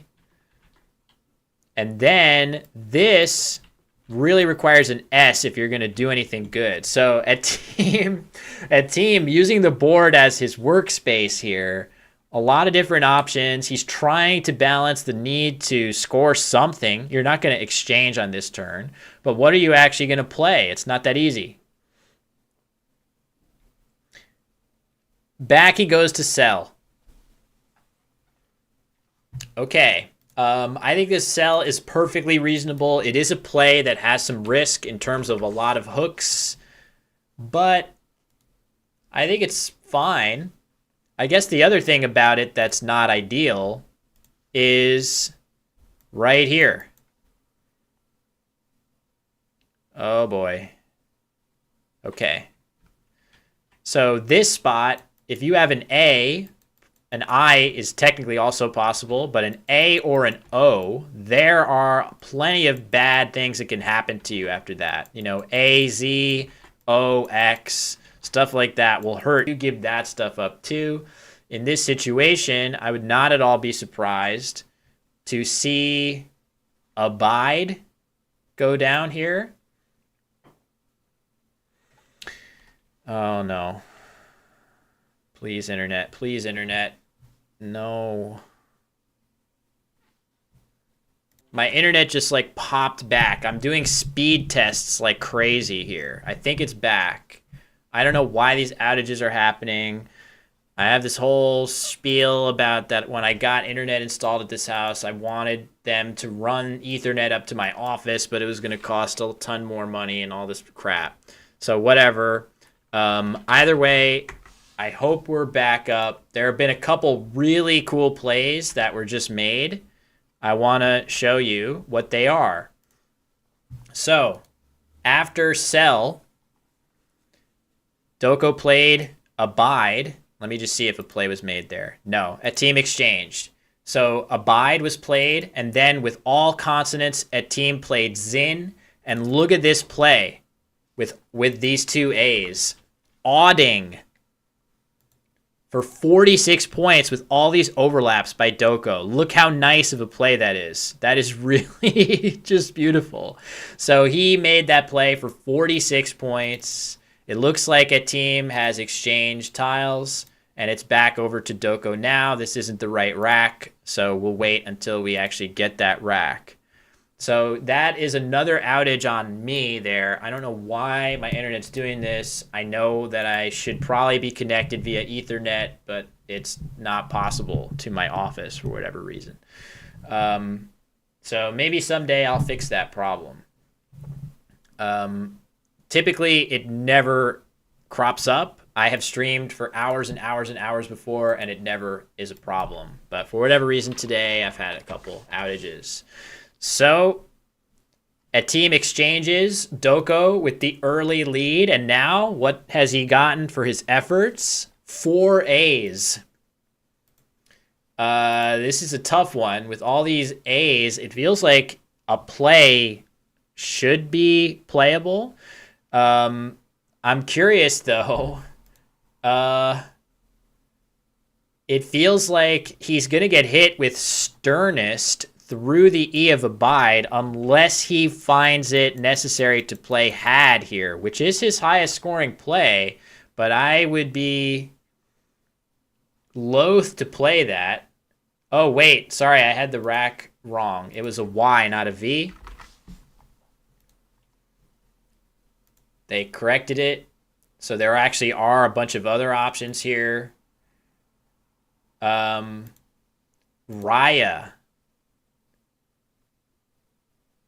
is the play. I just want to point out that those same letters, as was just mentioned in the chat by Ollie, Tartness, nice play by a team, but the same letters that Doko just played over there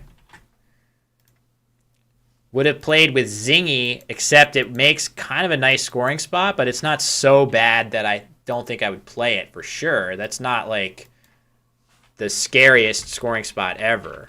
So maybe a slight mistake there, and Tartness comes down very fast to basically even the game, except Doko's turn. Let's see what he draws to his AAG. It does help to for us, as we see here, that the play of Aya would have blocked both positionings of Sternest through this E, because Sternest as a word has 2 E's. It would have blocked both spots for it. And it looks like, oh, nice play, very nice play of IE, that classic word that I've been saying constantly as my internet drops out. You guys haven't heard me say it, but I have been saying it. Not a great draw for Doko. This is a golden chance for a team to draw something nice and maybe take control, but not so nice. That's not very good. FPV on the rack together without any real good places to play, so it's not going to be a great opportunity for a team to seize command of the game. What's he going to do? Oh, flip over. Oh, man. Doko looks like he's going to challenge. Yes, he's trying to neutralize the clock, and he does. Flip over. Over flip seems like it's also plausible, but it's not a word. But as you guys in the chat have noted, flop over is a valid word. So we're going to see a gamble taken by a team here. I would say it's a real reasonable play, but it happens not to be in the dictionary. And let's watch him take the letters off the board as he loses the challenge. Pretty big swing here, and it looks like immediately Doko is about to play something in that same spot. Wan Ji? Let's see, does an S come down here? Oh, wow. What a swing. Now, I will say this. For a team, I think his best play on the previous turn was Frivol. So that's not going to block Wan Ji's anyway. It's not going to block Wan Ji's anyway. However, this is nevertheless a big, big swing. Instead of getting Frivol down, you keep the same terrible rack. So a team will have to work through this junk on his rack without getting a chance to get rid of it. So that sets him up to be a little bit behind here going forward. Doko is now up 209 to 124, and there isn't really anything great to follow up with. You might just end up playing Frivol now, and if Doko draws something good out of the game, he could seize command of this game from here.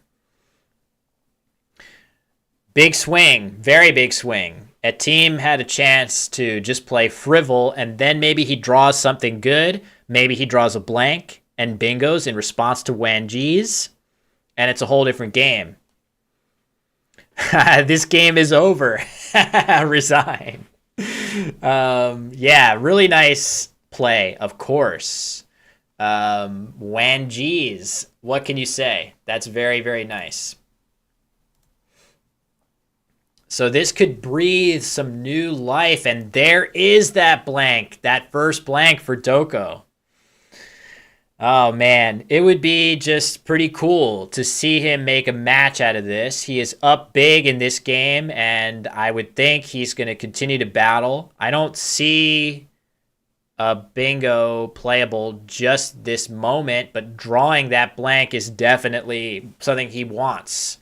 Getting his hands on that before a team can is huge. Oh, Frivol leading to Fluorine.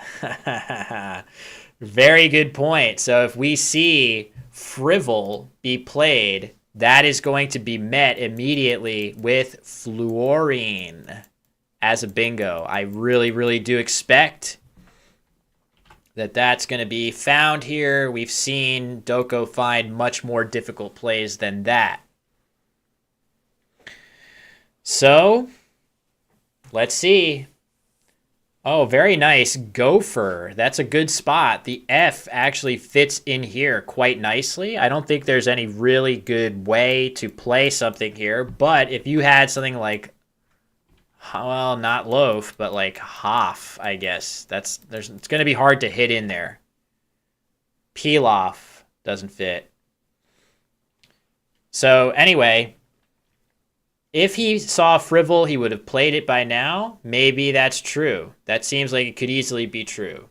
Instead, Vrow is the play, leaving Flip.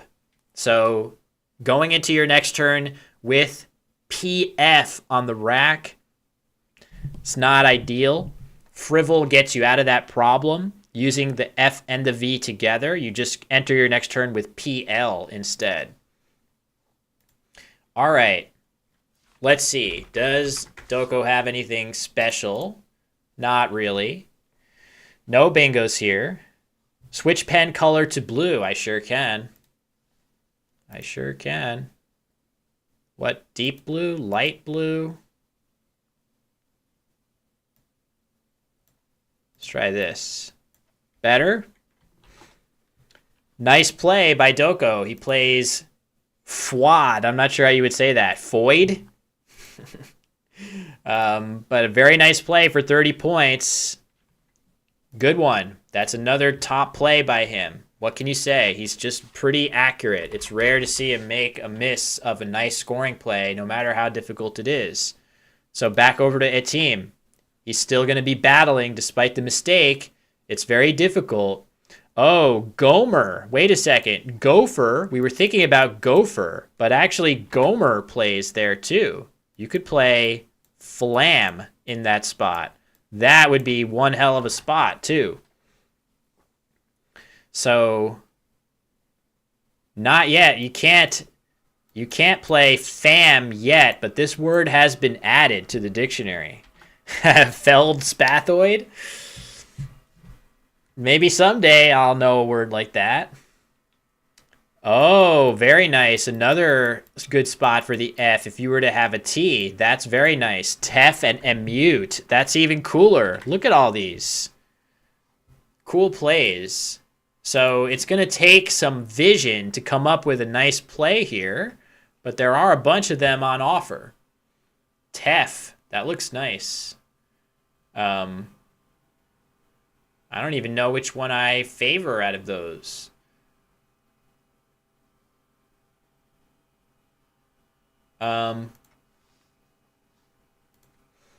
I'm curious about.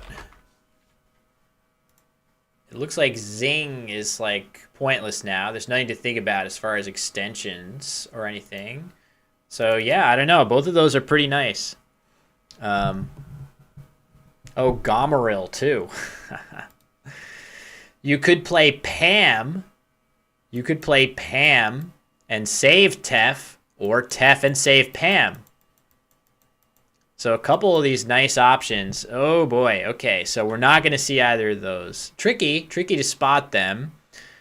But anyway, Doko's rack is not updated yet. That's not his rack. So we don't know for now whether he has something huge in the new spot. 5 looks like a fairly big mistake using both vowels with much better scoring plays available. Ooh. Okay. Brutal. That's brutal. What did he left? Doko left ENU and he drew UUD. I think he basically has to play. He has to play Feud. FEUD. I can't imagine not playing Feud here, even though it leaves UUN. I think it's just worth it enough. But oh, he's gonna exchange. All right. Exchanging is probably just fine. Flop comes down, so we've seen flip over and flop together. Probably leaving something like DEN. He might have just exchanged UUU. Let's hope he doesn't draw the Q. Doko's had some rough luck with the Q so far. If he draws that Q again, it's going to be frustrating for him. Flop in that upper corner. Again, maybe not realizing the Gomer location, because I feel like you could, again, play Pam in that spot, leaving Plot with another T. And now what are we going to see here?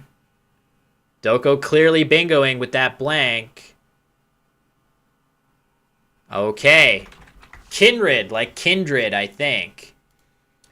So, very nice. That is a good play. I can never remember whether I shouldn't even open this can of worms, but I can never remember which dictionary the word redskin is still in. I don't think it's, I think redskin may be one of the few words that's valid in North America, but not overseas. So you can't play that here. I'm thinking, I believe. Either way, nice play. 82 points. That puts Doko up by over 100. And a terrible rack for a team. This game is definitely headed in Doko's favor with those 7 consonants. So, yeah, he could have played Pram there, which looks fine. But he just must not be seeing it. That Gomer spot. And this game is, I mean, Doko is up 100, 124, and it's now his turn. We'll wait to see his rack. Is he going to bingo again? Looks like he is. Oh, man, he's just pouring it on. Quiesce? Oh, my God. Look at that. The slow roll, too, to put the Q down last. 108 points. Oh man, he's just letting loose the absolute spirit bomb in this game. The built up, I should say the limit break. That's what this is, right? In Final Fantasy, the series, you just you kept getting pummeled by the bad guys, and once you get hit hard enough, you unleash your limit break. That's what's happening in this game. This is the Doko limit break. All right, airboat. Please note that airboat plays here, and there's no way that a team doesn't see that. He's playing this here specifically to create a threat that might actually give him some chance of winning the game, which is a 9-timer, aka a triple. So that's fine by me. It's fine by me. Go for it. Why not? Maybe Doko transposes tiles. He puts his tiles on the board in a weird order sometimes. So maybe he messes up, and then you get a massive play here, and you win the whole tournament in the most epic fashion. Unfortunately, I would have to make a Scrabble history about that, even though it was painful for Doko if he did that. But that's not going to happen here. The chance of that happening is, yes, so you're saying there's a chance, 1 in a million. It's worse than 1 in a million. Yeah, the under. So, yeah. Imagine playing Scrabble professionally. Imagine coming into a Scrabble channel and making fun of people and not spelling the game correctly. Nicely done, Prac8. All right. Let's see. What's he going to draw? Nothing good. But he will definitely... Oh, wow. This is hilarious, actually. Two Tricks plays here.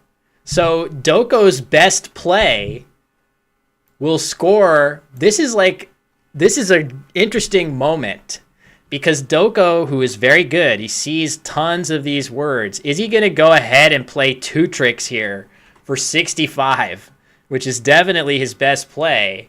Or is he going to make a play to block, which is definitely what he should do here? Yeah, he definitely needs to block. Maybe not. I mean, maybe you're just up by so many points that it doesn't matter. It might not even matter.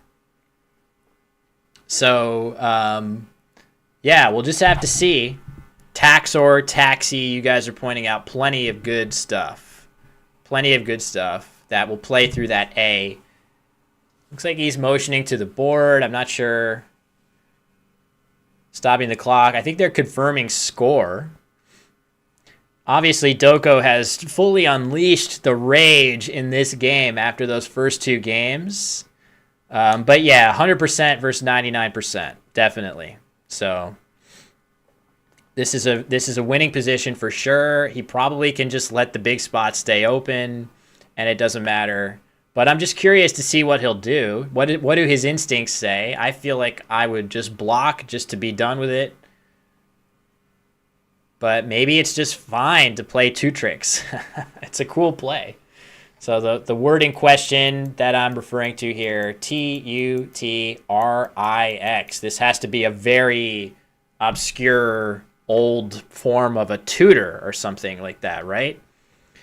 Two Tricks wins 100. Fair enough.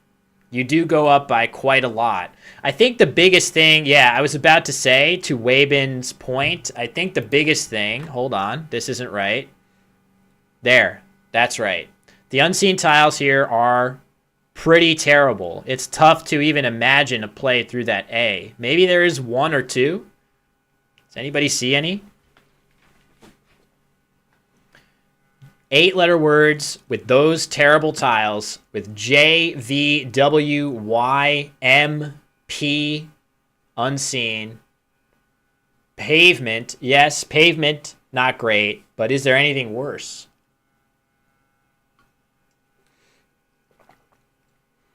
Oh, pyruvate. From a team's point of view, he could have drawn pyruvate after airboat, yes. That would have been possible. But that is not the likeliest. It's not a super likely outcome. So, yeah, we'll see. Doko's going to win this game, and he's going to extend this finals even further. I'm not sure how long we've been my streaming software says 6 hours and 12 minutes. This session is only 20 minutes since my disconnection, but things are looking good. I just want to, give a shout out to the production team on site. Board looks nice and easy to read. The lighting, the mood lighting, setting the mood for this date at the Scrabble board that we have here together, all of us together. So, yeah, we'll see. Only 1 7-letter word. Umpteen. It must be umpteen, huh? Did I spot it quick? There we go. Being able to do that is not a skill that I can reproduce. I happen to just see it this time. But yeah, anyway, I'm surprised that Doko's taking any time at all. It feels like it's pretty clear. You basically maybe he's taking the time to just look at the unseen tiles and make absolutely sure with this, it's if you mess up and get this wrong and a team triples through the A and you play two tricks and he has some massive play in there that wins the game, remember there's 4 tiles in the bag. So if you play two tricks and you're wrong and there's some gigantic play through there that wins the game, and he is going to play Taxor, as was suggested a few times. This makes sense too, just because I guess if you could try to play the U through that A along with the X, you would do it, but there isn't really a way to do it. But keeping the vowels makes some sense. So anyway, Doko empties the bag. He goes up by not quite 200 points. Back over to a team who has not very good letters at all. Of course, it was going to be next to impossible for him to have good letters, given how weak the pool was. So I think here, let me just show you guys what he's looking at. That's not right. That's right. So a team is looking at a rack for Doko of IJNPTUU.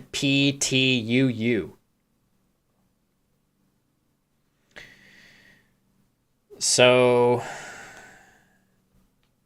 not even sure what he would be thinking about. I guess just the fact that you can play your I under the Q of quiesce, but you're not going to be able to block that productively, I don't think.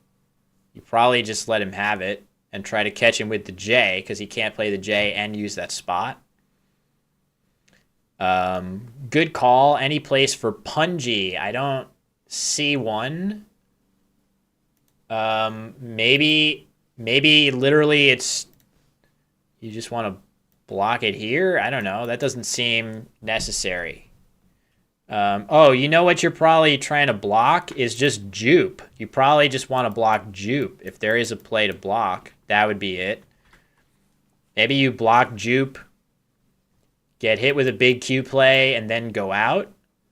So maybe something like white, W-Y-T-E, and then set up Mev as a second play. That's my guess. Or maybe the reverse. Mev and white. Either of those sequences seem fine. Is there some better thing? If you play down in the corner with it, white is there. Oh, I think Mev is probably better first, because this might be the only out for Mev.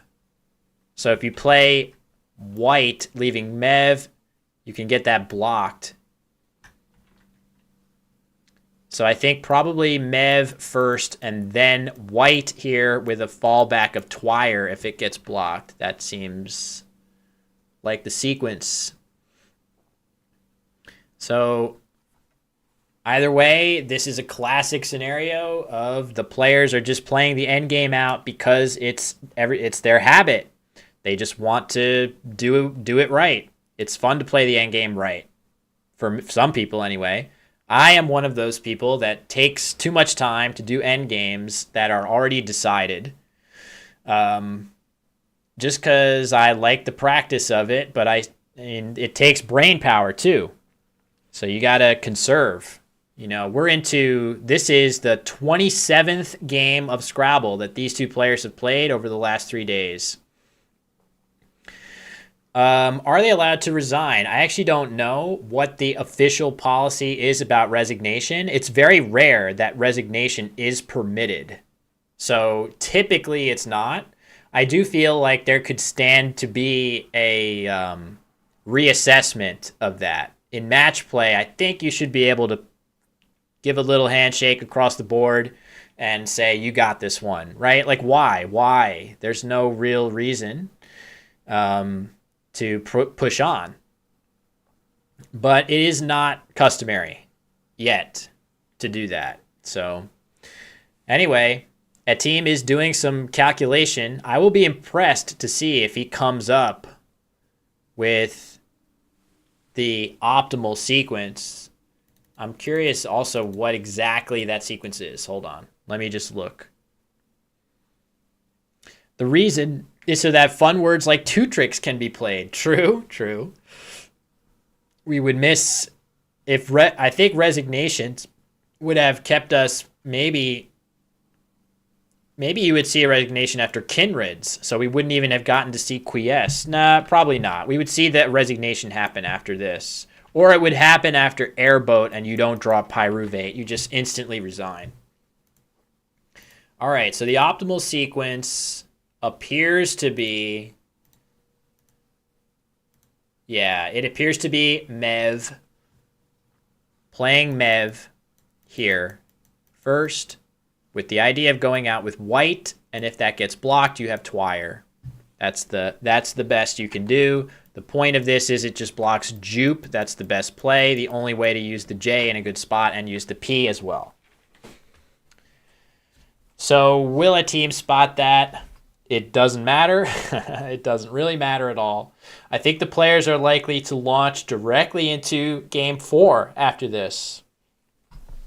Maybe it's a little bit premature. I'm tempted to give Doko his win now, but I'll just wait like I'm supposed to until the game is actually finished.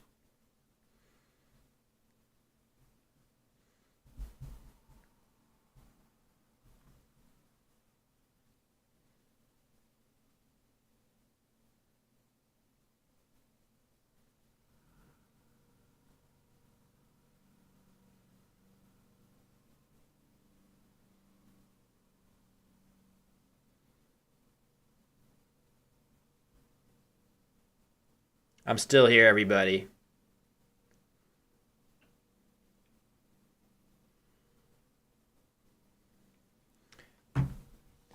Will I be making a video of the highlights of this tournament? I think that's a good idea. I think there's enough stuff that happened here. I also think it would give me an opportunity to do something that I've been wanting to do.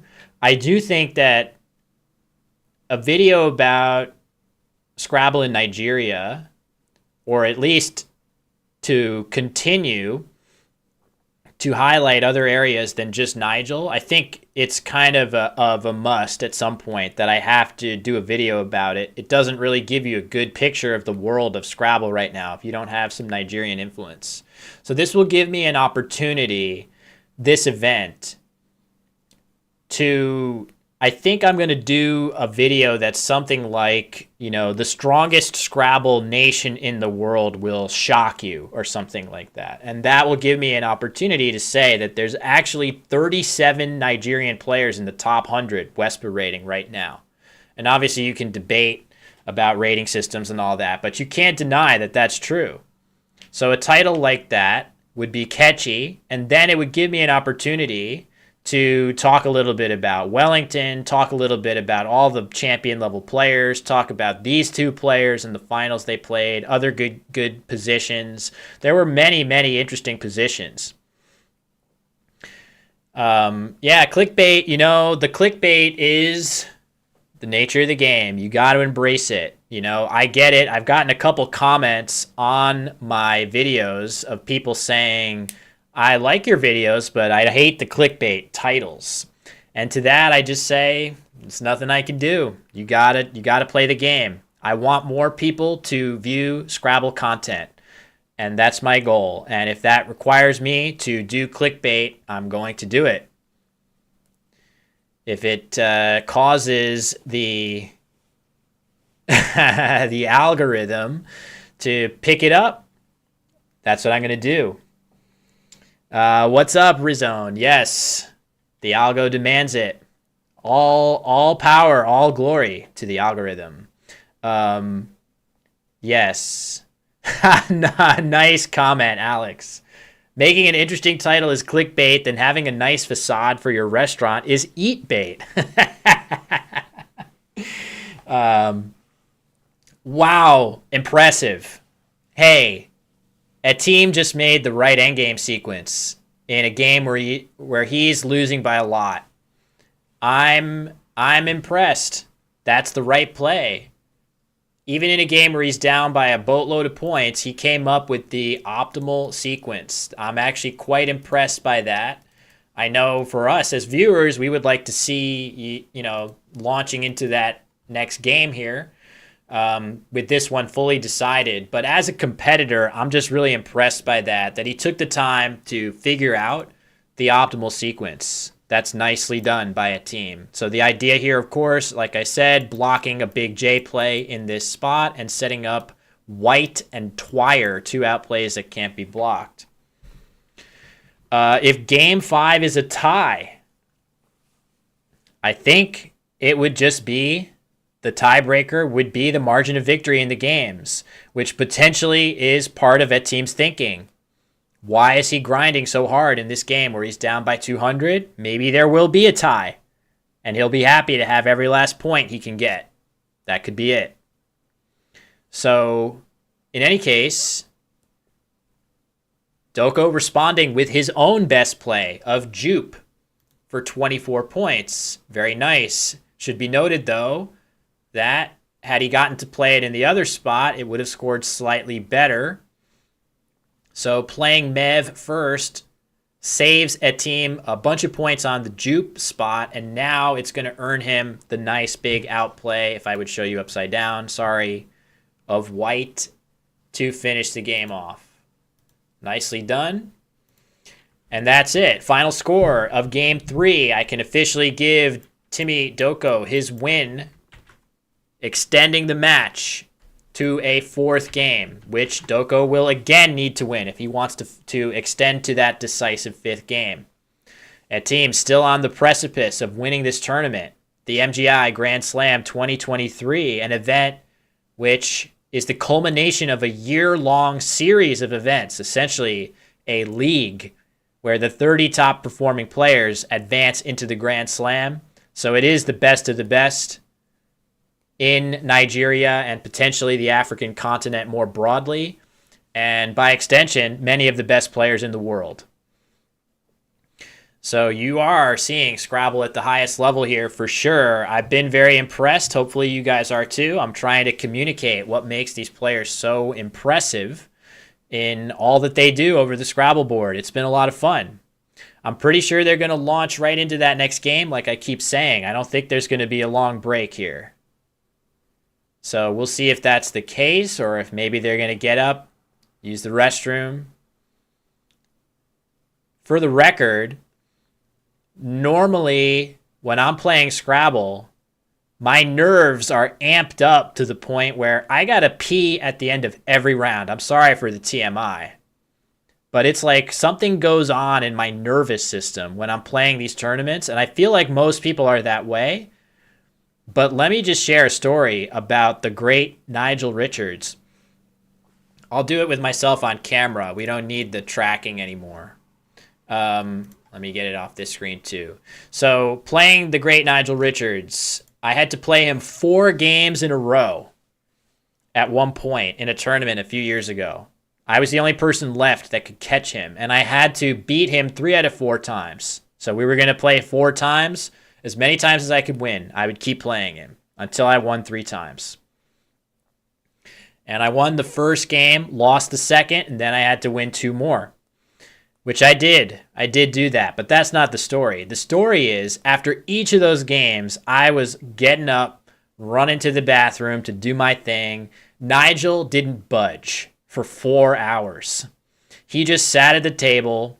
After my 3rd trip to the bathroom, he said something to me like, "Drinking a lot of water, are you?" Or something in his Kiwi accent, just to acknowledge that he noticed that I was going to the bathroom every time. And I was like, damn, shots fired. I just got owned by Nigel Richards, who notices my peeing habits. But I was able to bag him a few more times and win that tournament. Pretty good. Pretty impressed. Are you being serious? You like that accent? I'm not very good. Exactly the same story. Yeah. I mean, what can you do as a flesh and blood human being, right? But look at Doko just sitting there. He's wired that same way, right? He's sitting there. He's like, I don't have to use the bathroom. I don't care. It's so eerie to me that some people are wired that way where you just like aren't getting amped in any way, because that's what it is, right? You're getting amped. Your nervous system is on high alert. You're trying to summon the most focus that you possibly have. You're trying to lock in. And then when that release happens, when the game is over and you get that like respite for a second, your body is like, all right, now go do all of your bodily functions. And then you got to do it all again in the next however long. Or he has a gaming catheter. Well, hey, we know that he wears that fanny pack. You don't know what's in the fanny pack. It could be like some kind of urine device. He could just be peeing at the table for all we know.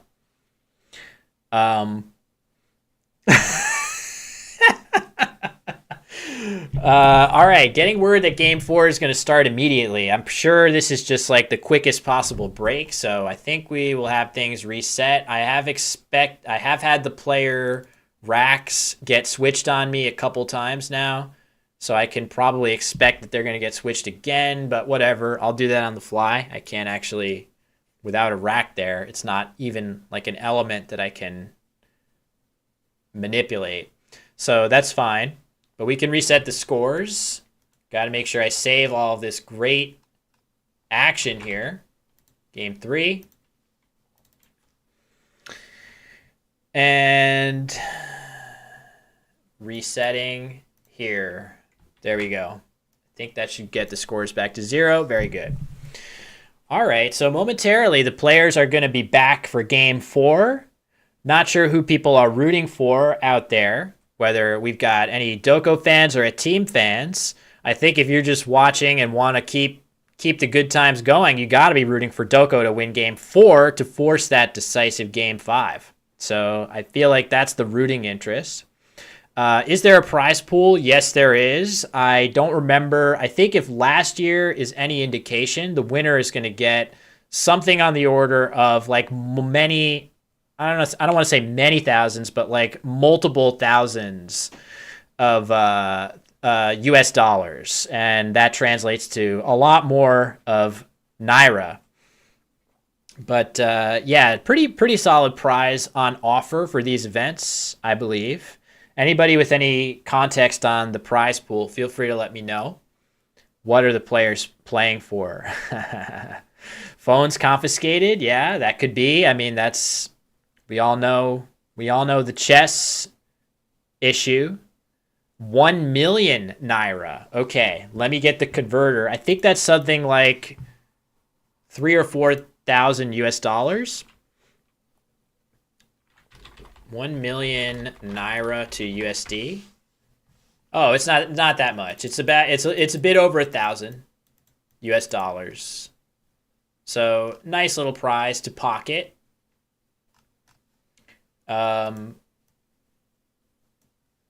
So yeah, we'll see. But definitely, in Scrabble, I would say at this point, until we can establish higher viewership, a lot of what we're doing in Scrabble is for the bragging rights and for the ability to say that you were the champion of a certain event. Of course, we all aspire for the day that you could get lots of big prizes. Is there a bead situation? No Hans Niemann situations. I don't want to get sued for saying that. Sorry, Hans. Just kidding. But yeah, no beads. I had the idea for a funny video, which is now not topical at all. But when I was thinking about shorts to make, I had the idea for like a Scrabble version of that. A Josh versus Will lawsuit. Hopefully not. I don't want to be sued by anybody for any kind of malfeasance or, bad behavior. But all right, here we go. So play is about to begin. Just as a warning, I'm pretty sure we're going to have to swap the racks back and forth. Again, the player going first is always, has typically always been on the right but because the players are playing a match, they're switching back who goes first. So we'll get that corrected momentarily as soon as we start seeing those letters. All right, here we go. Doko to go first, needing to win to prolong this series, best of 5. With his back against the wall, he just won game 3, and he won it in very convincing fashion. With a extremely large win in game 3. Team, though, was the winner of games 1 and 2, and he's on the brink. One more win for him, and he will be the champion of the 2023 MGI Grand Slam. Doko is having a good think. Okay, there's the rack. Let me swap it. This is actually his rack here. So he has a bit of a tricky set of tiles to work with. And as soon as we see any kind of tiles for a team, I'm going to swap them. He must have drawn them by now.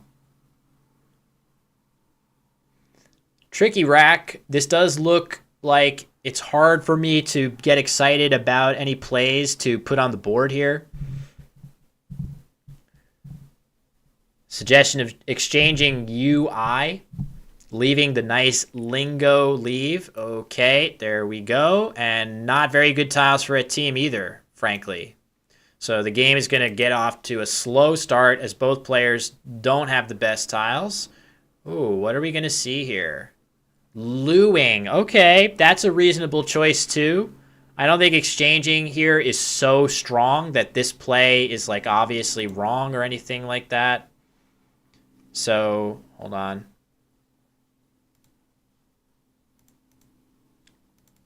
Rack 2. Change this. I think these two plays are quite close. Copy. Paste. Okay, that should be fixed. The racks should be all squared away now. So, Looing, leaving another I. Not a great rack. But that play seems fine, and now not a great situation for Nasikak, and he makes a pretty clever play of Guayak. What a nice way of using up 4 vowels and 1 consonant. These are the sorts of plays that aren't flashy. A play like Guayak is only 18 points, doesn't even do that much for you in the scoreboard, but it is so much better than the next best play that actually finding it makes a huge difference in a game like this. There's no question that Guayak was the best play as we see Axe come down. Not sure what the rack was with Doko there. Looks like he left a bunch of vowels and a P. So scoring well with Axe makes a lot of sense. Tacking the Eon in order to get rid of one of his 2 E's makes a lot of sense here. So back over we go to a team. Another unappealing rack for sure. What to do here? This is another one where it's going to be brutal to find any ability to score or do anything. Turn 1. 8-word bingo or 9-word bingo? Do you mean what is more often played? I'm not sure. On turn 1, neither of those things are theoretically. Oh, scores are flipped. Okay, thanks. Got it. Gonna fix that. Here we go. Thank you. Hope that wasn't the case in the previous game. All right. I think it would have been caught, fortunately. Thanks for letting me know, though, in the early going. Should be good now. Yes. Okay, widen. Frankly, I don't really see anything that looks that much better than this to me. This gets some things accomplished. The Seakak had 2 I's. You want to use one, you want to use the W so that you can increase your chances of bingoing. The W, not a good bingo tile. It does that. I think the worst you can say about it is it opens a pretty nice scoring spot right here. Anything that fits with a good scoring tile here And a vowel right here is going to get an extra 10 points from that overlap. And ideally, I mean, you could even go further along than that. So, in fact, Doko has plays like that here. But then again, how bad is it if you're only getting hit with like a 40-point play here? Is that so much worse than what you could expect elsewhere? Actually, on this board, it probably is. This spot is probably enough worse than any other scoring option on this board that I think you might have been able to do better by playing tighter. This just becomes a lot better of a scoring spot. So I do expect Doko to play there. Let me give a team his points. I don't know why it's not saving. There we go. So 60-36. Doko in the lead and about to make his third move of the game to go up by about a bingo, in fact. He's going to probably score something in the high 30s or 40s, and that's going to put him up solidly in the early going. And he plays Kilo, leaving AEP. That seems fine. There were a couple other options that play in that same spot. You could play Poke there. You could play Kipe, Kipe, also fits there. Close. But, oh, wow, yeah, good spots by you all there. It looks like Kilo is a pretty solid choice. Probably keeping the E actually helps you a lot to get some bingos down in the next turn. But this is definitely going to lead to some big counter plays to the triple. So placing the K, this makes plenty of sense. It's not always the case that your opponent is going to have a big, heavy tile like the Z to play through here. But a team does have one, and he can play Muzak to this K. Or Kazi if he doesn't spot that, but Muzak is clearly superior. Using up that U from the rack, it doesn't use up a T, but neither does Kazi. So Muzak is the star play. Is he going to see it? This is not the easiest play to spot. This would be a big miss. I don't know if there was a bingo yet. I don't think a bingo was missed in this game. But unless that was an answer to another question. He would have played it by now if he saw it. Maybe. Okay, Kazi is the play. So far be it from me to say that a 51-point play is somehow a gigantic mistake. But in this situation, it's pretty big. It's a pretty big mistake. And we're going to see operable go down here. Or ropeable, whichever one of those is more defensive. So a bingo coming here. What will it be? A slow roll. He is going to play ropeable. This is very impressive word knowledge. So the point is why play ropeable over operable? Well, the answer is simple when you see it. So hold on. First, let me put this on the board. It's a 2-point sacrifice for Doko to play this over operable. But if you actually look at how operable sits on the board, you can see that this scoring spot with the E here is considerably more dangerous. By placing this E right here, you make it really easy to slam it with a high scoring letter. In addition to this spot, of course, some of those spots are still available after the play of ropeable, but it's much more difficult to hit this triple hard. All right, nice play. Ropeable is a bingo. And a team instantly responds with Mutt. That looks like a decent play. He has the same letters here. I wonder if that was a conscious choice. But yeah, not sure. No gropeable. Thank goodness for that. Operable is better to make a counter. How do you mean? Like to have more places to respond with a high scoring play on your next turn if you're Doko, just to create a ton of volatility. It seems like I would hate to make such an easy place. Oh, counter the Z here. Yeah, there is a play. You can easily put some small play here. I don't know. That's not so scary to me. That seems like a mostly average play. Um, 30 or 40 points. And oh, look at this. Another bingo coming down. Congos.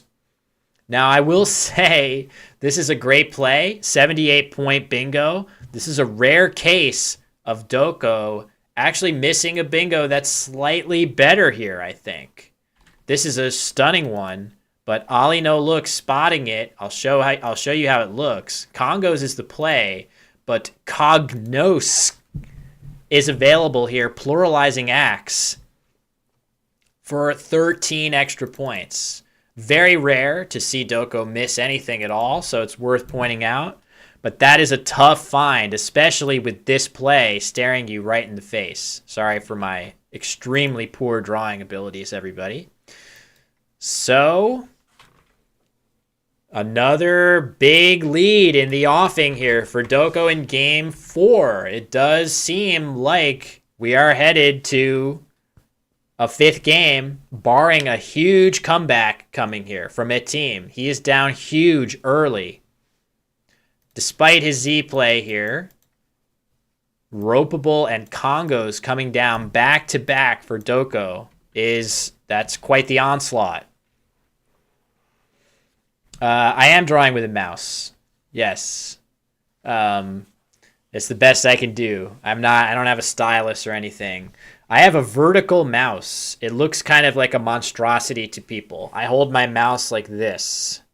People get freaked out when I show them that. People haven't seen a mouse like that, but I feel like it's increasingly common. Anyway, it's a rat. It is evoluent, yes. I got my first one of these when I started having repetitive stress issues in my forearm and wrist. Too much... It is an ergonomic mouse. Too much World of Warcraft in a past life. That was my thing. And I played so much World of Warcraft that I messed up my arm. And then I started to use my left arm as my mouse arm at work so that I could game all night with my right arm on the mouse. And then I developed an issue with my nerve in my left arm. So I really messed myself up playing that stupid game.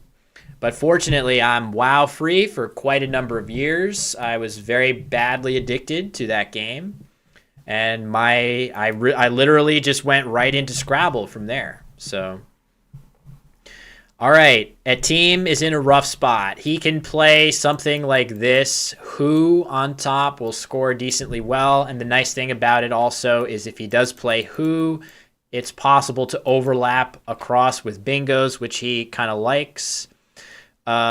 This spot is annoying, and we're almost certainly going to immediately see something like Fond as a response from Doko, and that is a very surprising play. Wham!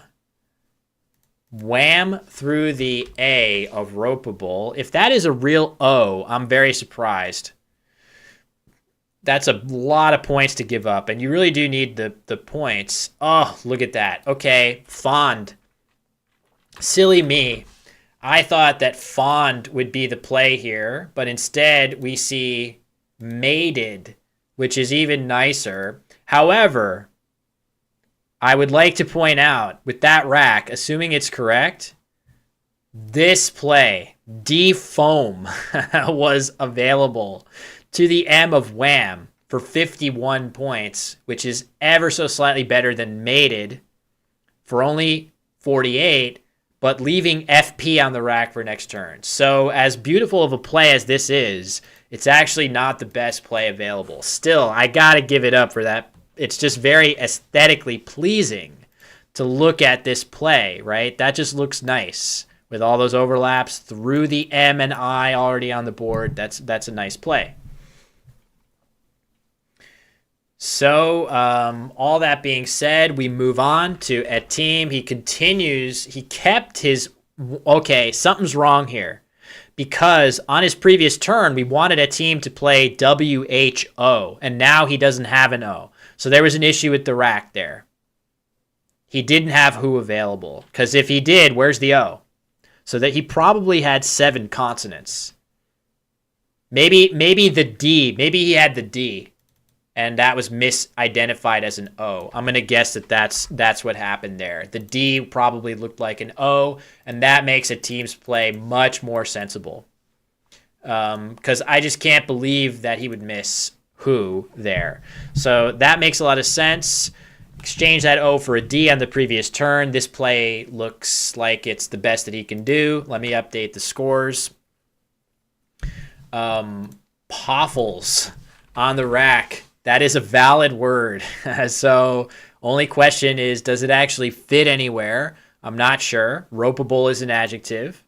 So we'll have to see if he can actually play that anywhere. He will be able to, if a team plays land in this spot, which might be tempting, he's going to fit Poffles and Eland there. So that is what we'll have to see. Hello, Zachary. Nice to see you. This is an event, as you suggest, that is taking place in Nigeria, and Nigeria is an incredibly strong Scrabble-playing nation, shockingly strong. So I would say that pound for pound, they probably have the most expert players per capita of any nation in the world. It's incredible the number of strong players that hail from Nigeria. Definitely some of the strongest players in the world as well, including the 2 players you're seeing here. Definitely 2 players that have to be, if Doko is still underrated, he might not be in the top 50 yet, but I feel like his ability is easily on par. Easily on par with some of the stronger players in the world. You just see his play finding ability is at a really high level. So here's a question for Doko now. He's up huge in this game. The scores are accurate. The D is now open in the triple lane. You've got a really nice place to play IFF and the UK only 3-letter word fa. That will play here for a lot of points, but it's got to be tempting to try to block this area. I feel like I would be sorely tempted to just play something like awful, even though it is significantly fewer points, just because I really don't want to get hit here. But maybe you just play if here. If and only if. LZ knee, why can't we see the tiles before playing on the board? That just has to do with the technique that is being used to get the racks on stream. And what just happened? What just happened there? I don't understand. Oh, okay, I see. A play to the bottom. Just def, D-E-F. That's surprising from that rack, leaving flops. I don't know if there was anything really that much better to play in that spot, but I feel like I would prefer awful to that. But then again, awful gives back an easy triple right here. So this is like the most hyper defensive option. Sorry, let me continue to do this. Nice play by a team. That Y gets a lot of help in Collins from 2-letter words that you might not recognize as a North American player, and Y is one of those. Suggestion that maybe DOP would have been better so you could follow up with IFF on a subsequent turn. That looks pretty good to me, that idea. All right, scores are updated. And rack updated now too. All right, cool. So Doko is now sitting on, he actually drew pretty well. To his leave of flops, he drew IE. Doko is world 47 and a team is world 11. Okay. I knew a team was one of the top-rated players. We've seen him at a high level for a long time. Nice play of Lope with all those overlaps, giving nothing back for Doko. I just feel like as Timmy Doko gets more experience, he's going to rise in the rankings for sure. His play-finding ability is pretty amazing. Also, he's shown an incredibly good endgame skill. I feel like he's been consistently quite good in the end game, which is a whole different can of worms from the normal Scrabble game that you play. So let's see. Game is pretty far out of reach here. So it looks like 2 blowout wins for Doko in a row. Hopefully game 5 will be more of a back and forth battle between the two. Oh yeah, that's a good point. Def blocking the D, saving OP for this spot is probably a good 1-2 punch. That makes a good amount of sense. I like that. I like that idea. All right. Oh, wait a second. What happened here? It looks like, oh, sorry, never mind. It's still a team's turn. And Doko's drawn one of the 2 blanks. Actually, both blanks are still unplayed, so you could easily see a team was probably hoping to bingo and then maybe draw one after the other to get back in the game, but now that can't happen. One of the 2 blanks on Doko's rack. Enthuser. That would play, I suppose, right here. Could be worth a try, I suppose. There's not any real damage in doing that. You're down by well over 100, getting closer to 200 points here. So I think I could see trying that. I think Doko will challenge it, or actually, hold on. It would go right here. So he would just bingo through it.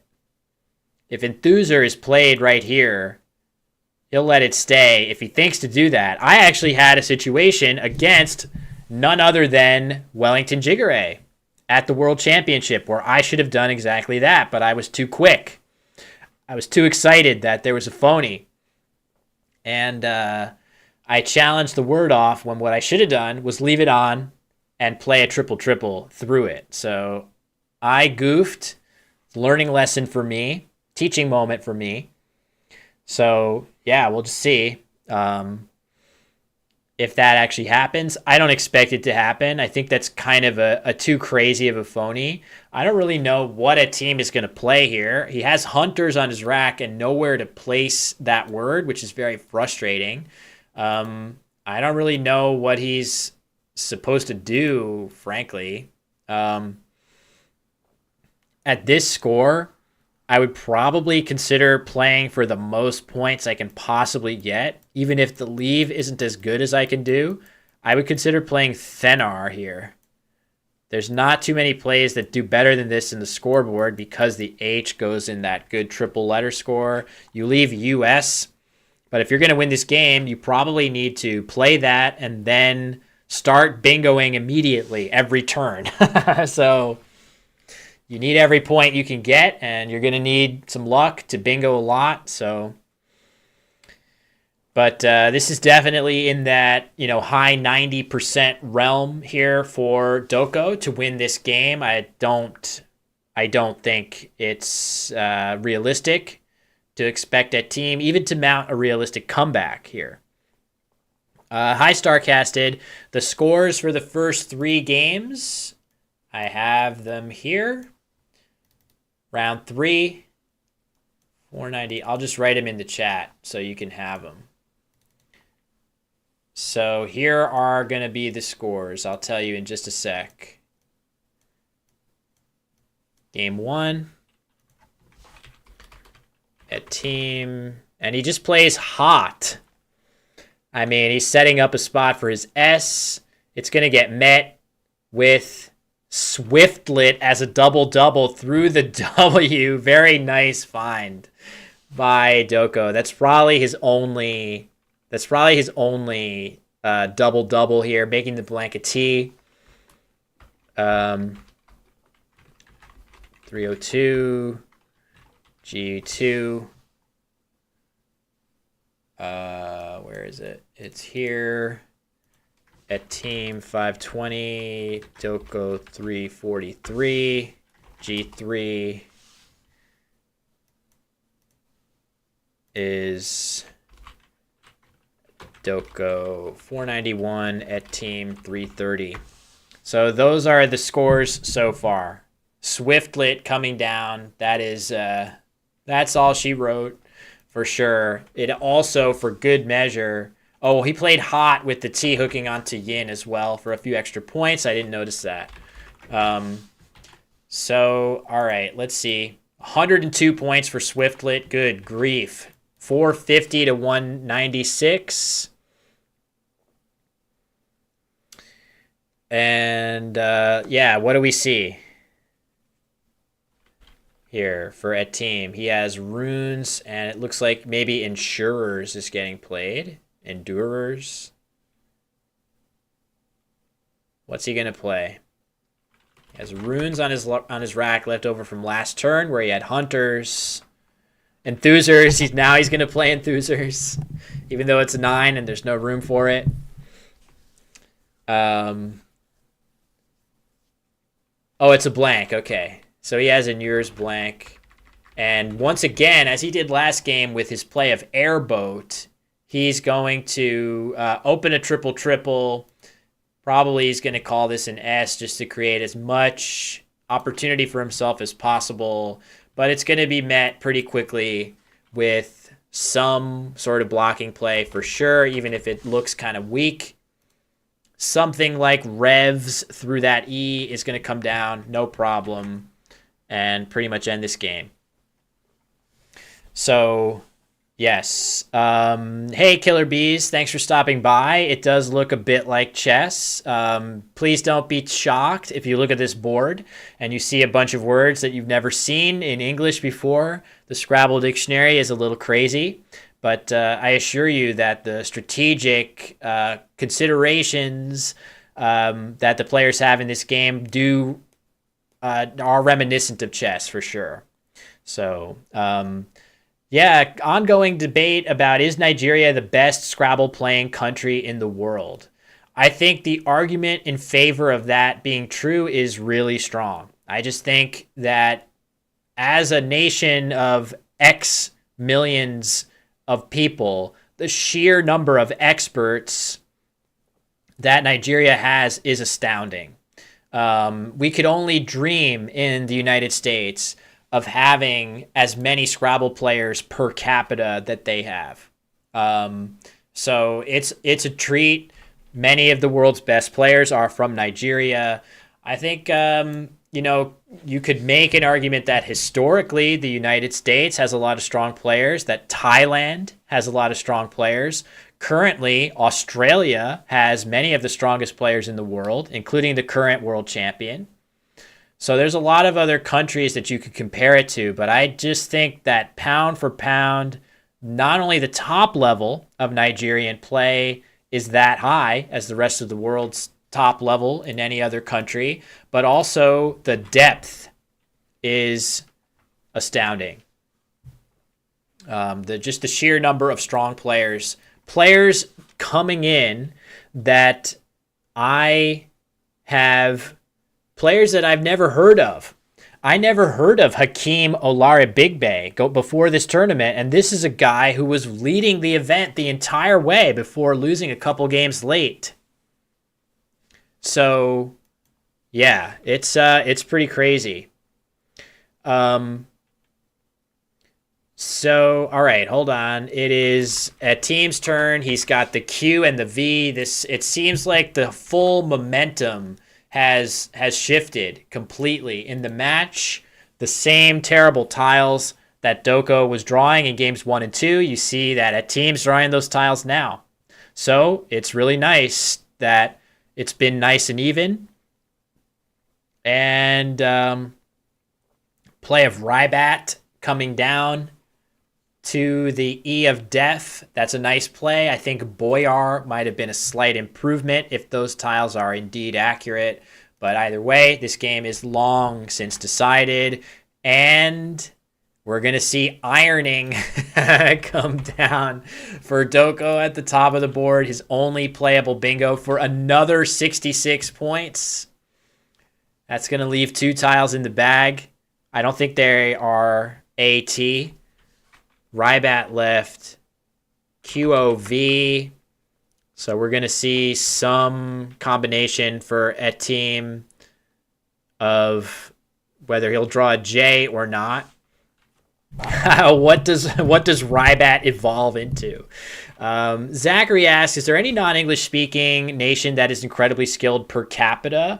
I'm not sure. I know that by far the biggest other language that is played frequently is okay. So AR for Doko, that means AEG. Oh boy. Okay, there we go. There's the updated tiles for both players. All right, we don't need unseen tiles anymore. It's updated correctly. Whoops, it's not what I meant to click. I meant to click myself.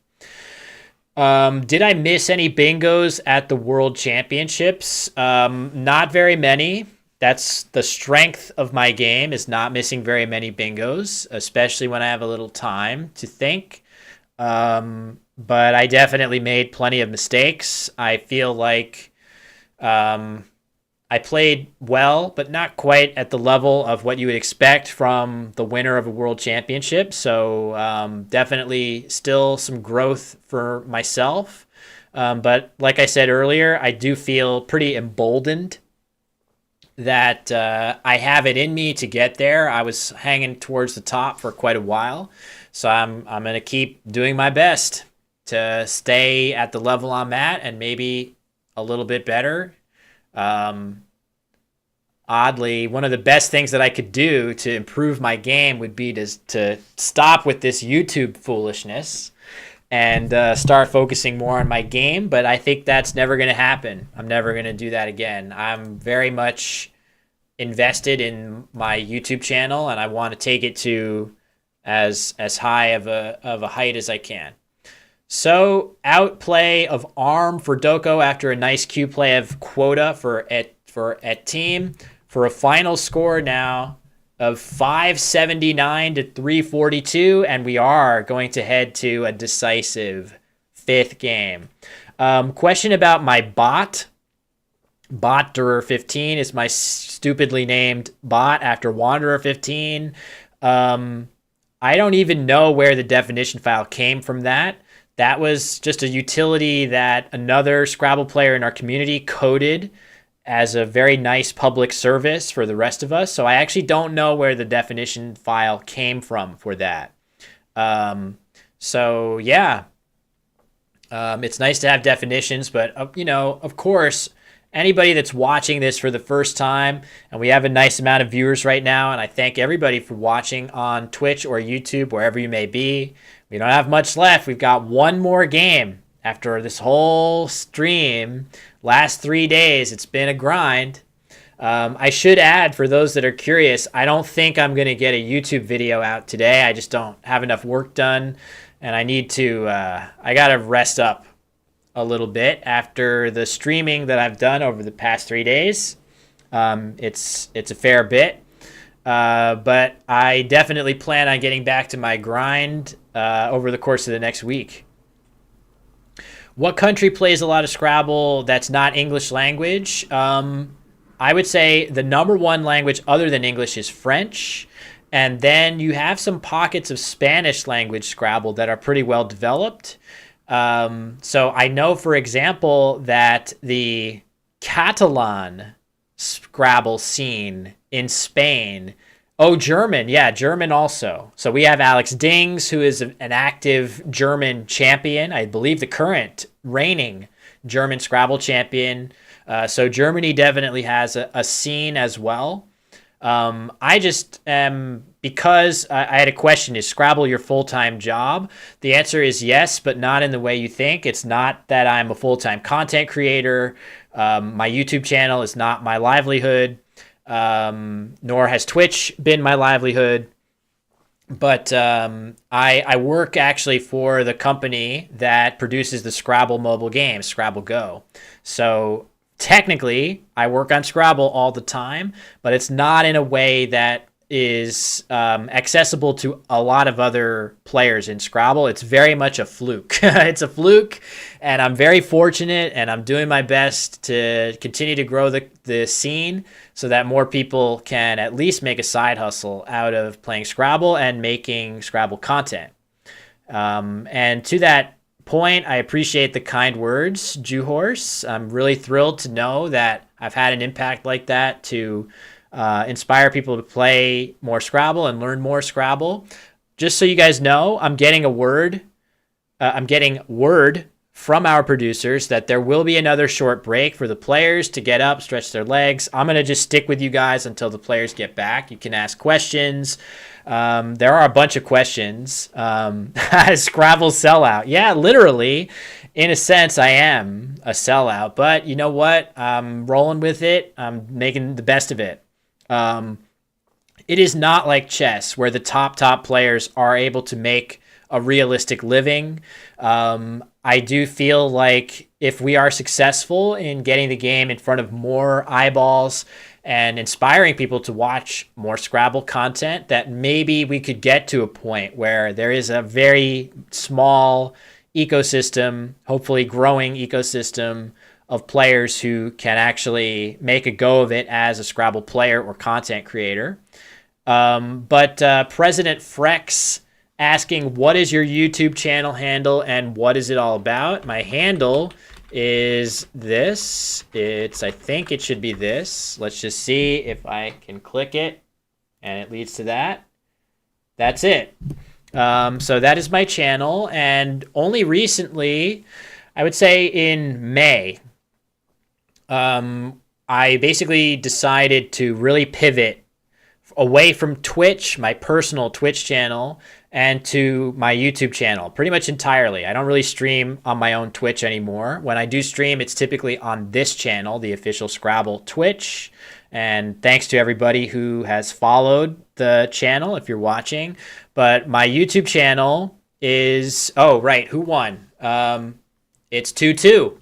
Sorry, Dustin. It's 2-2. So we are just on break, waiting for the fifth and final game of the match and of the entire tournament. So I think that's, yeah, it's now updated.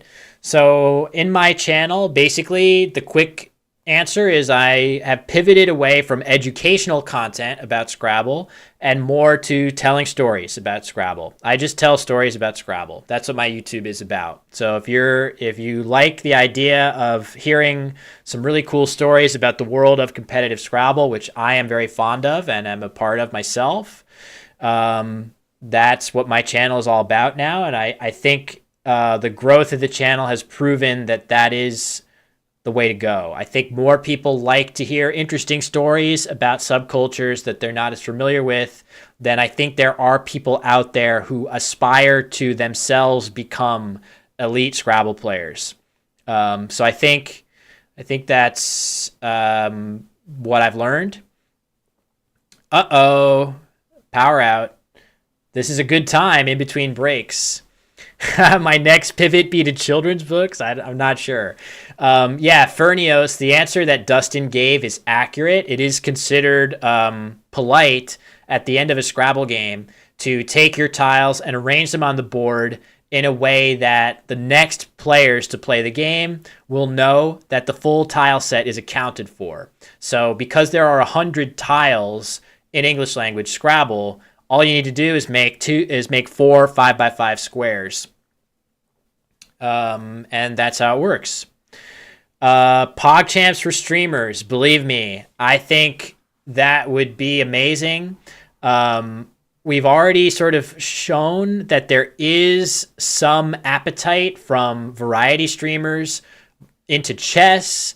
And I've even gotten some nice comments on my YouTube videos from relatively larger creators that have a very organic, natural interest in Scrabble. Already, I was very privileged to do a collaboration with the Trackmania streamer Virtual, who is a truly wonderful guy. I know that a lot of people that follow him have seen him react to some of my content and watched some YouTube videos of him. And he has been a huge, positive influence on my channel and my content in general. So I'm very, very grateful to Virtual. But I do feel like the content that we made together is pretty good. I feel like the idea of a Scrabble expert coming in and playing some games, handicap games, teaching a variety streamer something about Scrabble, which everybody knows the game, but not as many people understand how secretly complex and beautiful the game of Scrabble can be played at a high level. So that's part of my mission. And I feel like some content creators that are gamers themselves in some other field, whether it be chess or any speedrunning community, speedrunning definitely has a lot in common with like the whole idea of min-maxing your chosen game to the absolute limit of what is humanly possible. That's, you see that in any hobby. People do that in any hobby, and competitive Scrabble has a lot of that going for it, right? People who have just optimized their Scrabble ability to the theoretical max, and I do feel like that resonates with a lot of people. So thank you to those that are Virtual fans. Also, Eric Rosen, don't want to leave him out. Eric is definitely my original sort of, I would say, mentor as a content creator. I was stunned by how good at Scrabble Eric is. I actually don't think Eric Rosen would be well suited for a Scrabble PogChamps because he's too good. I think he could walk into a Scrabble tournament now and be significantly better than any entry-level player that's playing Scrabble. The only thing holding him back would be dictionary command, but he has an unbelievable instinct for Scrabble. I'm astonished at how good Eric is at Scrabble. It's pretty cool. So I do feel like, I think that the pathway that I see to Scrabble PogChamps is this. I think it's sort of is finding streamers that have an organic interest in Scrabble, like Virtual did, and to sort of do our best to, appeal to those people and say to them that, hey, I think content like Scrabble content together would be good. I think you would enjoy it. I think your audience would enjoy it. And the more we succeed at creating those types of events, the more other content creators will look at that and say, oh, right, that thing you did with Virtual. Yeah, I'd love to do that too. It'll pick up momentum. So when we have that momentum, then we will have enough people who would be interested and willing to do Scrabble content to pull off a PogChamps. So, yeah. Anyway, I think I need to lower the brightness on this board now. I'm going to reduce it back. So, hold on. What do I do to do that? I go back to this, and I'm going to go back to defaults, and that should look pretty good. Okay. So the board should be better. Is it better here too? Yes. So yeah, that's going to be a lot better. So that's how I see it. I think it went back. Oh no, went back to being sort of dull, but we can always correct it again, I suppose. So yeah, we'll see. Hello to Guitar on YouTube. Don't want to forget our YouTube commenters out there. Thank you very much for watching. I think our 15-minute break is probably close to over for those of you that are curious. If you're just joining, we are literally about to begin the final game of this event. The final round, it'll be round 5 of the best of 5 finals between Timmy Doko and Nasikak at Team. It's been a long road to get to this point. Nasikak opening with 2 victories in the match, and Timmy responding with 2 blowout victories of his own to even things at 2 games apiece. You still prefer the disco board. Nice. I can always do that. That's easy for me. So hold on. I actually think I have the right. Oh no, I don't have the right filters again. So I have to. What did I do before? It was mostly contrast. and maybe a little brightness, but not too much. And the gamma, yeah, that seems all right. But whatever they did before was working so perfectly. All right, so the disco, here you go. We can have our dance party here. Hopefully I don't destroy anything. But this looks much more high-tech than it actually is. This is me changing the hue of this element in my streaming software. So anyway, I'm talking a lot during this break. I'm definitely expecting to do some kind of a silence retreat after this. I'm just happy that my voice has held out for the entirety of this stream. I didn't think it would after day one, but it's going to. I'm still able to speak. So in any case, it's been pretty amazing. I do want to point out that there is even another Scrabble stream going on today, which I have the link to it. I hope everybody will stay with us for just one more game to watch the finals, which is going to start. Final round is going to start momentarily. But once this stream is over, if you're jonesing for more Scrabble, you can get it. There's another YouTube stream going on. You can access the link at letsplayscrabble.com. And this is a clip from Friday's stream that they had, and it's going to be more really high-level Scrabble play over on YouTube. So definitely recommend it. But of course, we still have unfinished business here in this game. Starcasted says, I came from Let's Play Scrabble. Awesome. I'm not sure if they plugged us in any way, but I'm trying to make sure that we're helping our viewers, once we're done here, to know that there is more Scrabble that they can watch out there online. So, yeah, I do feel pretty optimistic. My YouTube channel since May, I think I wasn't really focusing on it at all, and then I just changed my strategy with content creation completely in May. And I'm trying to release a video a week. It's not going to get done this week. But for most of the last 17 or 18 weeks, outside of when I was competing in the World Championship, I've tried to release one video a week about Scrabble, stories in Scrabble. Gannon, the answer to your question is they are going to start at 0 in the next game. So I should definitely zero out the game and save it, so that we can be starting fresh in Game 5. But anyway, since May, I've gone from 2,000 YouTube subscribers to almost 24,000 subscribers. So 10 times the number of subscribers I had just since May. And yeah, it's been amazing to see that take place. Sneak peek about the next video, I definitely expect to cover some games from this event. The finals of this event have been amazing, so doing a little breakdown of it could be good. I have lots of ideas. I think I'd like to do a video about the new Scrabble words that are coming in. There's so many new interesting words. I think a video about like the top 10 new Scrabble words that you should learn would be a fun one. The algorithm would like it, and I think I would enjoy doing it, just to get more familiar with those words myself.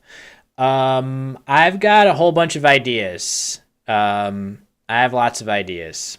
So, yeah, I have a whole list. What I'm trying to do is I have so many games from Nigel Richards' history that are so fun and fascinating, and I don't want to use them all at once because people love those Nigel videos. He is a fascinating player to watch, a fascinating human being. As we see our finalists sitting back down, getting ready to start this pivotal game, putting the tiles in the bag. Break time is about to end. So if you've been watching through this break, get ready, buckle up. I hope we get an epic Game 5. I would love it to not have a blowout. Is there any one new Scrabble dictionary word that made me say, how did that get in? There's a few of them. Yeah, hold on. I think I have, let me see my notes. I wrote some notes down for this already. I'm just curious to see. Um, I would say yes. So my one that I'm just laughing at, which I now understand is actually a word, is that this word has now been added to the dictionary. Zonkey. Apparently, zebras can mate with donkeys. Who knew? But that's a pretty, now that is not a word that you're going to see very often in Scrabble. I didn't know that was a word, but when it is played, it's going to be an absolute monster of a play. Wow. Okay. So the two players just drew to see who would go first in this game. They're going to shake hands, and Timmy drew the blank out of the bag. So he will start this game.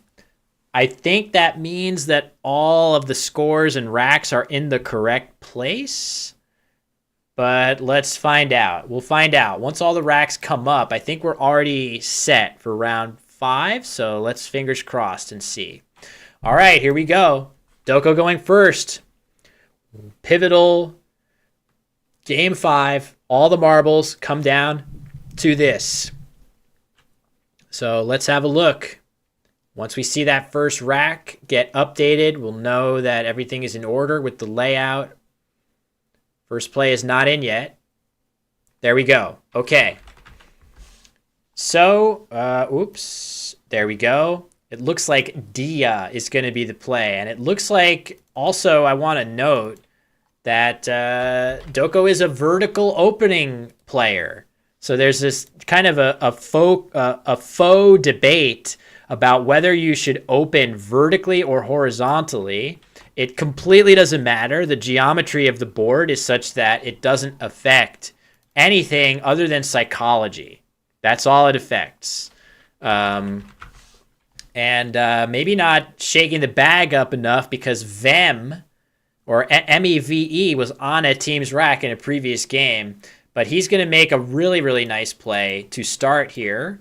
Dia, by the way, a very solid opening play by Doko, playing off that Y, undoubling his A's, setting up a spot where an S can go down with an S. And now a team opts to place that extra E on this word. I know this is a weird word for sure, not an everyday word, but placing that E at the end is getting him a bunch of extra points, and it's cutting off the ability to play Diaz, although there is still an S hook here. This is an adjective. It's a weird plural, I think. You can't put an S on here. So I'm pretty sure. And it looks like Doko exchanges very quickly from his rack of 6 vowels and only 1 consonant, the S. So that's going to slow him down a bit. Let me get these scores updated and see if they're right. They are. Okay, we're all good. So, early lead now for Ed Team. And draws the blank along with it. A big, big draw for him here. He should be able to bingo for sure with this blank, I would assume. Oh, wow, he somehow doesn't. I just ruined it for myself. He somehow does not have a way to play a bingo here. I guess that's just because the board is so closed. You would need an S. Really, there's no places to play an 8-letter word through a tile on the board. So maybe it's not so surprising. And Doko draws the second blank just in time. So a team plays pew. That looks like a good play. Like the church pew, not the thing you say when something is stinky.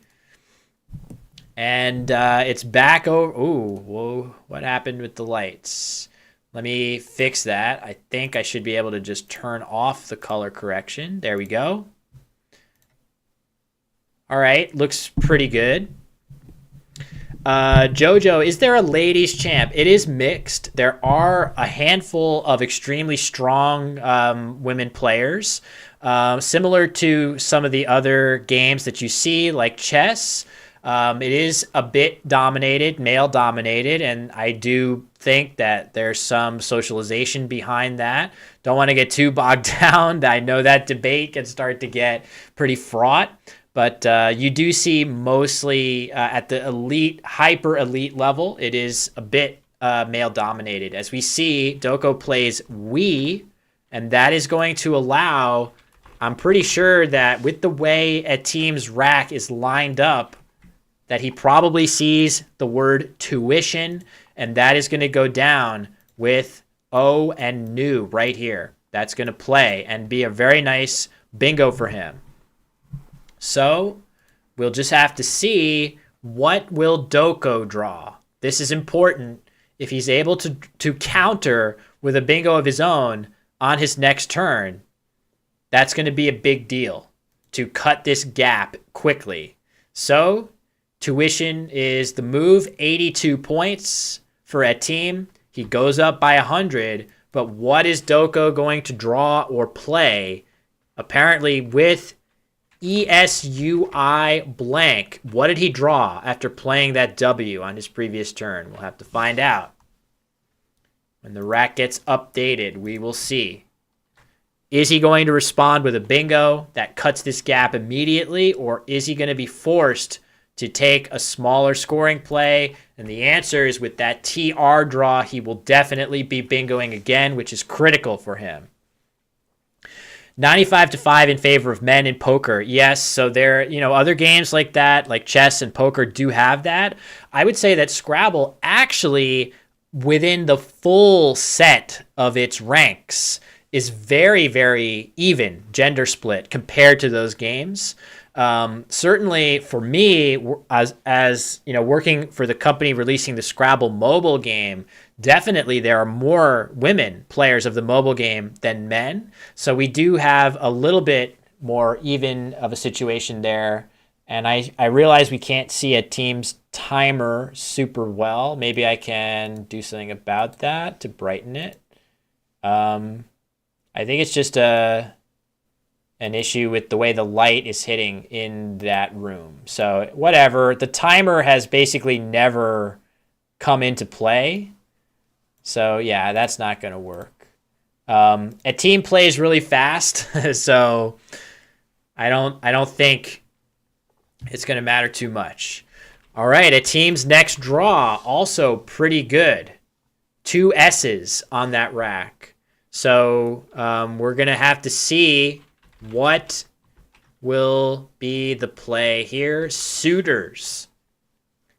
I wonder if there isn't a play that you can make that doesn't put an S out in space. This S is often very useful to play bingos into it. So there might have been a way of avoiding that. Something like suetier, potentially. I think that's valid now. Anyway, suitors is the play. It's a solid play. It's tied with other bingos in the same spot for the highest scoring. And we move on with the gap a little bit narrowed in the score. So Dustin hoping for dustier, and he doesn't get his wish, unfortunately. So, all right, let's see. Let's flip the board so you guys can see it better. Yes, a bingo is, weirdly, you think about this, right? A lot of games, like Tetris, right? Tetris, the big play in Tetris is called Tetris. So why is the big play in Scrabble called bingo? That's a totally different game. Well, in the UK and other areas, they call it a bonus, which makes a lot more sense. I feel like we should probably call it a bonus, but the reason for that is when you use all 7 of your tiles to make a move, you get an extra 50 points. It's a humongous bonus over and above all of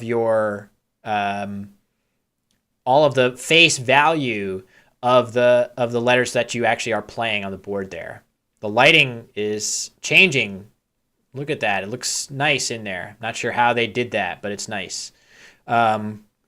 So, all right. A team, narrow lead. He has 2 S's. There is a good S hook on the board right here. If he draws a 7-letter word ending in an S, it will fit there as the lighting changing all the time. Hold on. I can fix it. I have the technology. There. So A video where a bingo isn't the best play. I think I have some Nigel videos where he intentionally does not bingo, and it was correct for him to do so. So there are definitely strategic considerations from time to time where passing up bingos is absolutely correct. There is a very obvious situation where if you can play a word for like 50 points that doesn't use a blank, or you can bingo with a blank for like 70 points, scoring 50 and leaving over your blank for next turn is almost always better because your 2-turn sequence is going to just be so much better by doing that. As we got to turn this off again. So that is the most common case, but then there are a bunch of other edge cases, particularly towards the end of a game. For example, if there's only one tile left in the bag and the cue hasn't been played yet, and you know that if you play a bingo and draw the cue, you will lose because your opponent will be able to do anything they want and score a ton of points. So that's another common situation where that happens. But almost always, when you have a bingo, it's a great idea to play one. Very, very frequently. The overwhelming majority of the time, in fact. So to turn our attention a little bit to Etim's actual rack, he's probably agonizing here because these tiles look kind of good. It feels like there should be a bingo here. In fact, there isn't. I wonder if he's considering like a phony somewhere. But an interesting play for him would be something like Corium in this spot. The reason that would be so good, and it might be that he's getting ready to play that, he might be agonizing over whether Corium actually takes an S hook. He might, because Coria, this is a valid word. So he might be saying, well, because this is a word, does that mean that Coriums isn't a word? But it is. It would be great. It would be tremendous to set up his S's that way, with an S already on the board, with both blanks already on the board. He would be an overwhelming favorite to extend Coriums with an S on a future turn. Instead, I don't think he's sure. I don't think he was sure of it. So he plays music instead. It's a much safer play. I don't think it's quite as good as Corium, but it's still pretty good. And it's immediately going to be met with a very nice play of Janny for 34, leaving AF. Nice play. That is Janny AF. I don't think that's what I don't know if that makes any sense logically. But that is the letters that he leaves over. And this is a nice play that scores well and gets rid of his junkier tiles, the J and the Y. He wants to use at least one of these two ends, and he ends up using both. Perfect. It's just what the doctor ordered. It looks like it's also going to get a challenge. They are using the challenge computer, and they're going to assess that challenge. It is valid. 5 extra points onto the scoreboard for Doko here. 172 to 151. 3 eyes on the rack for Etim. That's unfortunate. He did leave an eye on his previous turn, but that's not... You never want to see 2 eyes work their way onto the rack. So this is a big swing here. Etim with 3 eyes to deal with. Is Doko going to draw something good that lets him seize command of the game as Etim tries to work his way through this difficult situation? It seems like we are headed towards a close game at this point, which is great. Love to see that. We've had a few blowouts here. Typically, it's plus 10 in Nigeria, but I've been told at this event it is only 5. It is a plus 5 on the scoreboard. At least that's what the producer has told me. So as a result, what happens is if Etim challenges Doko on that word and it turns out to be valid, he gets an extra 5 points on the scoreboard. If he challenges it and it's not valid, he picks the word up and loses his turn. So it's very, very damaging when that happens. So play of Bin comes down using only one of the 3 eyes, but it scores pretty well. And maybe, just maybe, a team can make something work with those two eyes next turn.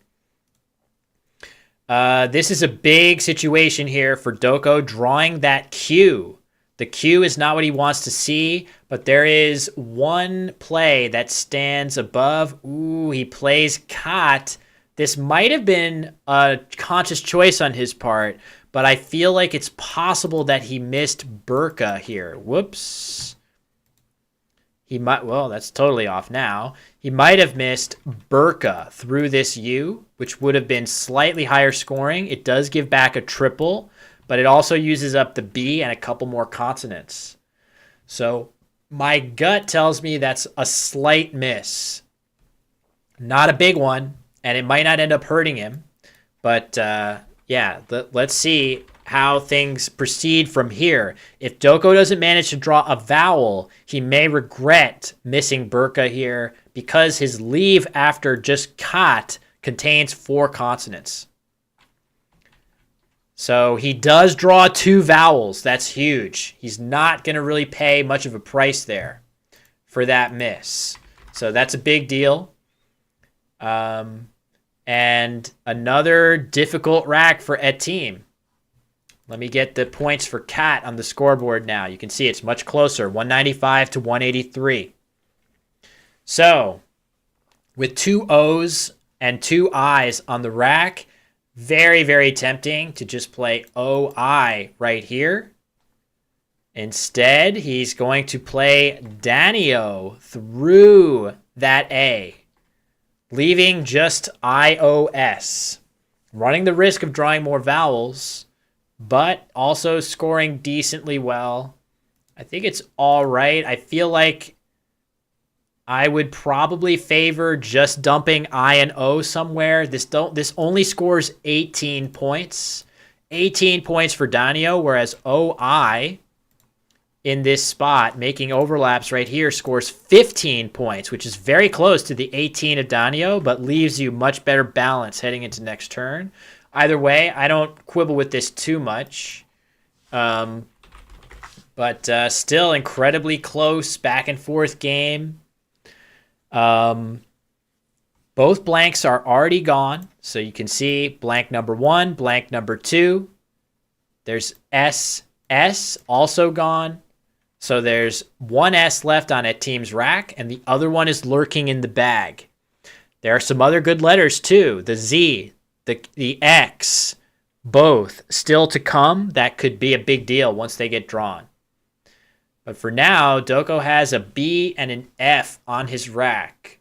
Not 100% sure what he'll opt to do here. It doesn't feel like there's any obvious, like when you're assessing a position, you're looking for, like, can I hit a triple, right? Look at these triples. They're completely inaccessible. There's like no way of reaching them. So what do you do from there? Try to hit some other stuff. There really isn't any of that available either. So phone is going to be what's played. I think that's frankly as good as anything that I see. And a very nice rack now for a team. Great draw. He is going to pluralize Janny. This is a huge swing for him here.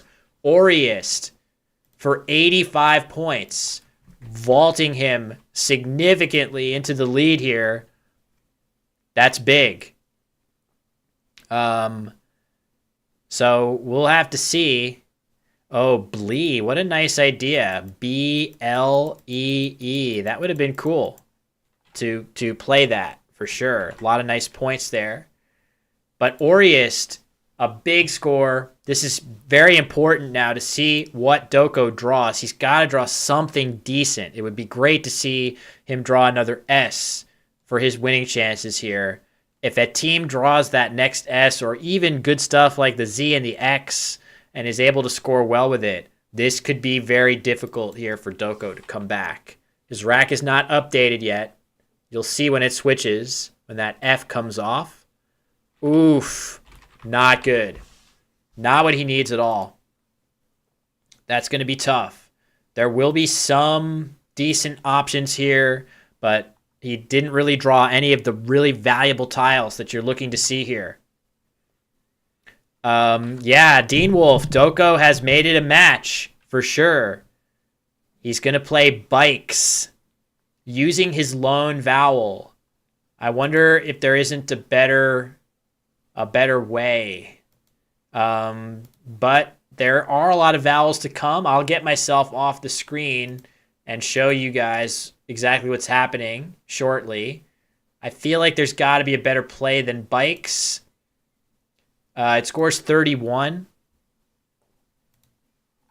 Something like this looks pretty good. If I go back to this turn, bikes was the play. Legit could be a really nice play to make at this score. This is nice, not only because it opens this triple, which a team will have to deal with, but illegit is also a word, and he doesn't have an E. So if you catch him without an E, it's going to be somewhat annoying to deal with, while leaving this spot completely open. So just another idea for Doko there. Bikes scores quite well, so there is that, 31 points. But a team drawing that last S. The last two games were not close. Doko absolutely smashed a team in both of them. And this actually is a bingo. In falls. If he spots that, this is going to be bad news. In falls is a valid word, and it would fit here. He just has to see it and be confident in it. It does play here as well, but this is definitely the spot to use it. There's no need to open up a 9-timer possibility by playing there. In falls would be a winner, and it looks like, is he going to play it? Is this going to be a classic mind game? The organization running this event, Mind Games Incorporated. We've seen a lot of mind games played here. Will this be the ultimate? In falls, playing right here for 76 points, would essentially end this game, barring something absolutely crazy happening in the back half of the game. If he misses it, it gives a little bit of life to Timmy Doko, which I don't think he's going to be threatening much on that rack there. AGLORTT is just kind of uninspiring. There's no really high-scoring letters on there. No bingo available. It's tough. Adam suggests Groats. I think that makes TU. Yeah, maybe like Rolags in that spot. Leaving TT just to open more space. You don't want to leave TT. Yes, you can infall and outfall. The very helpful definition, infalls, a falling inwards. Also, it's a noun. It's kind of funny. It's not a verb. It certainly looks like it could be one, but it's not. But it won't matter here. Infell, there's nothing like that. There's nothing to worry about with that. So he hasn't played this word yet. We have seen a team occasionally miss a bingo in this event. Not often at all. But he might not be able to play this because either he hasn't seen it before or because he's not sure. This is a word where, just to give you some insight, how do players reach this level? What do I do when I prepare? Well, there are study programs you can use that essentially flashcard you on every word in the dictionary. So it's like the jumble in the paper. So basically, you get a little set of letters that's presented to you, and you're asked to find a word in those letters. And if you do this for a long time, very routinely over a series of years, you will eventually teach yourself to find any word in the Scrabble dictionary pretty unfailingly. But a word like this is tricky because you would be given the letters for this word and you might be able to guess infalls. But for words like that, it's sometimes tough to actually remember that they're valid over the board, right? So if I play if I get given a word like this, like this. This word.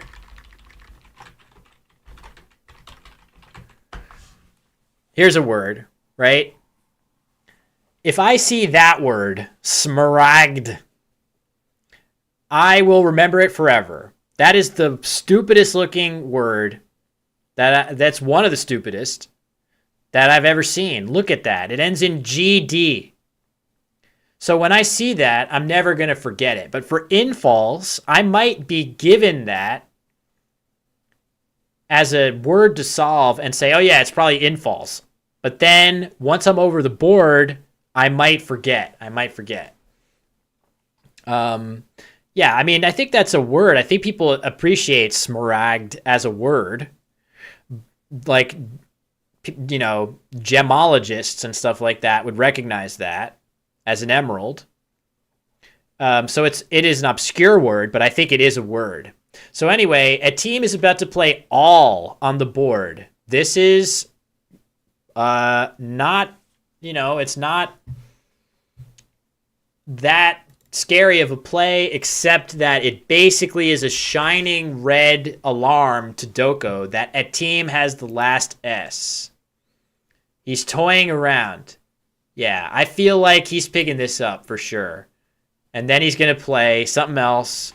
Maybe it's going to be, he'll place it here. He'll place all here. Then put the S and then the INF.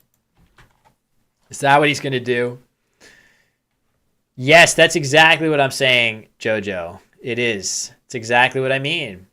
For a word that doesn't look that ridiculous, but is kind of like nondescript in some way, it can be easy to forget the validity. So, whoa, he does play all. Okay. No mind game. He just played all. So, suggested play of Gata on a previous turn. One of you suggested that, and that is the play. Missed opportunity for a team to essentially end the game here. Is it going to cost him? Only time will tell. It's pivotal that Doko at least draw something threatening. I think in a perfect world for Doko, a team would miss. Oh my God, he has Afghanis. So another winning play available here through this G, Afghanis. Is he going to spot it? Is there anything else? No, that's the only bingo. So this is a valid word. If he sees it, oh, he did not. So another miss. Fash is a great play. It is a good play. Scores 46, but Afghanis would have scored 84 points. That puts it way out of reach. As it is, this game is still pretty far out of reach. It's getting bad. It's over 100 points in favor of a team here. Setting up that S and cashing it quickly, and there's really no good place to use the X. That's right. Afghani is a currency. Right. So, anyway. Wow. A couple misses there, but it doesn't look like it's going to come back to haunt a team. He's up by 100, and Doko just does not have anything very good to work with here.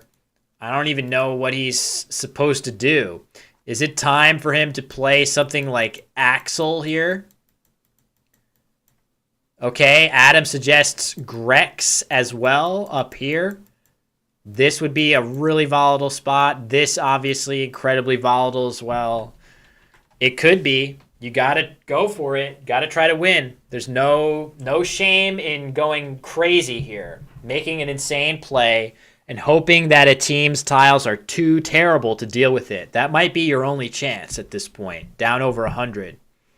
Again, I don't fault anything that Doko has done too much in this game. Cat versus Burka. Bikes versus Legit or something like that. These are very marginal choices far from big blunderous errors or anything like that. I think the players are just confirming score here. It is painful for Doko, but at the same time, well done to a team to sort of hold his nerve after getting beaten soundly in games 3 and 4, feeling like the momentum has shifted. But he's come back in game 5. He's up 100, and he's poised with really, I don't know, the knockout blow feels like it's coming soon. It could have happened with Infalls or Afghanis, but he's still in very strong position here.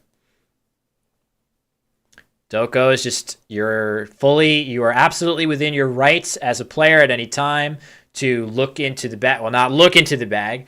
You got to look away from the bag, but placing your hand in the bag and just feeling how many tiles are left. The tiles are plastic. It's called injection molded. You can't actually braille at least the facing of the tile. Axer Typo, Josh Sokol, made an interesting video about that topic. How long have these players been playing Scrabble? Well, Doko is a university student. I can't imagine that he's much older than 20 years old. He's probably 20 or 21. So very amazing to see him ascend to this level of skill that quickly. At Team is more of a veteran, pretty much as long as I've been aware of international Scrabble, which players in the United States often don't need to be because we use a different dictionary and we have our own sort of competitive subculture. But increasingly, players in North America are attuned to Scrabble in the rest of the world. I know I myself, I now measure myself primarily against players from Australia, the UK, Nigeria, Thailand, players from these countries, as well as other players from the United States. But as long as I've been aware, a Team has been a top player. I would say he's been playing at least, for sure, 1 decade, probably 2. Closer to 15. I would guess something like 15 years for him. I myself started competitive play in 2009, for reference. So I'm old. I started playing when I was 25. Most people, when that reach a high level at their game, you see it in chess. Most of the top chess players at least started their chess careers when they were very young, when your brain is all spongy and you can hoover up all those different things. For me, I am a bit of a tryhard anyway, so I feel like I'm at my theoretical max or close to it of what my Scrabble level can be. But somebody like Doko, who is still very young, you can just feel that his natural feel for the game is amazing. I started competitive play at 25. Before that, I played other word games. Boggle was my main game of choice. So it wasn't like I was totally new to word games, and that helped a lot. Nigel was 28. Apparently, I don't measure anything by him. Just because he did something, we can't compare ourselves to Nigel. Anyway, Doko is taking a long time. He's taking a good long time. And what is he going to play? Lax. Interesting choice. I think maybe he's just hoping to get his hands on an O. In his shoes, I really don't know what I like here. It seems like this might be the best chance for him to open something that a Team cannot punish at all if he doesn't have an O. Of course, a Team does have an O. So we are going to see him almost certainly play in that spot. Maybe that buys Doko a little bit of time to bingo to the top part of the board. I definitely expect to, I don't know. What is he supposed to play down there? Opa? Is that it? OPA? That might be the only thing he can really play in this spot. If I'm at Team, I really want to play down here. So, yeah.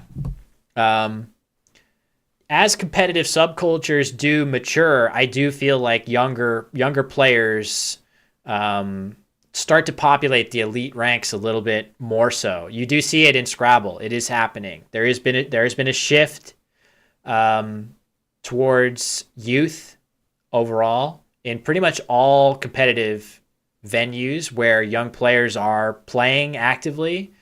A lot of really good young players from North America. You see Doko here. Nigeria has a bunch of other strong young players. Thailand, a lot of the stronger players are young. Malaysia, India has some very good young players. And these are increasingly becoming the future grandmasters. So, all right. Let me give the points for lax to show the actual score. Sorry about that. And, oh my God. If all this is correct, we're going to see Timmy play Preluder here. Oh my God. This is crazy. A ray of hope. A ray of hope just shockingly hit the board for Timmy Doko. This is astounding. I am stunned to see this. Give me a sec. Let me get it. So Pina is the play up there, blocking the top of the board and leaving the bottom untouched. And what that's going to mean, almost certainly, if Timmy has any inkling that Preluder is valid, he's going to play it here because it has to be. It has to be good if he's going to have any chance at all in this game. It's not much, but it's a little ray of hope. So this should be the correct unseen tile view from Doko POV. Preluder for 83 is going to cut the gap quite a bit. And will he somehow manage to draw a bingo somewhere else on the board? That's the key. So I do think he's going to play this. Here it comes. Well spotted. 83 points for Preluder. Yep. There it goes. Cutting the gap significantly to 32 points. Of course, there is still a lot of good stuff on a team's rack. He likes the O. The O, the only back hook for Ox that's still playable is Oxo. So he'll want to drop this spot, but I mean, maybe I got to assume in this situation that a team is going to try to play something here to block this. He does not want to let this spot stay. Ova, something like that. I think he is asking for another challenge. He's asking for a challenge on this word. It is valid. It's going to give another 5 points to Doko here, putting him a little bit further up on the scoreboard. Okay. This is correct. The unseen tiles are correct now. So there are definitely... I feel like there should definitely be some stuff available here. I don't know what 9-letter words there might be. There's 3 tiles in the bag. So this is actually a very difficult situation for a team. 3 tiles in the bag. Why is that difficult? It's basically impossible, short of playing like or, which you would never do in this spot.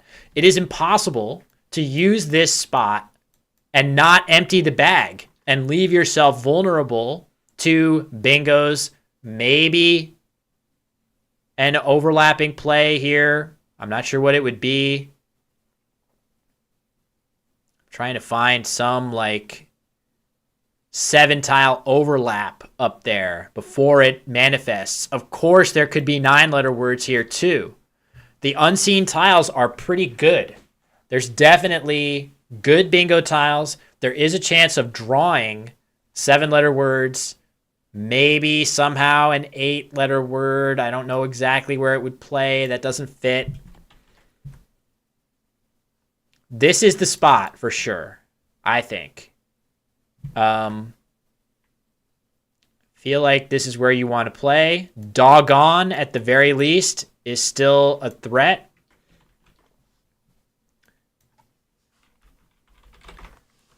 Energid, yeah, that could be. So unfortunately for Doko, he has not drawn a bingo that I think fits anywhere.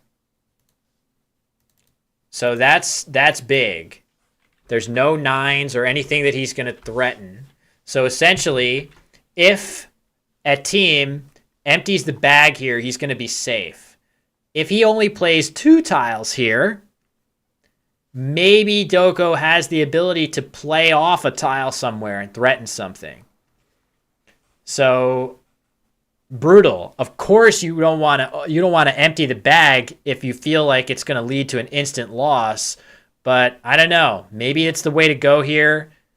And sometimes you lose every now and then to. I mean, you got to block here. So if you block down here, maybe every now and then you lose to Energid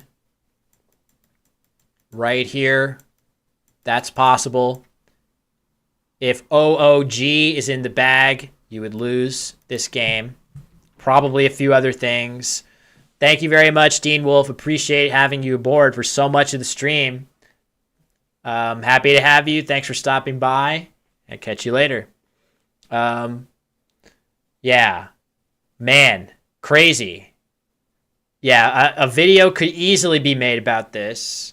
A good long video about not only these games, but also just Nigerian Scrabble in general. I feel like I'm feeling inspired to make a video like that. So I could easily see that happening. What's up, Nemo? Nice to see you. Wow, what a brutal situation. I'm just so curious. I mean, I can't get away from the fact that he has to block down here. There's got to be too much stuff, I assume. I feel like you gotta just play OVA or something down there and pray that your opponent does not have the devastating overlap or something up there that I'm not seeing. Maybe nines through these letters. Ordine and Energid. Where does Ordine play? Up high?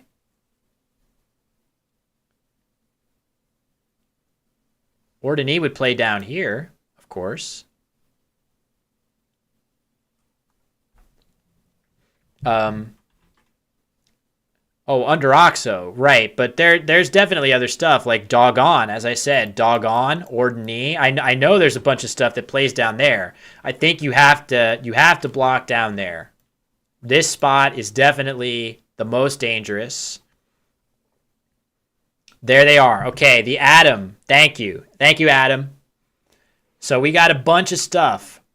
Dog ear, Doggone, Goon ear, Ordine, Good ear, Roniode. So much stuff. So if a team doesn't block down there, that's not good. The players are confirming the score right now, clearly. As the clock is stopped, they just want to make absolutely sure. Now it started again, back to a team. And he is going to just play rock. That'll do it. That's enough.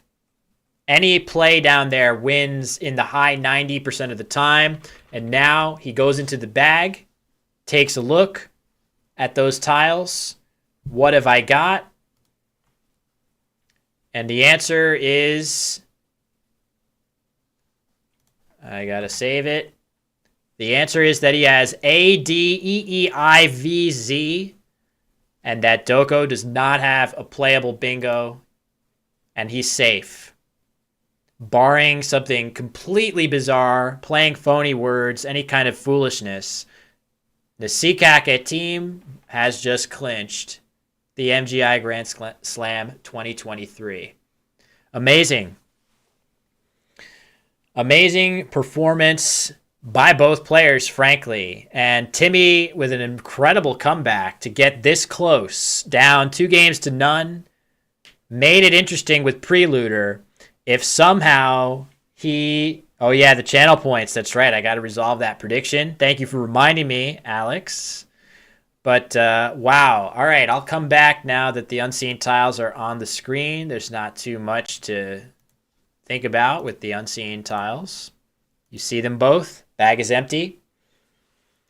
Pretty amazing. Pretty amazing. The only thing is it's a shame that a couple of these games are just total blowouts because it's so fun to watch both of these players, and really almost everybody that we've seen on stream it's so fun to watch when the games are tight, close games.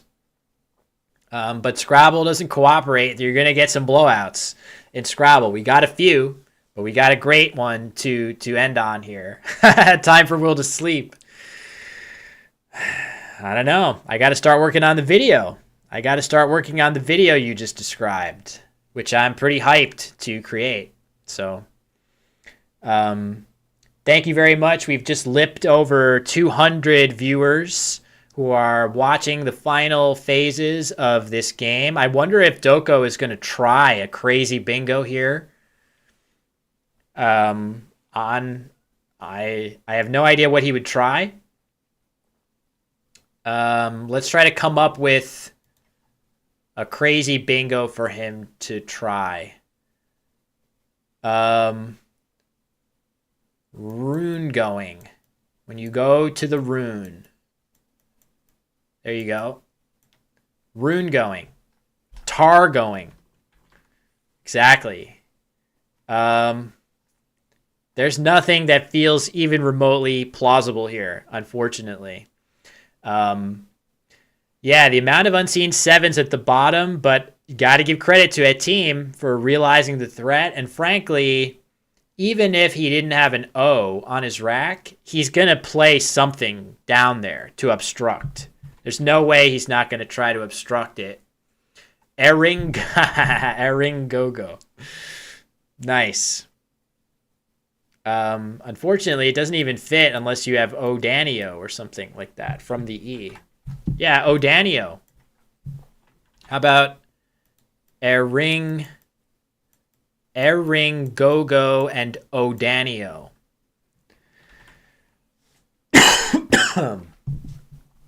Wow.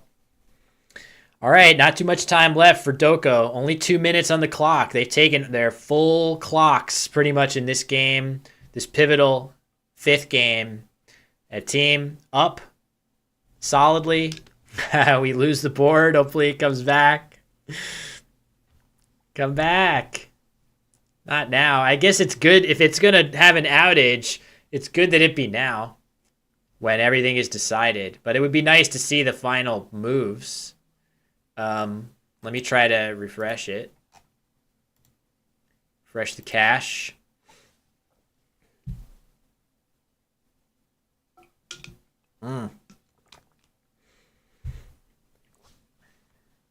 Well, I'll just let him know. Oh, there we go. Okay, ongoing. Solid play. Not sure if that's the best play, but it will be an out in two. Let's see what a team does here. It doesn't really matter. He could play raised, something to get the Z off his rack. Raised will be fine. Raised also. That's a word. Another extra E. Wow. Yeah, he hasn't played rune going because he knows it's not a word. There's no realistic bingo to even try, or else you could give it a go here. Struck by the good sportsmanship. Yeah, I do feel like it's rare to see. It's very rare to see a player ascend to the highest level of Scrabble and have that much of a temper. I feel like Scrabble is, for lack of a better word, very frequently kind of a mindfuck. It can really play tricks on you. And if you are not really well balanced and capable of rolling with the punches, it's going to be tough for you to play your best on a consistent basis.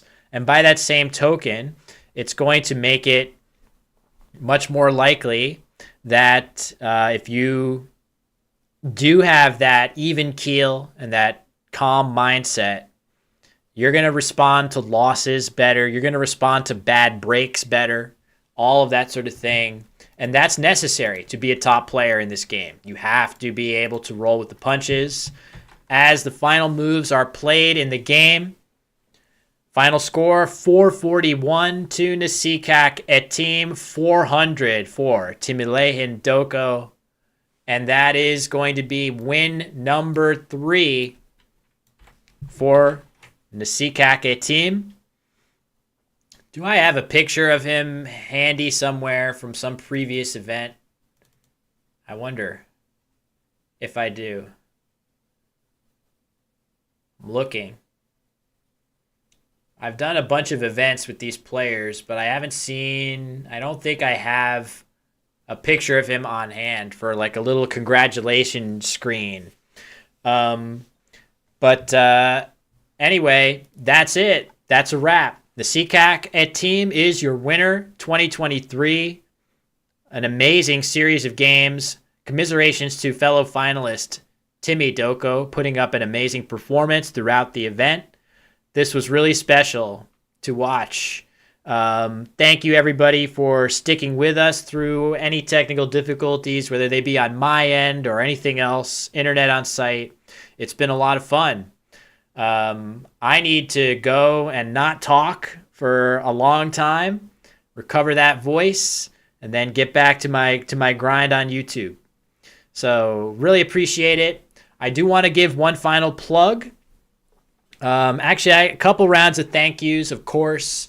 I want to thank behind the scenes my producer Olamide, just absolutely tireless, making sure that all the boards and clocks and cameras are working as well as they can. Thank you very much to him. Of course, to president of Mind Games Incorporated and my friend Luke Winowalabi for organizing this event.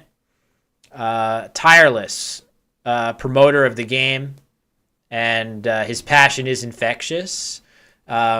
Appreciate all the players in the MGI League for supporting him and supporting Scrabble at this level in general. And it's a lot of fun to do these events. And finally, for those of you that are jonesing for even more Scrabble, there is going to be Collins Lexicon Play taking place for the afternoon at letsplayscrabble.com, Lake George. I don't know if they're still playing, but if they are, you can find the stream potentially still live here. I'll have to see if they're still up. But either way, this is a great option to go to their YouTube channel and watch a lot of high-level Scrabble being played. The final is still going right at the end, so you can catch another great tournament live right now if you go to this site and follow the link to their YouTube channel, and definitely consider supporting them as well. So with that, final congratulations to Nasikak et team, this year's champion of the MGI Grand Slam 2023. You can see the players just getting their final congratulations. All smiles from et team as he is the champion of this year's MGI season. And that's going to do it for us here. Thank you very much, everybody. It's been a lot of fun. Oh, prediction. We got to resolve that prediction for sure. Hold on. I'll find it.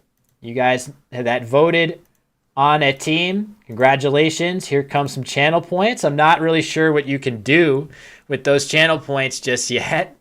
But at some point, maybe there will be something better. But you have the satisfaction of being right.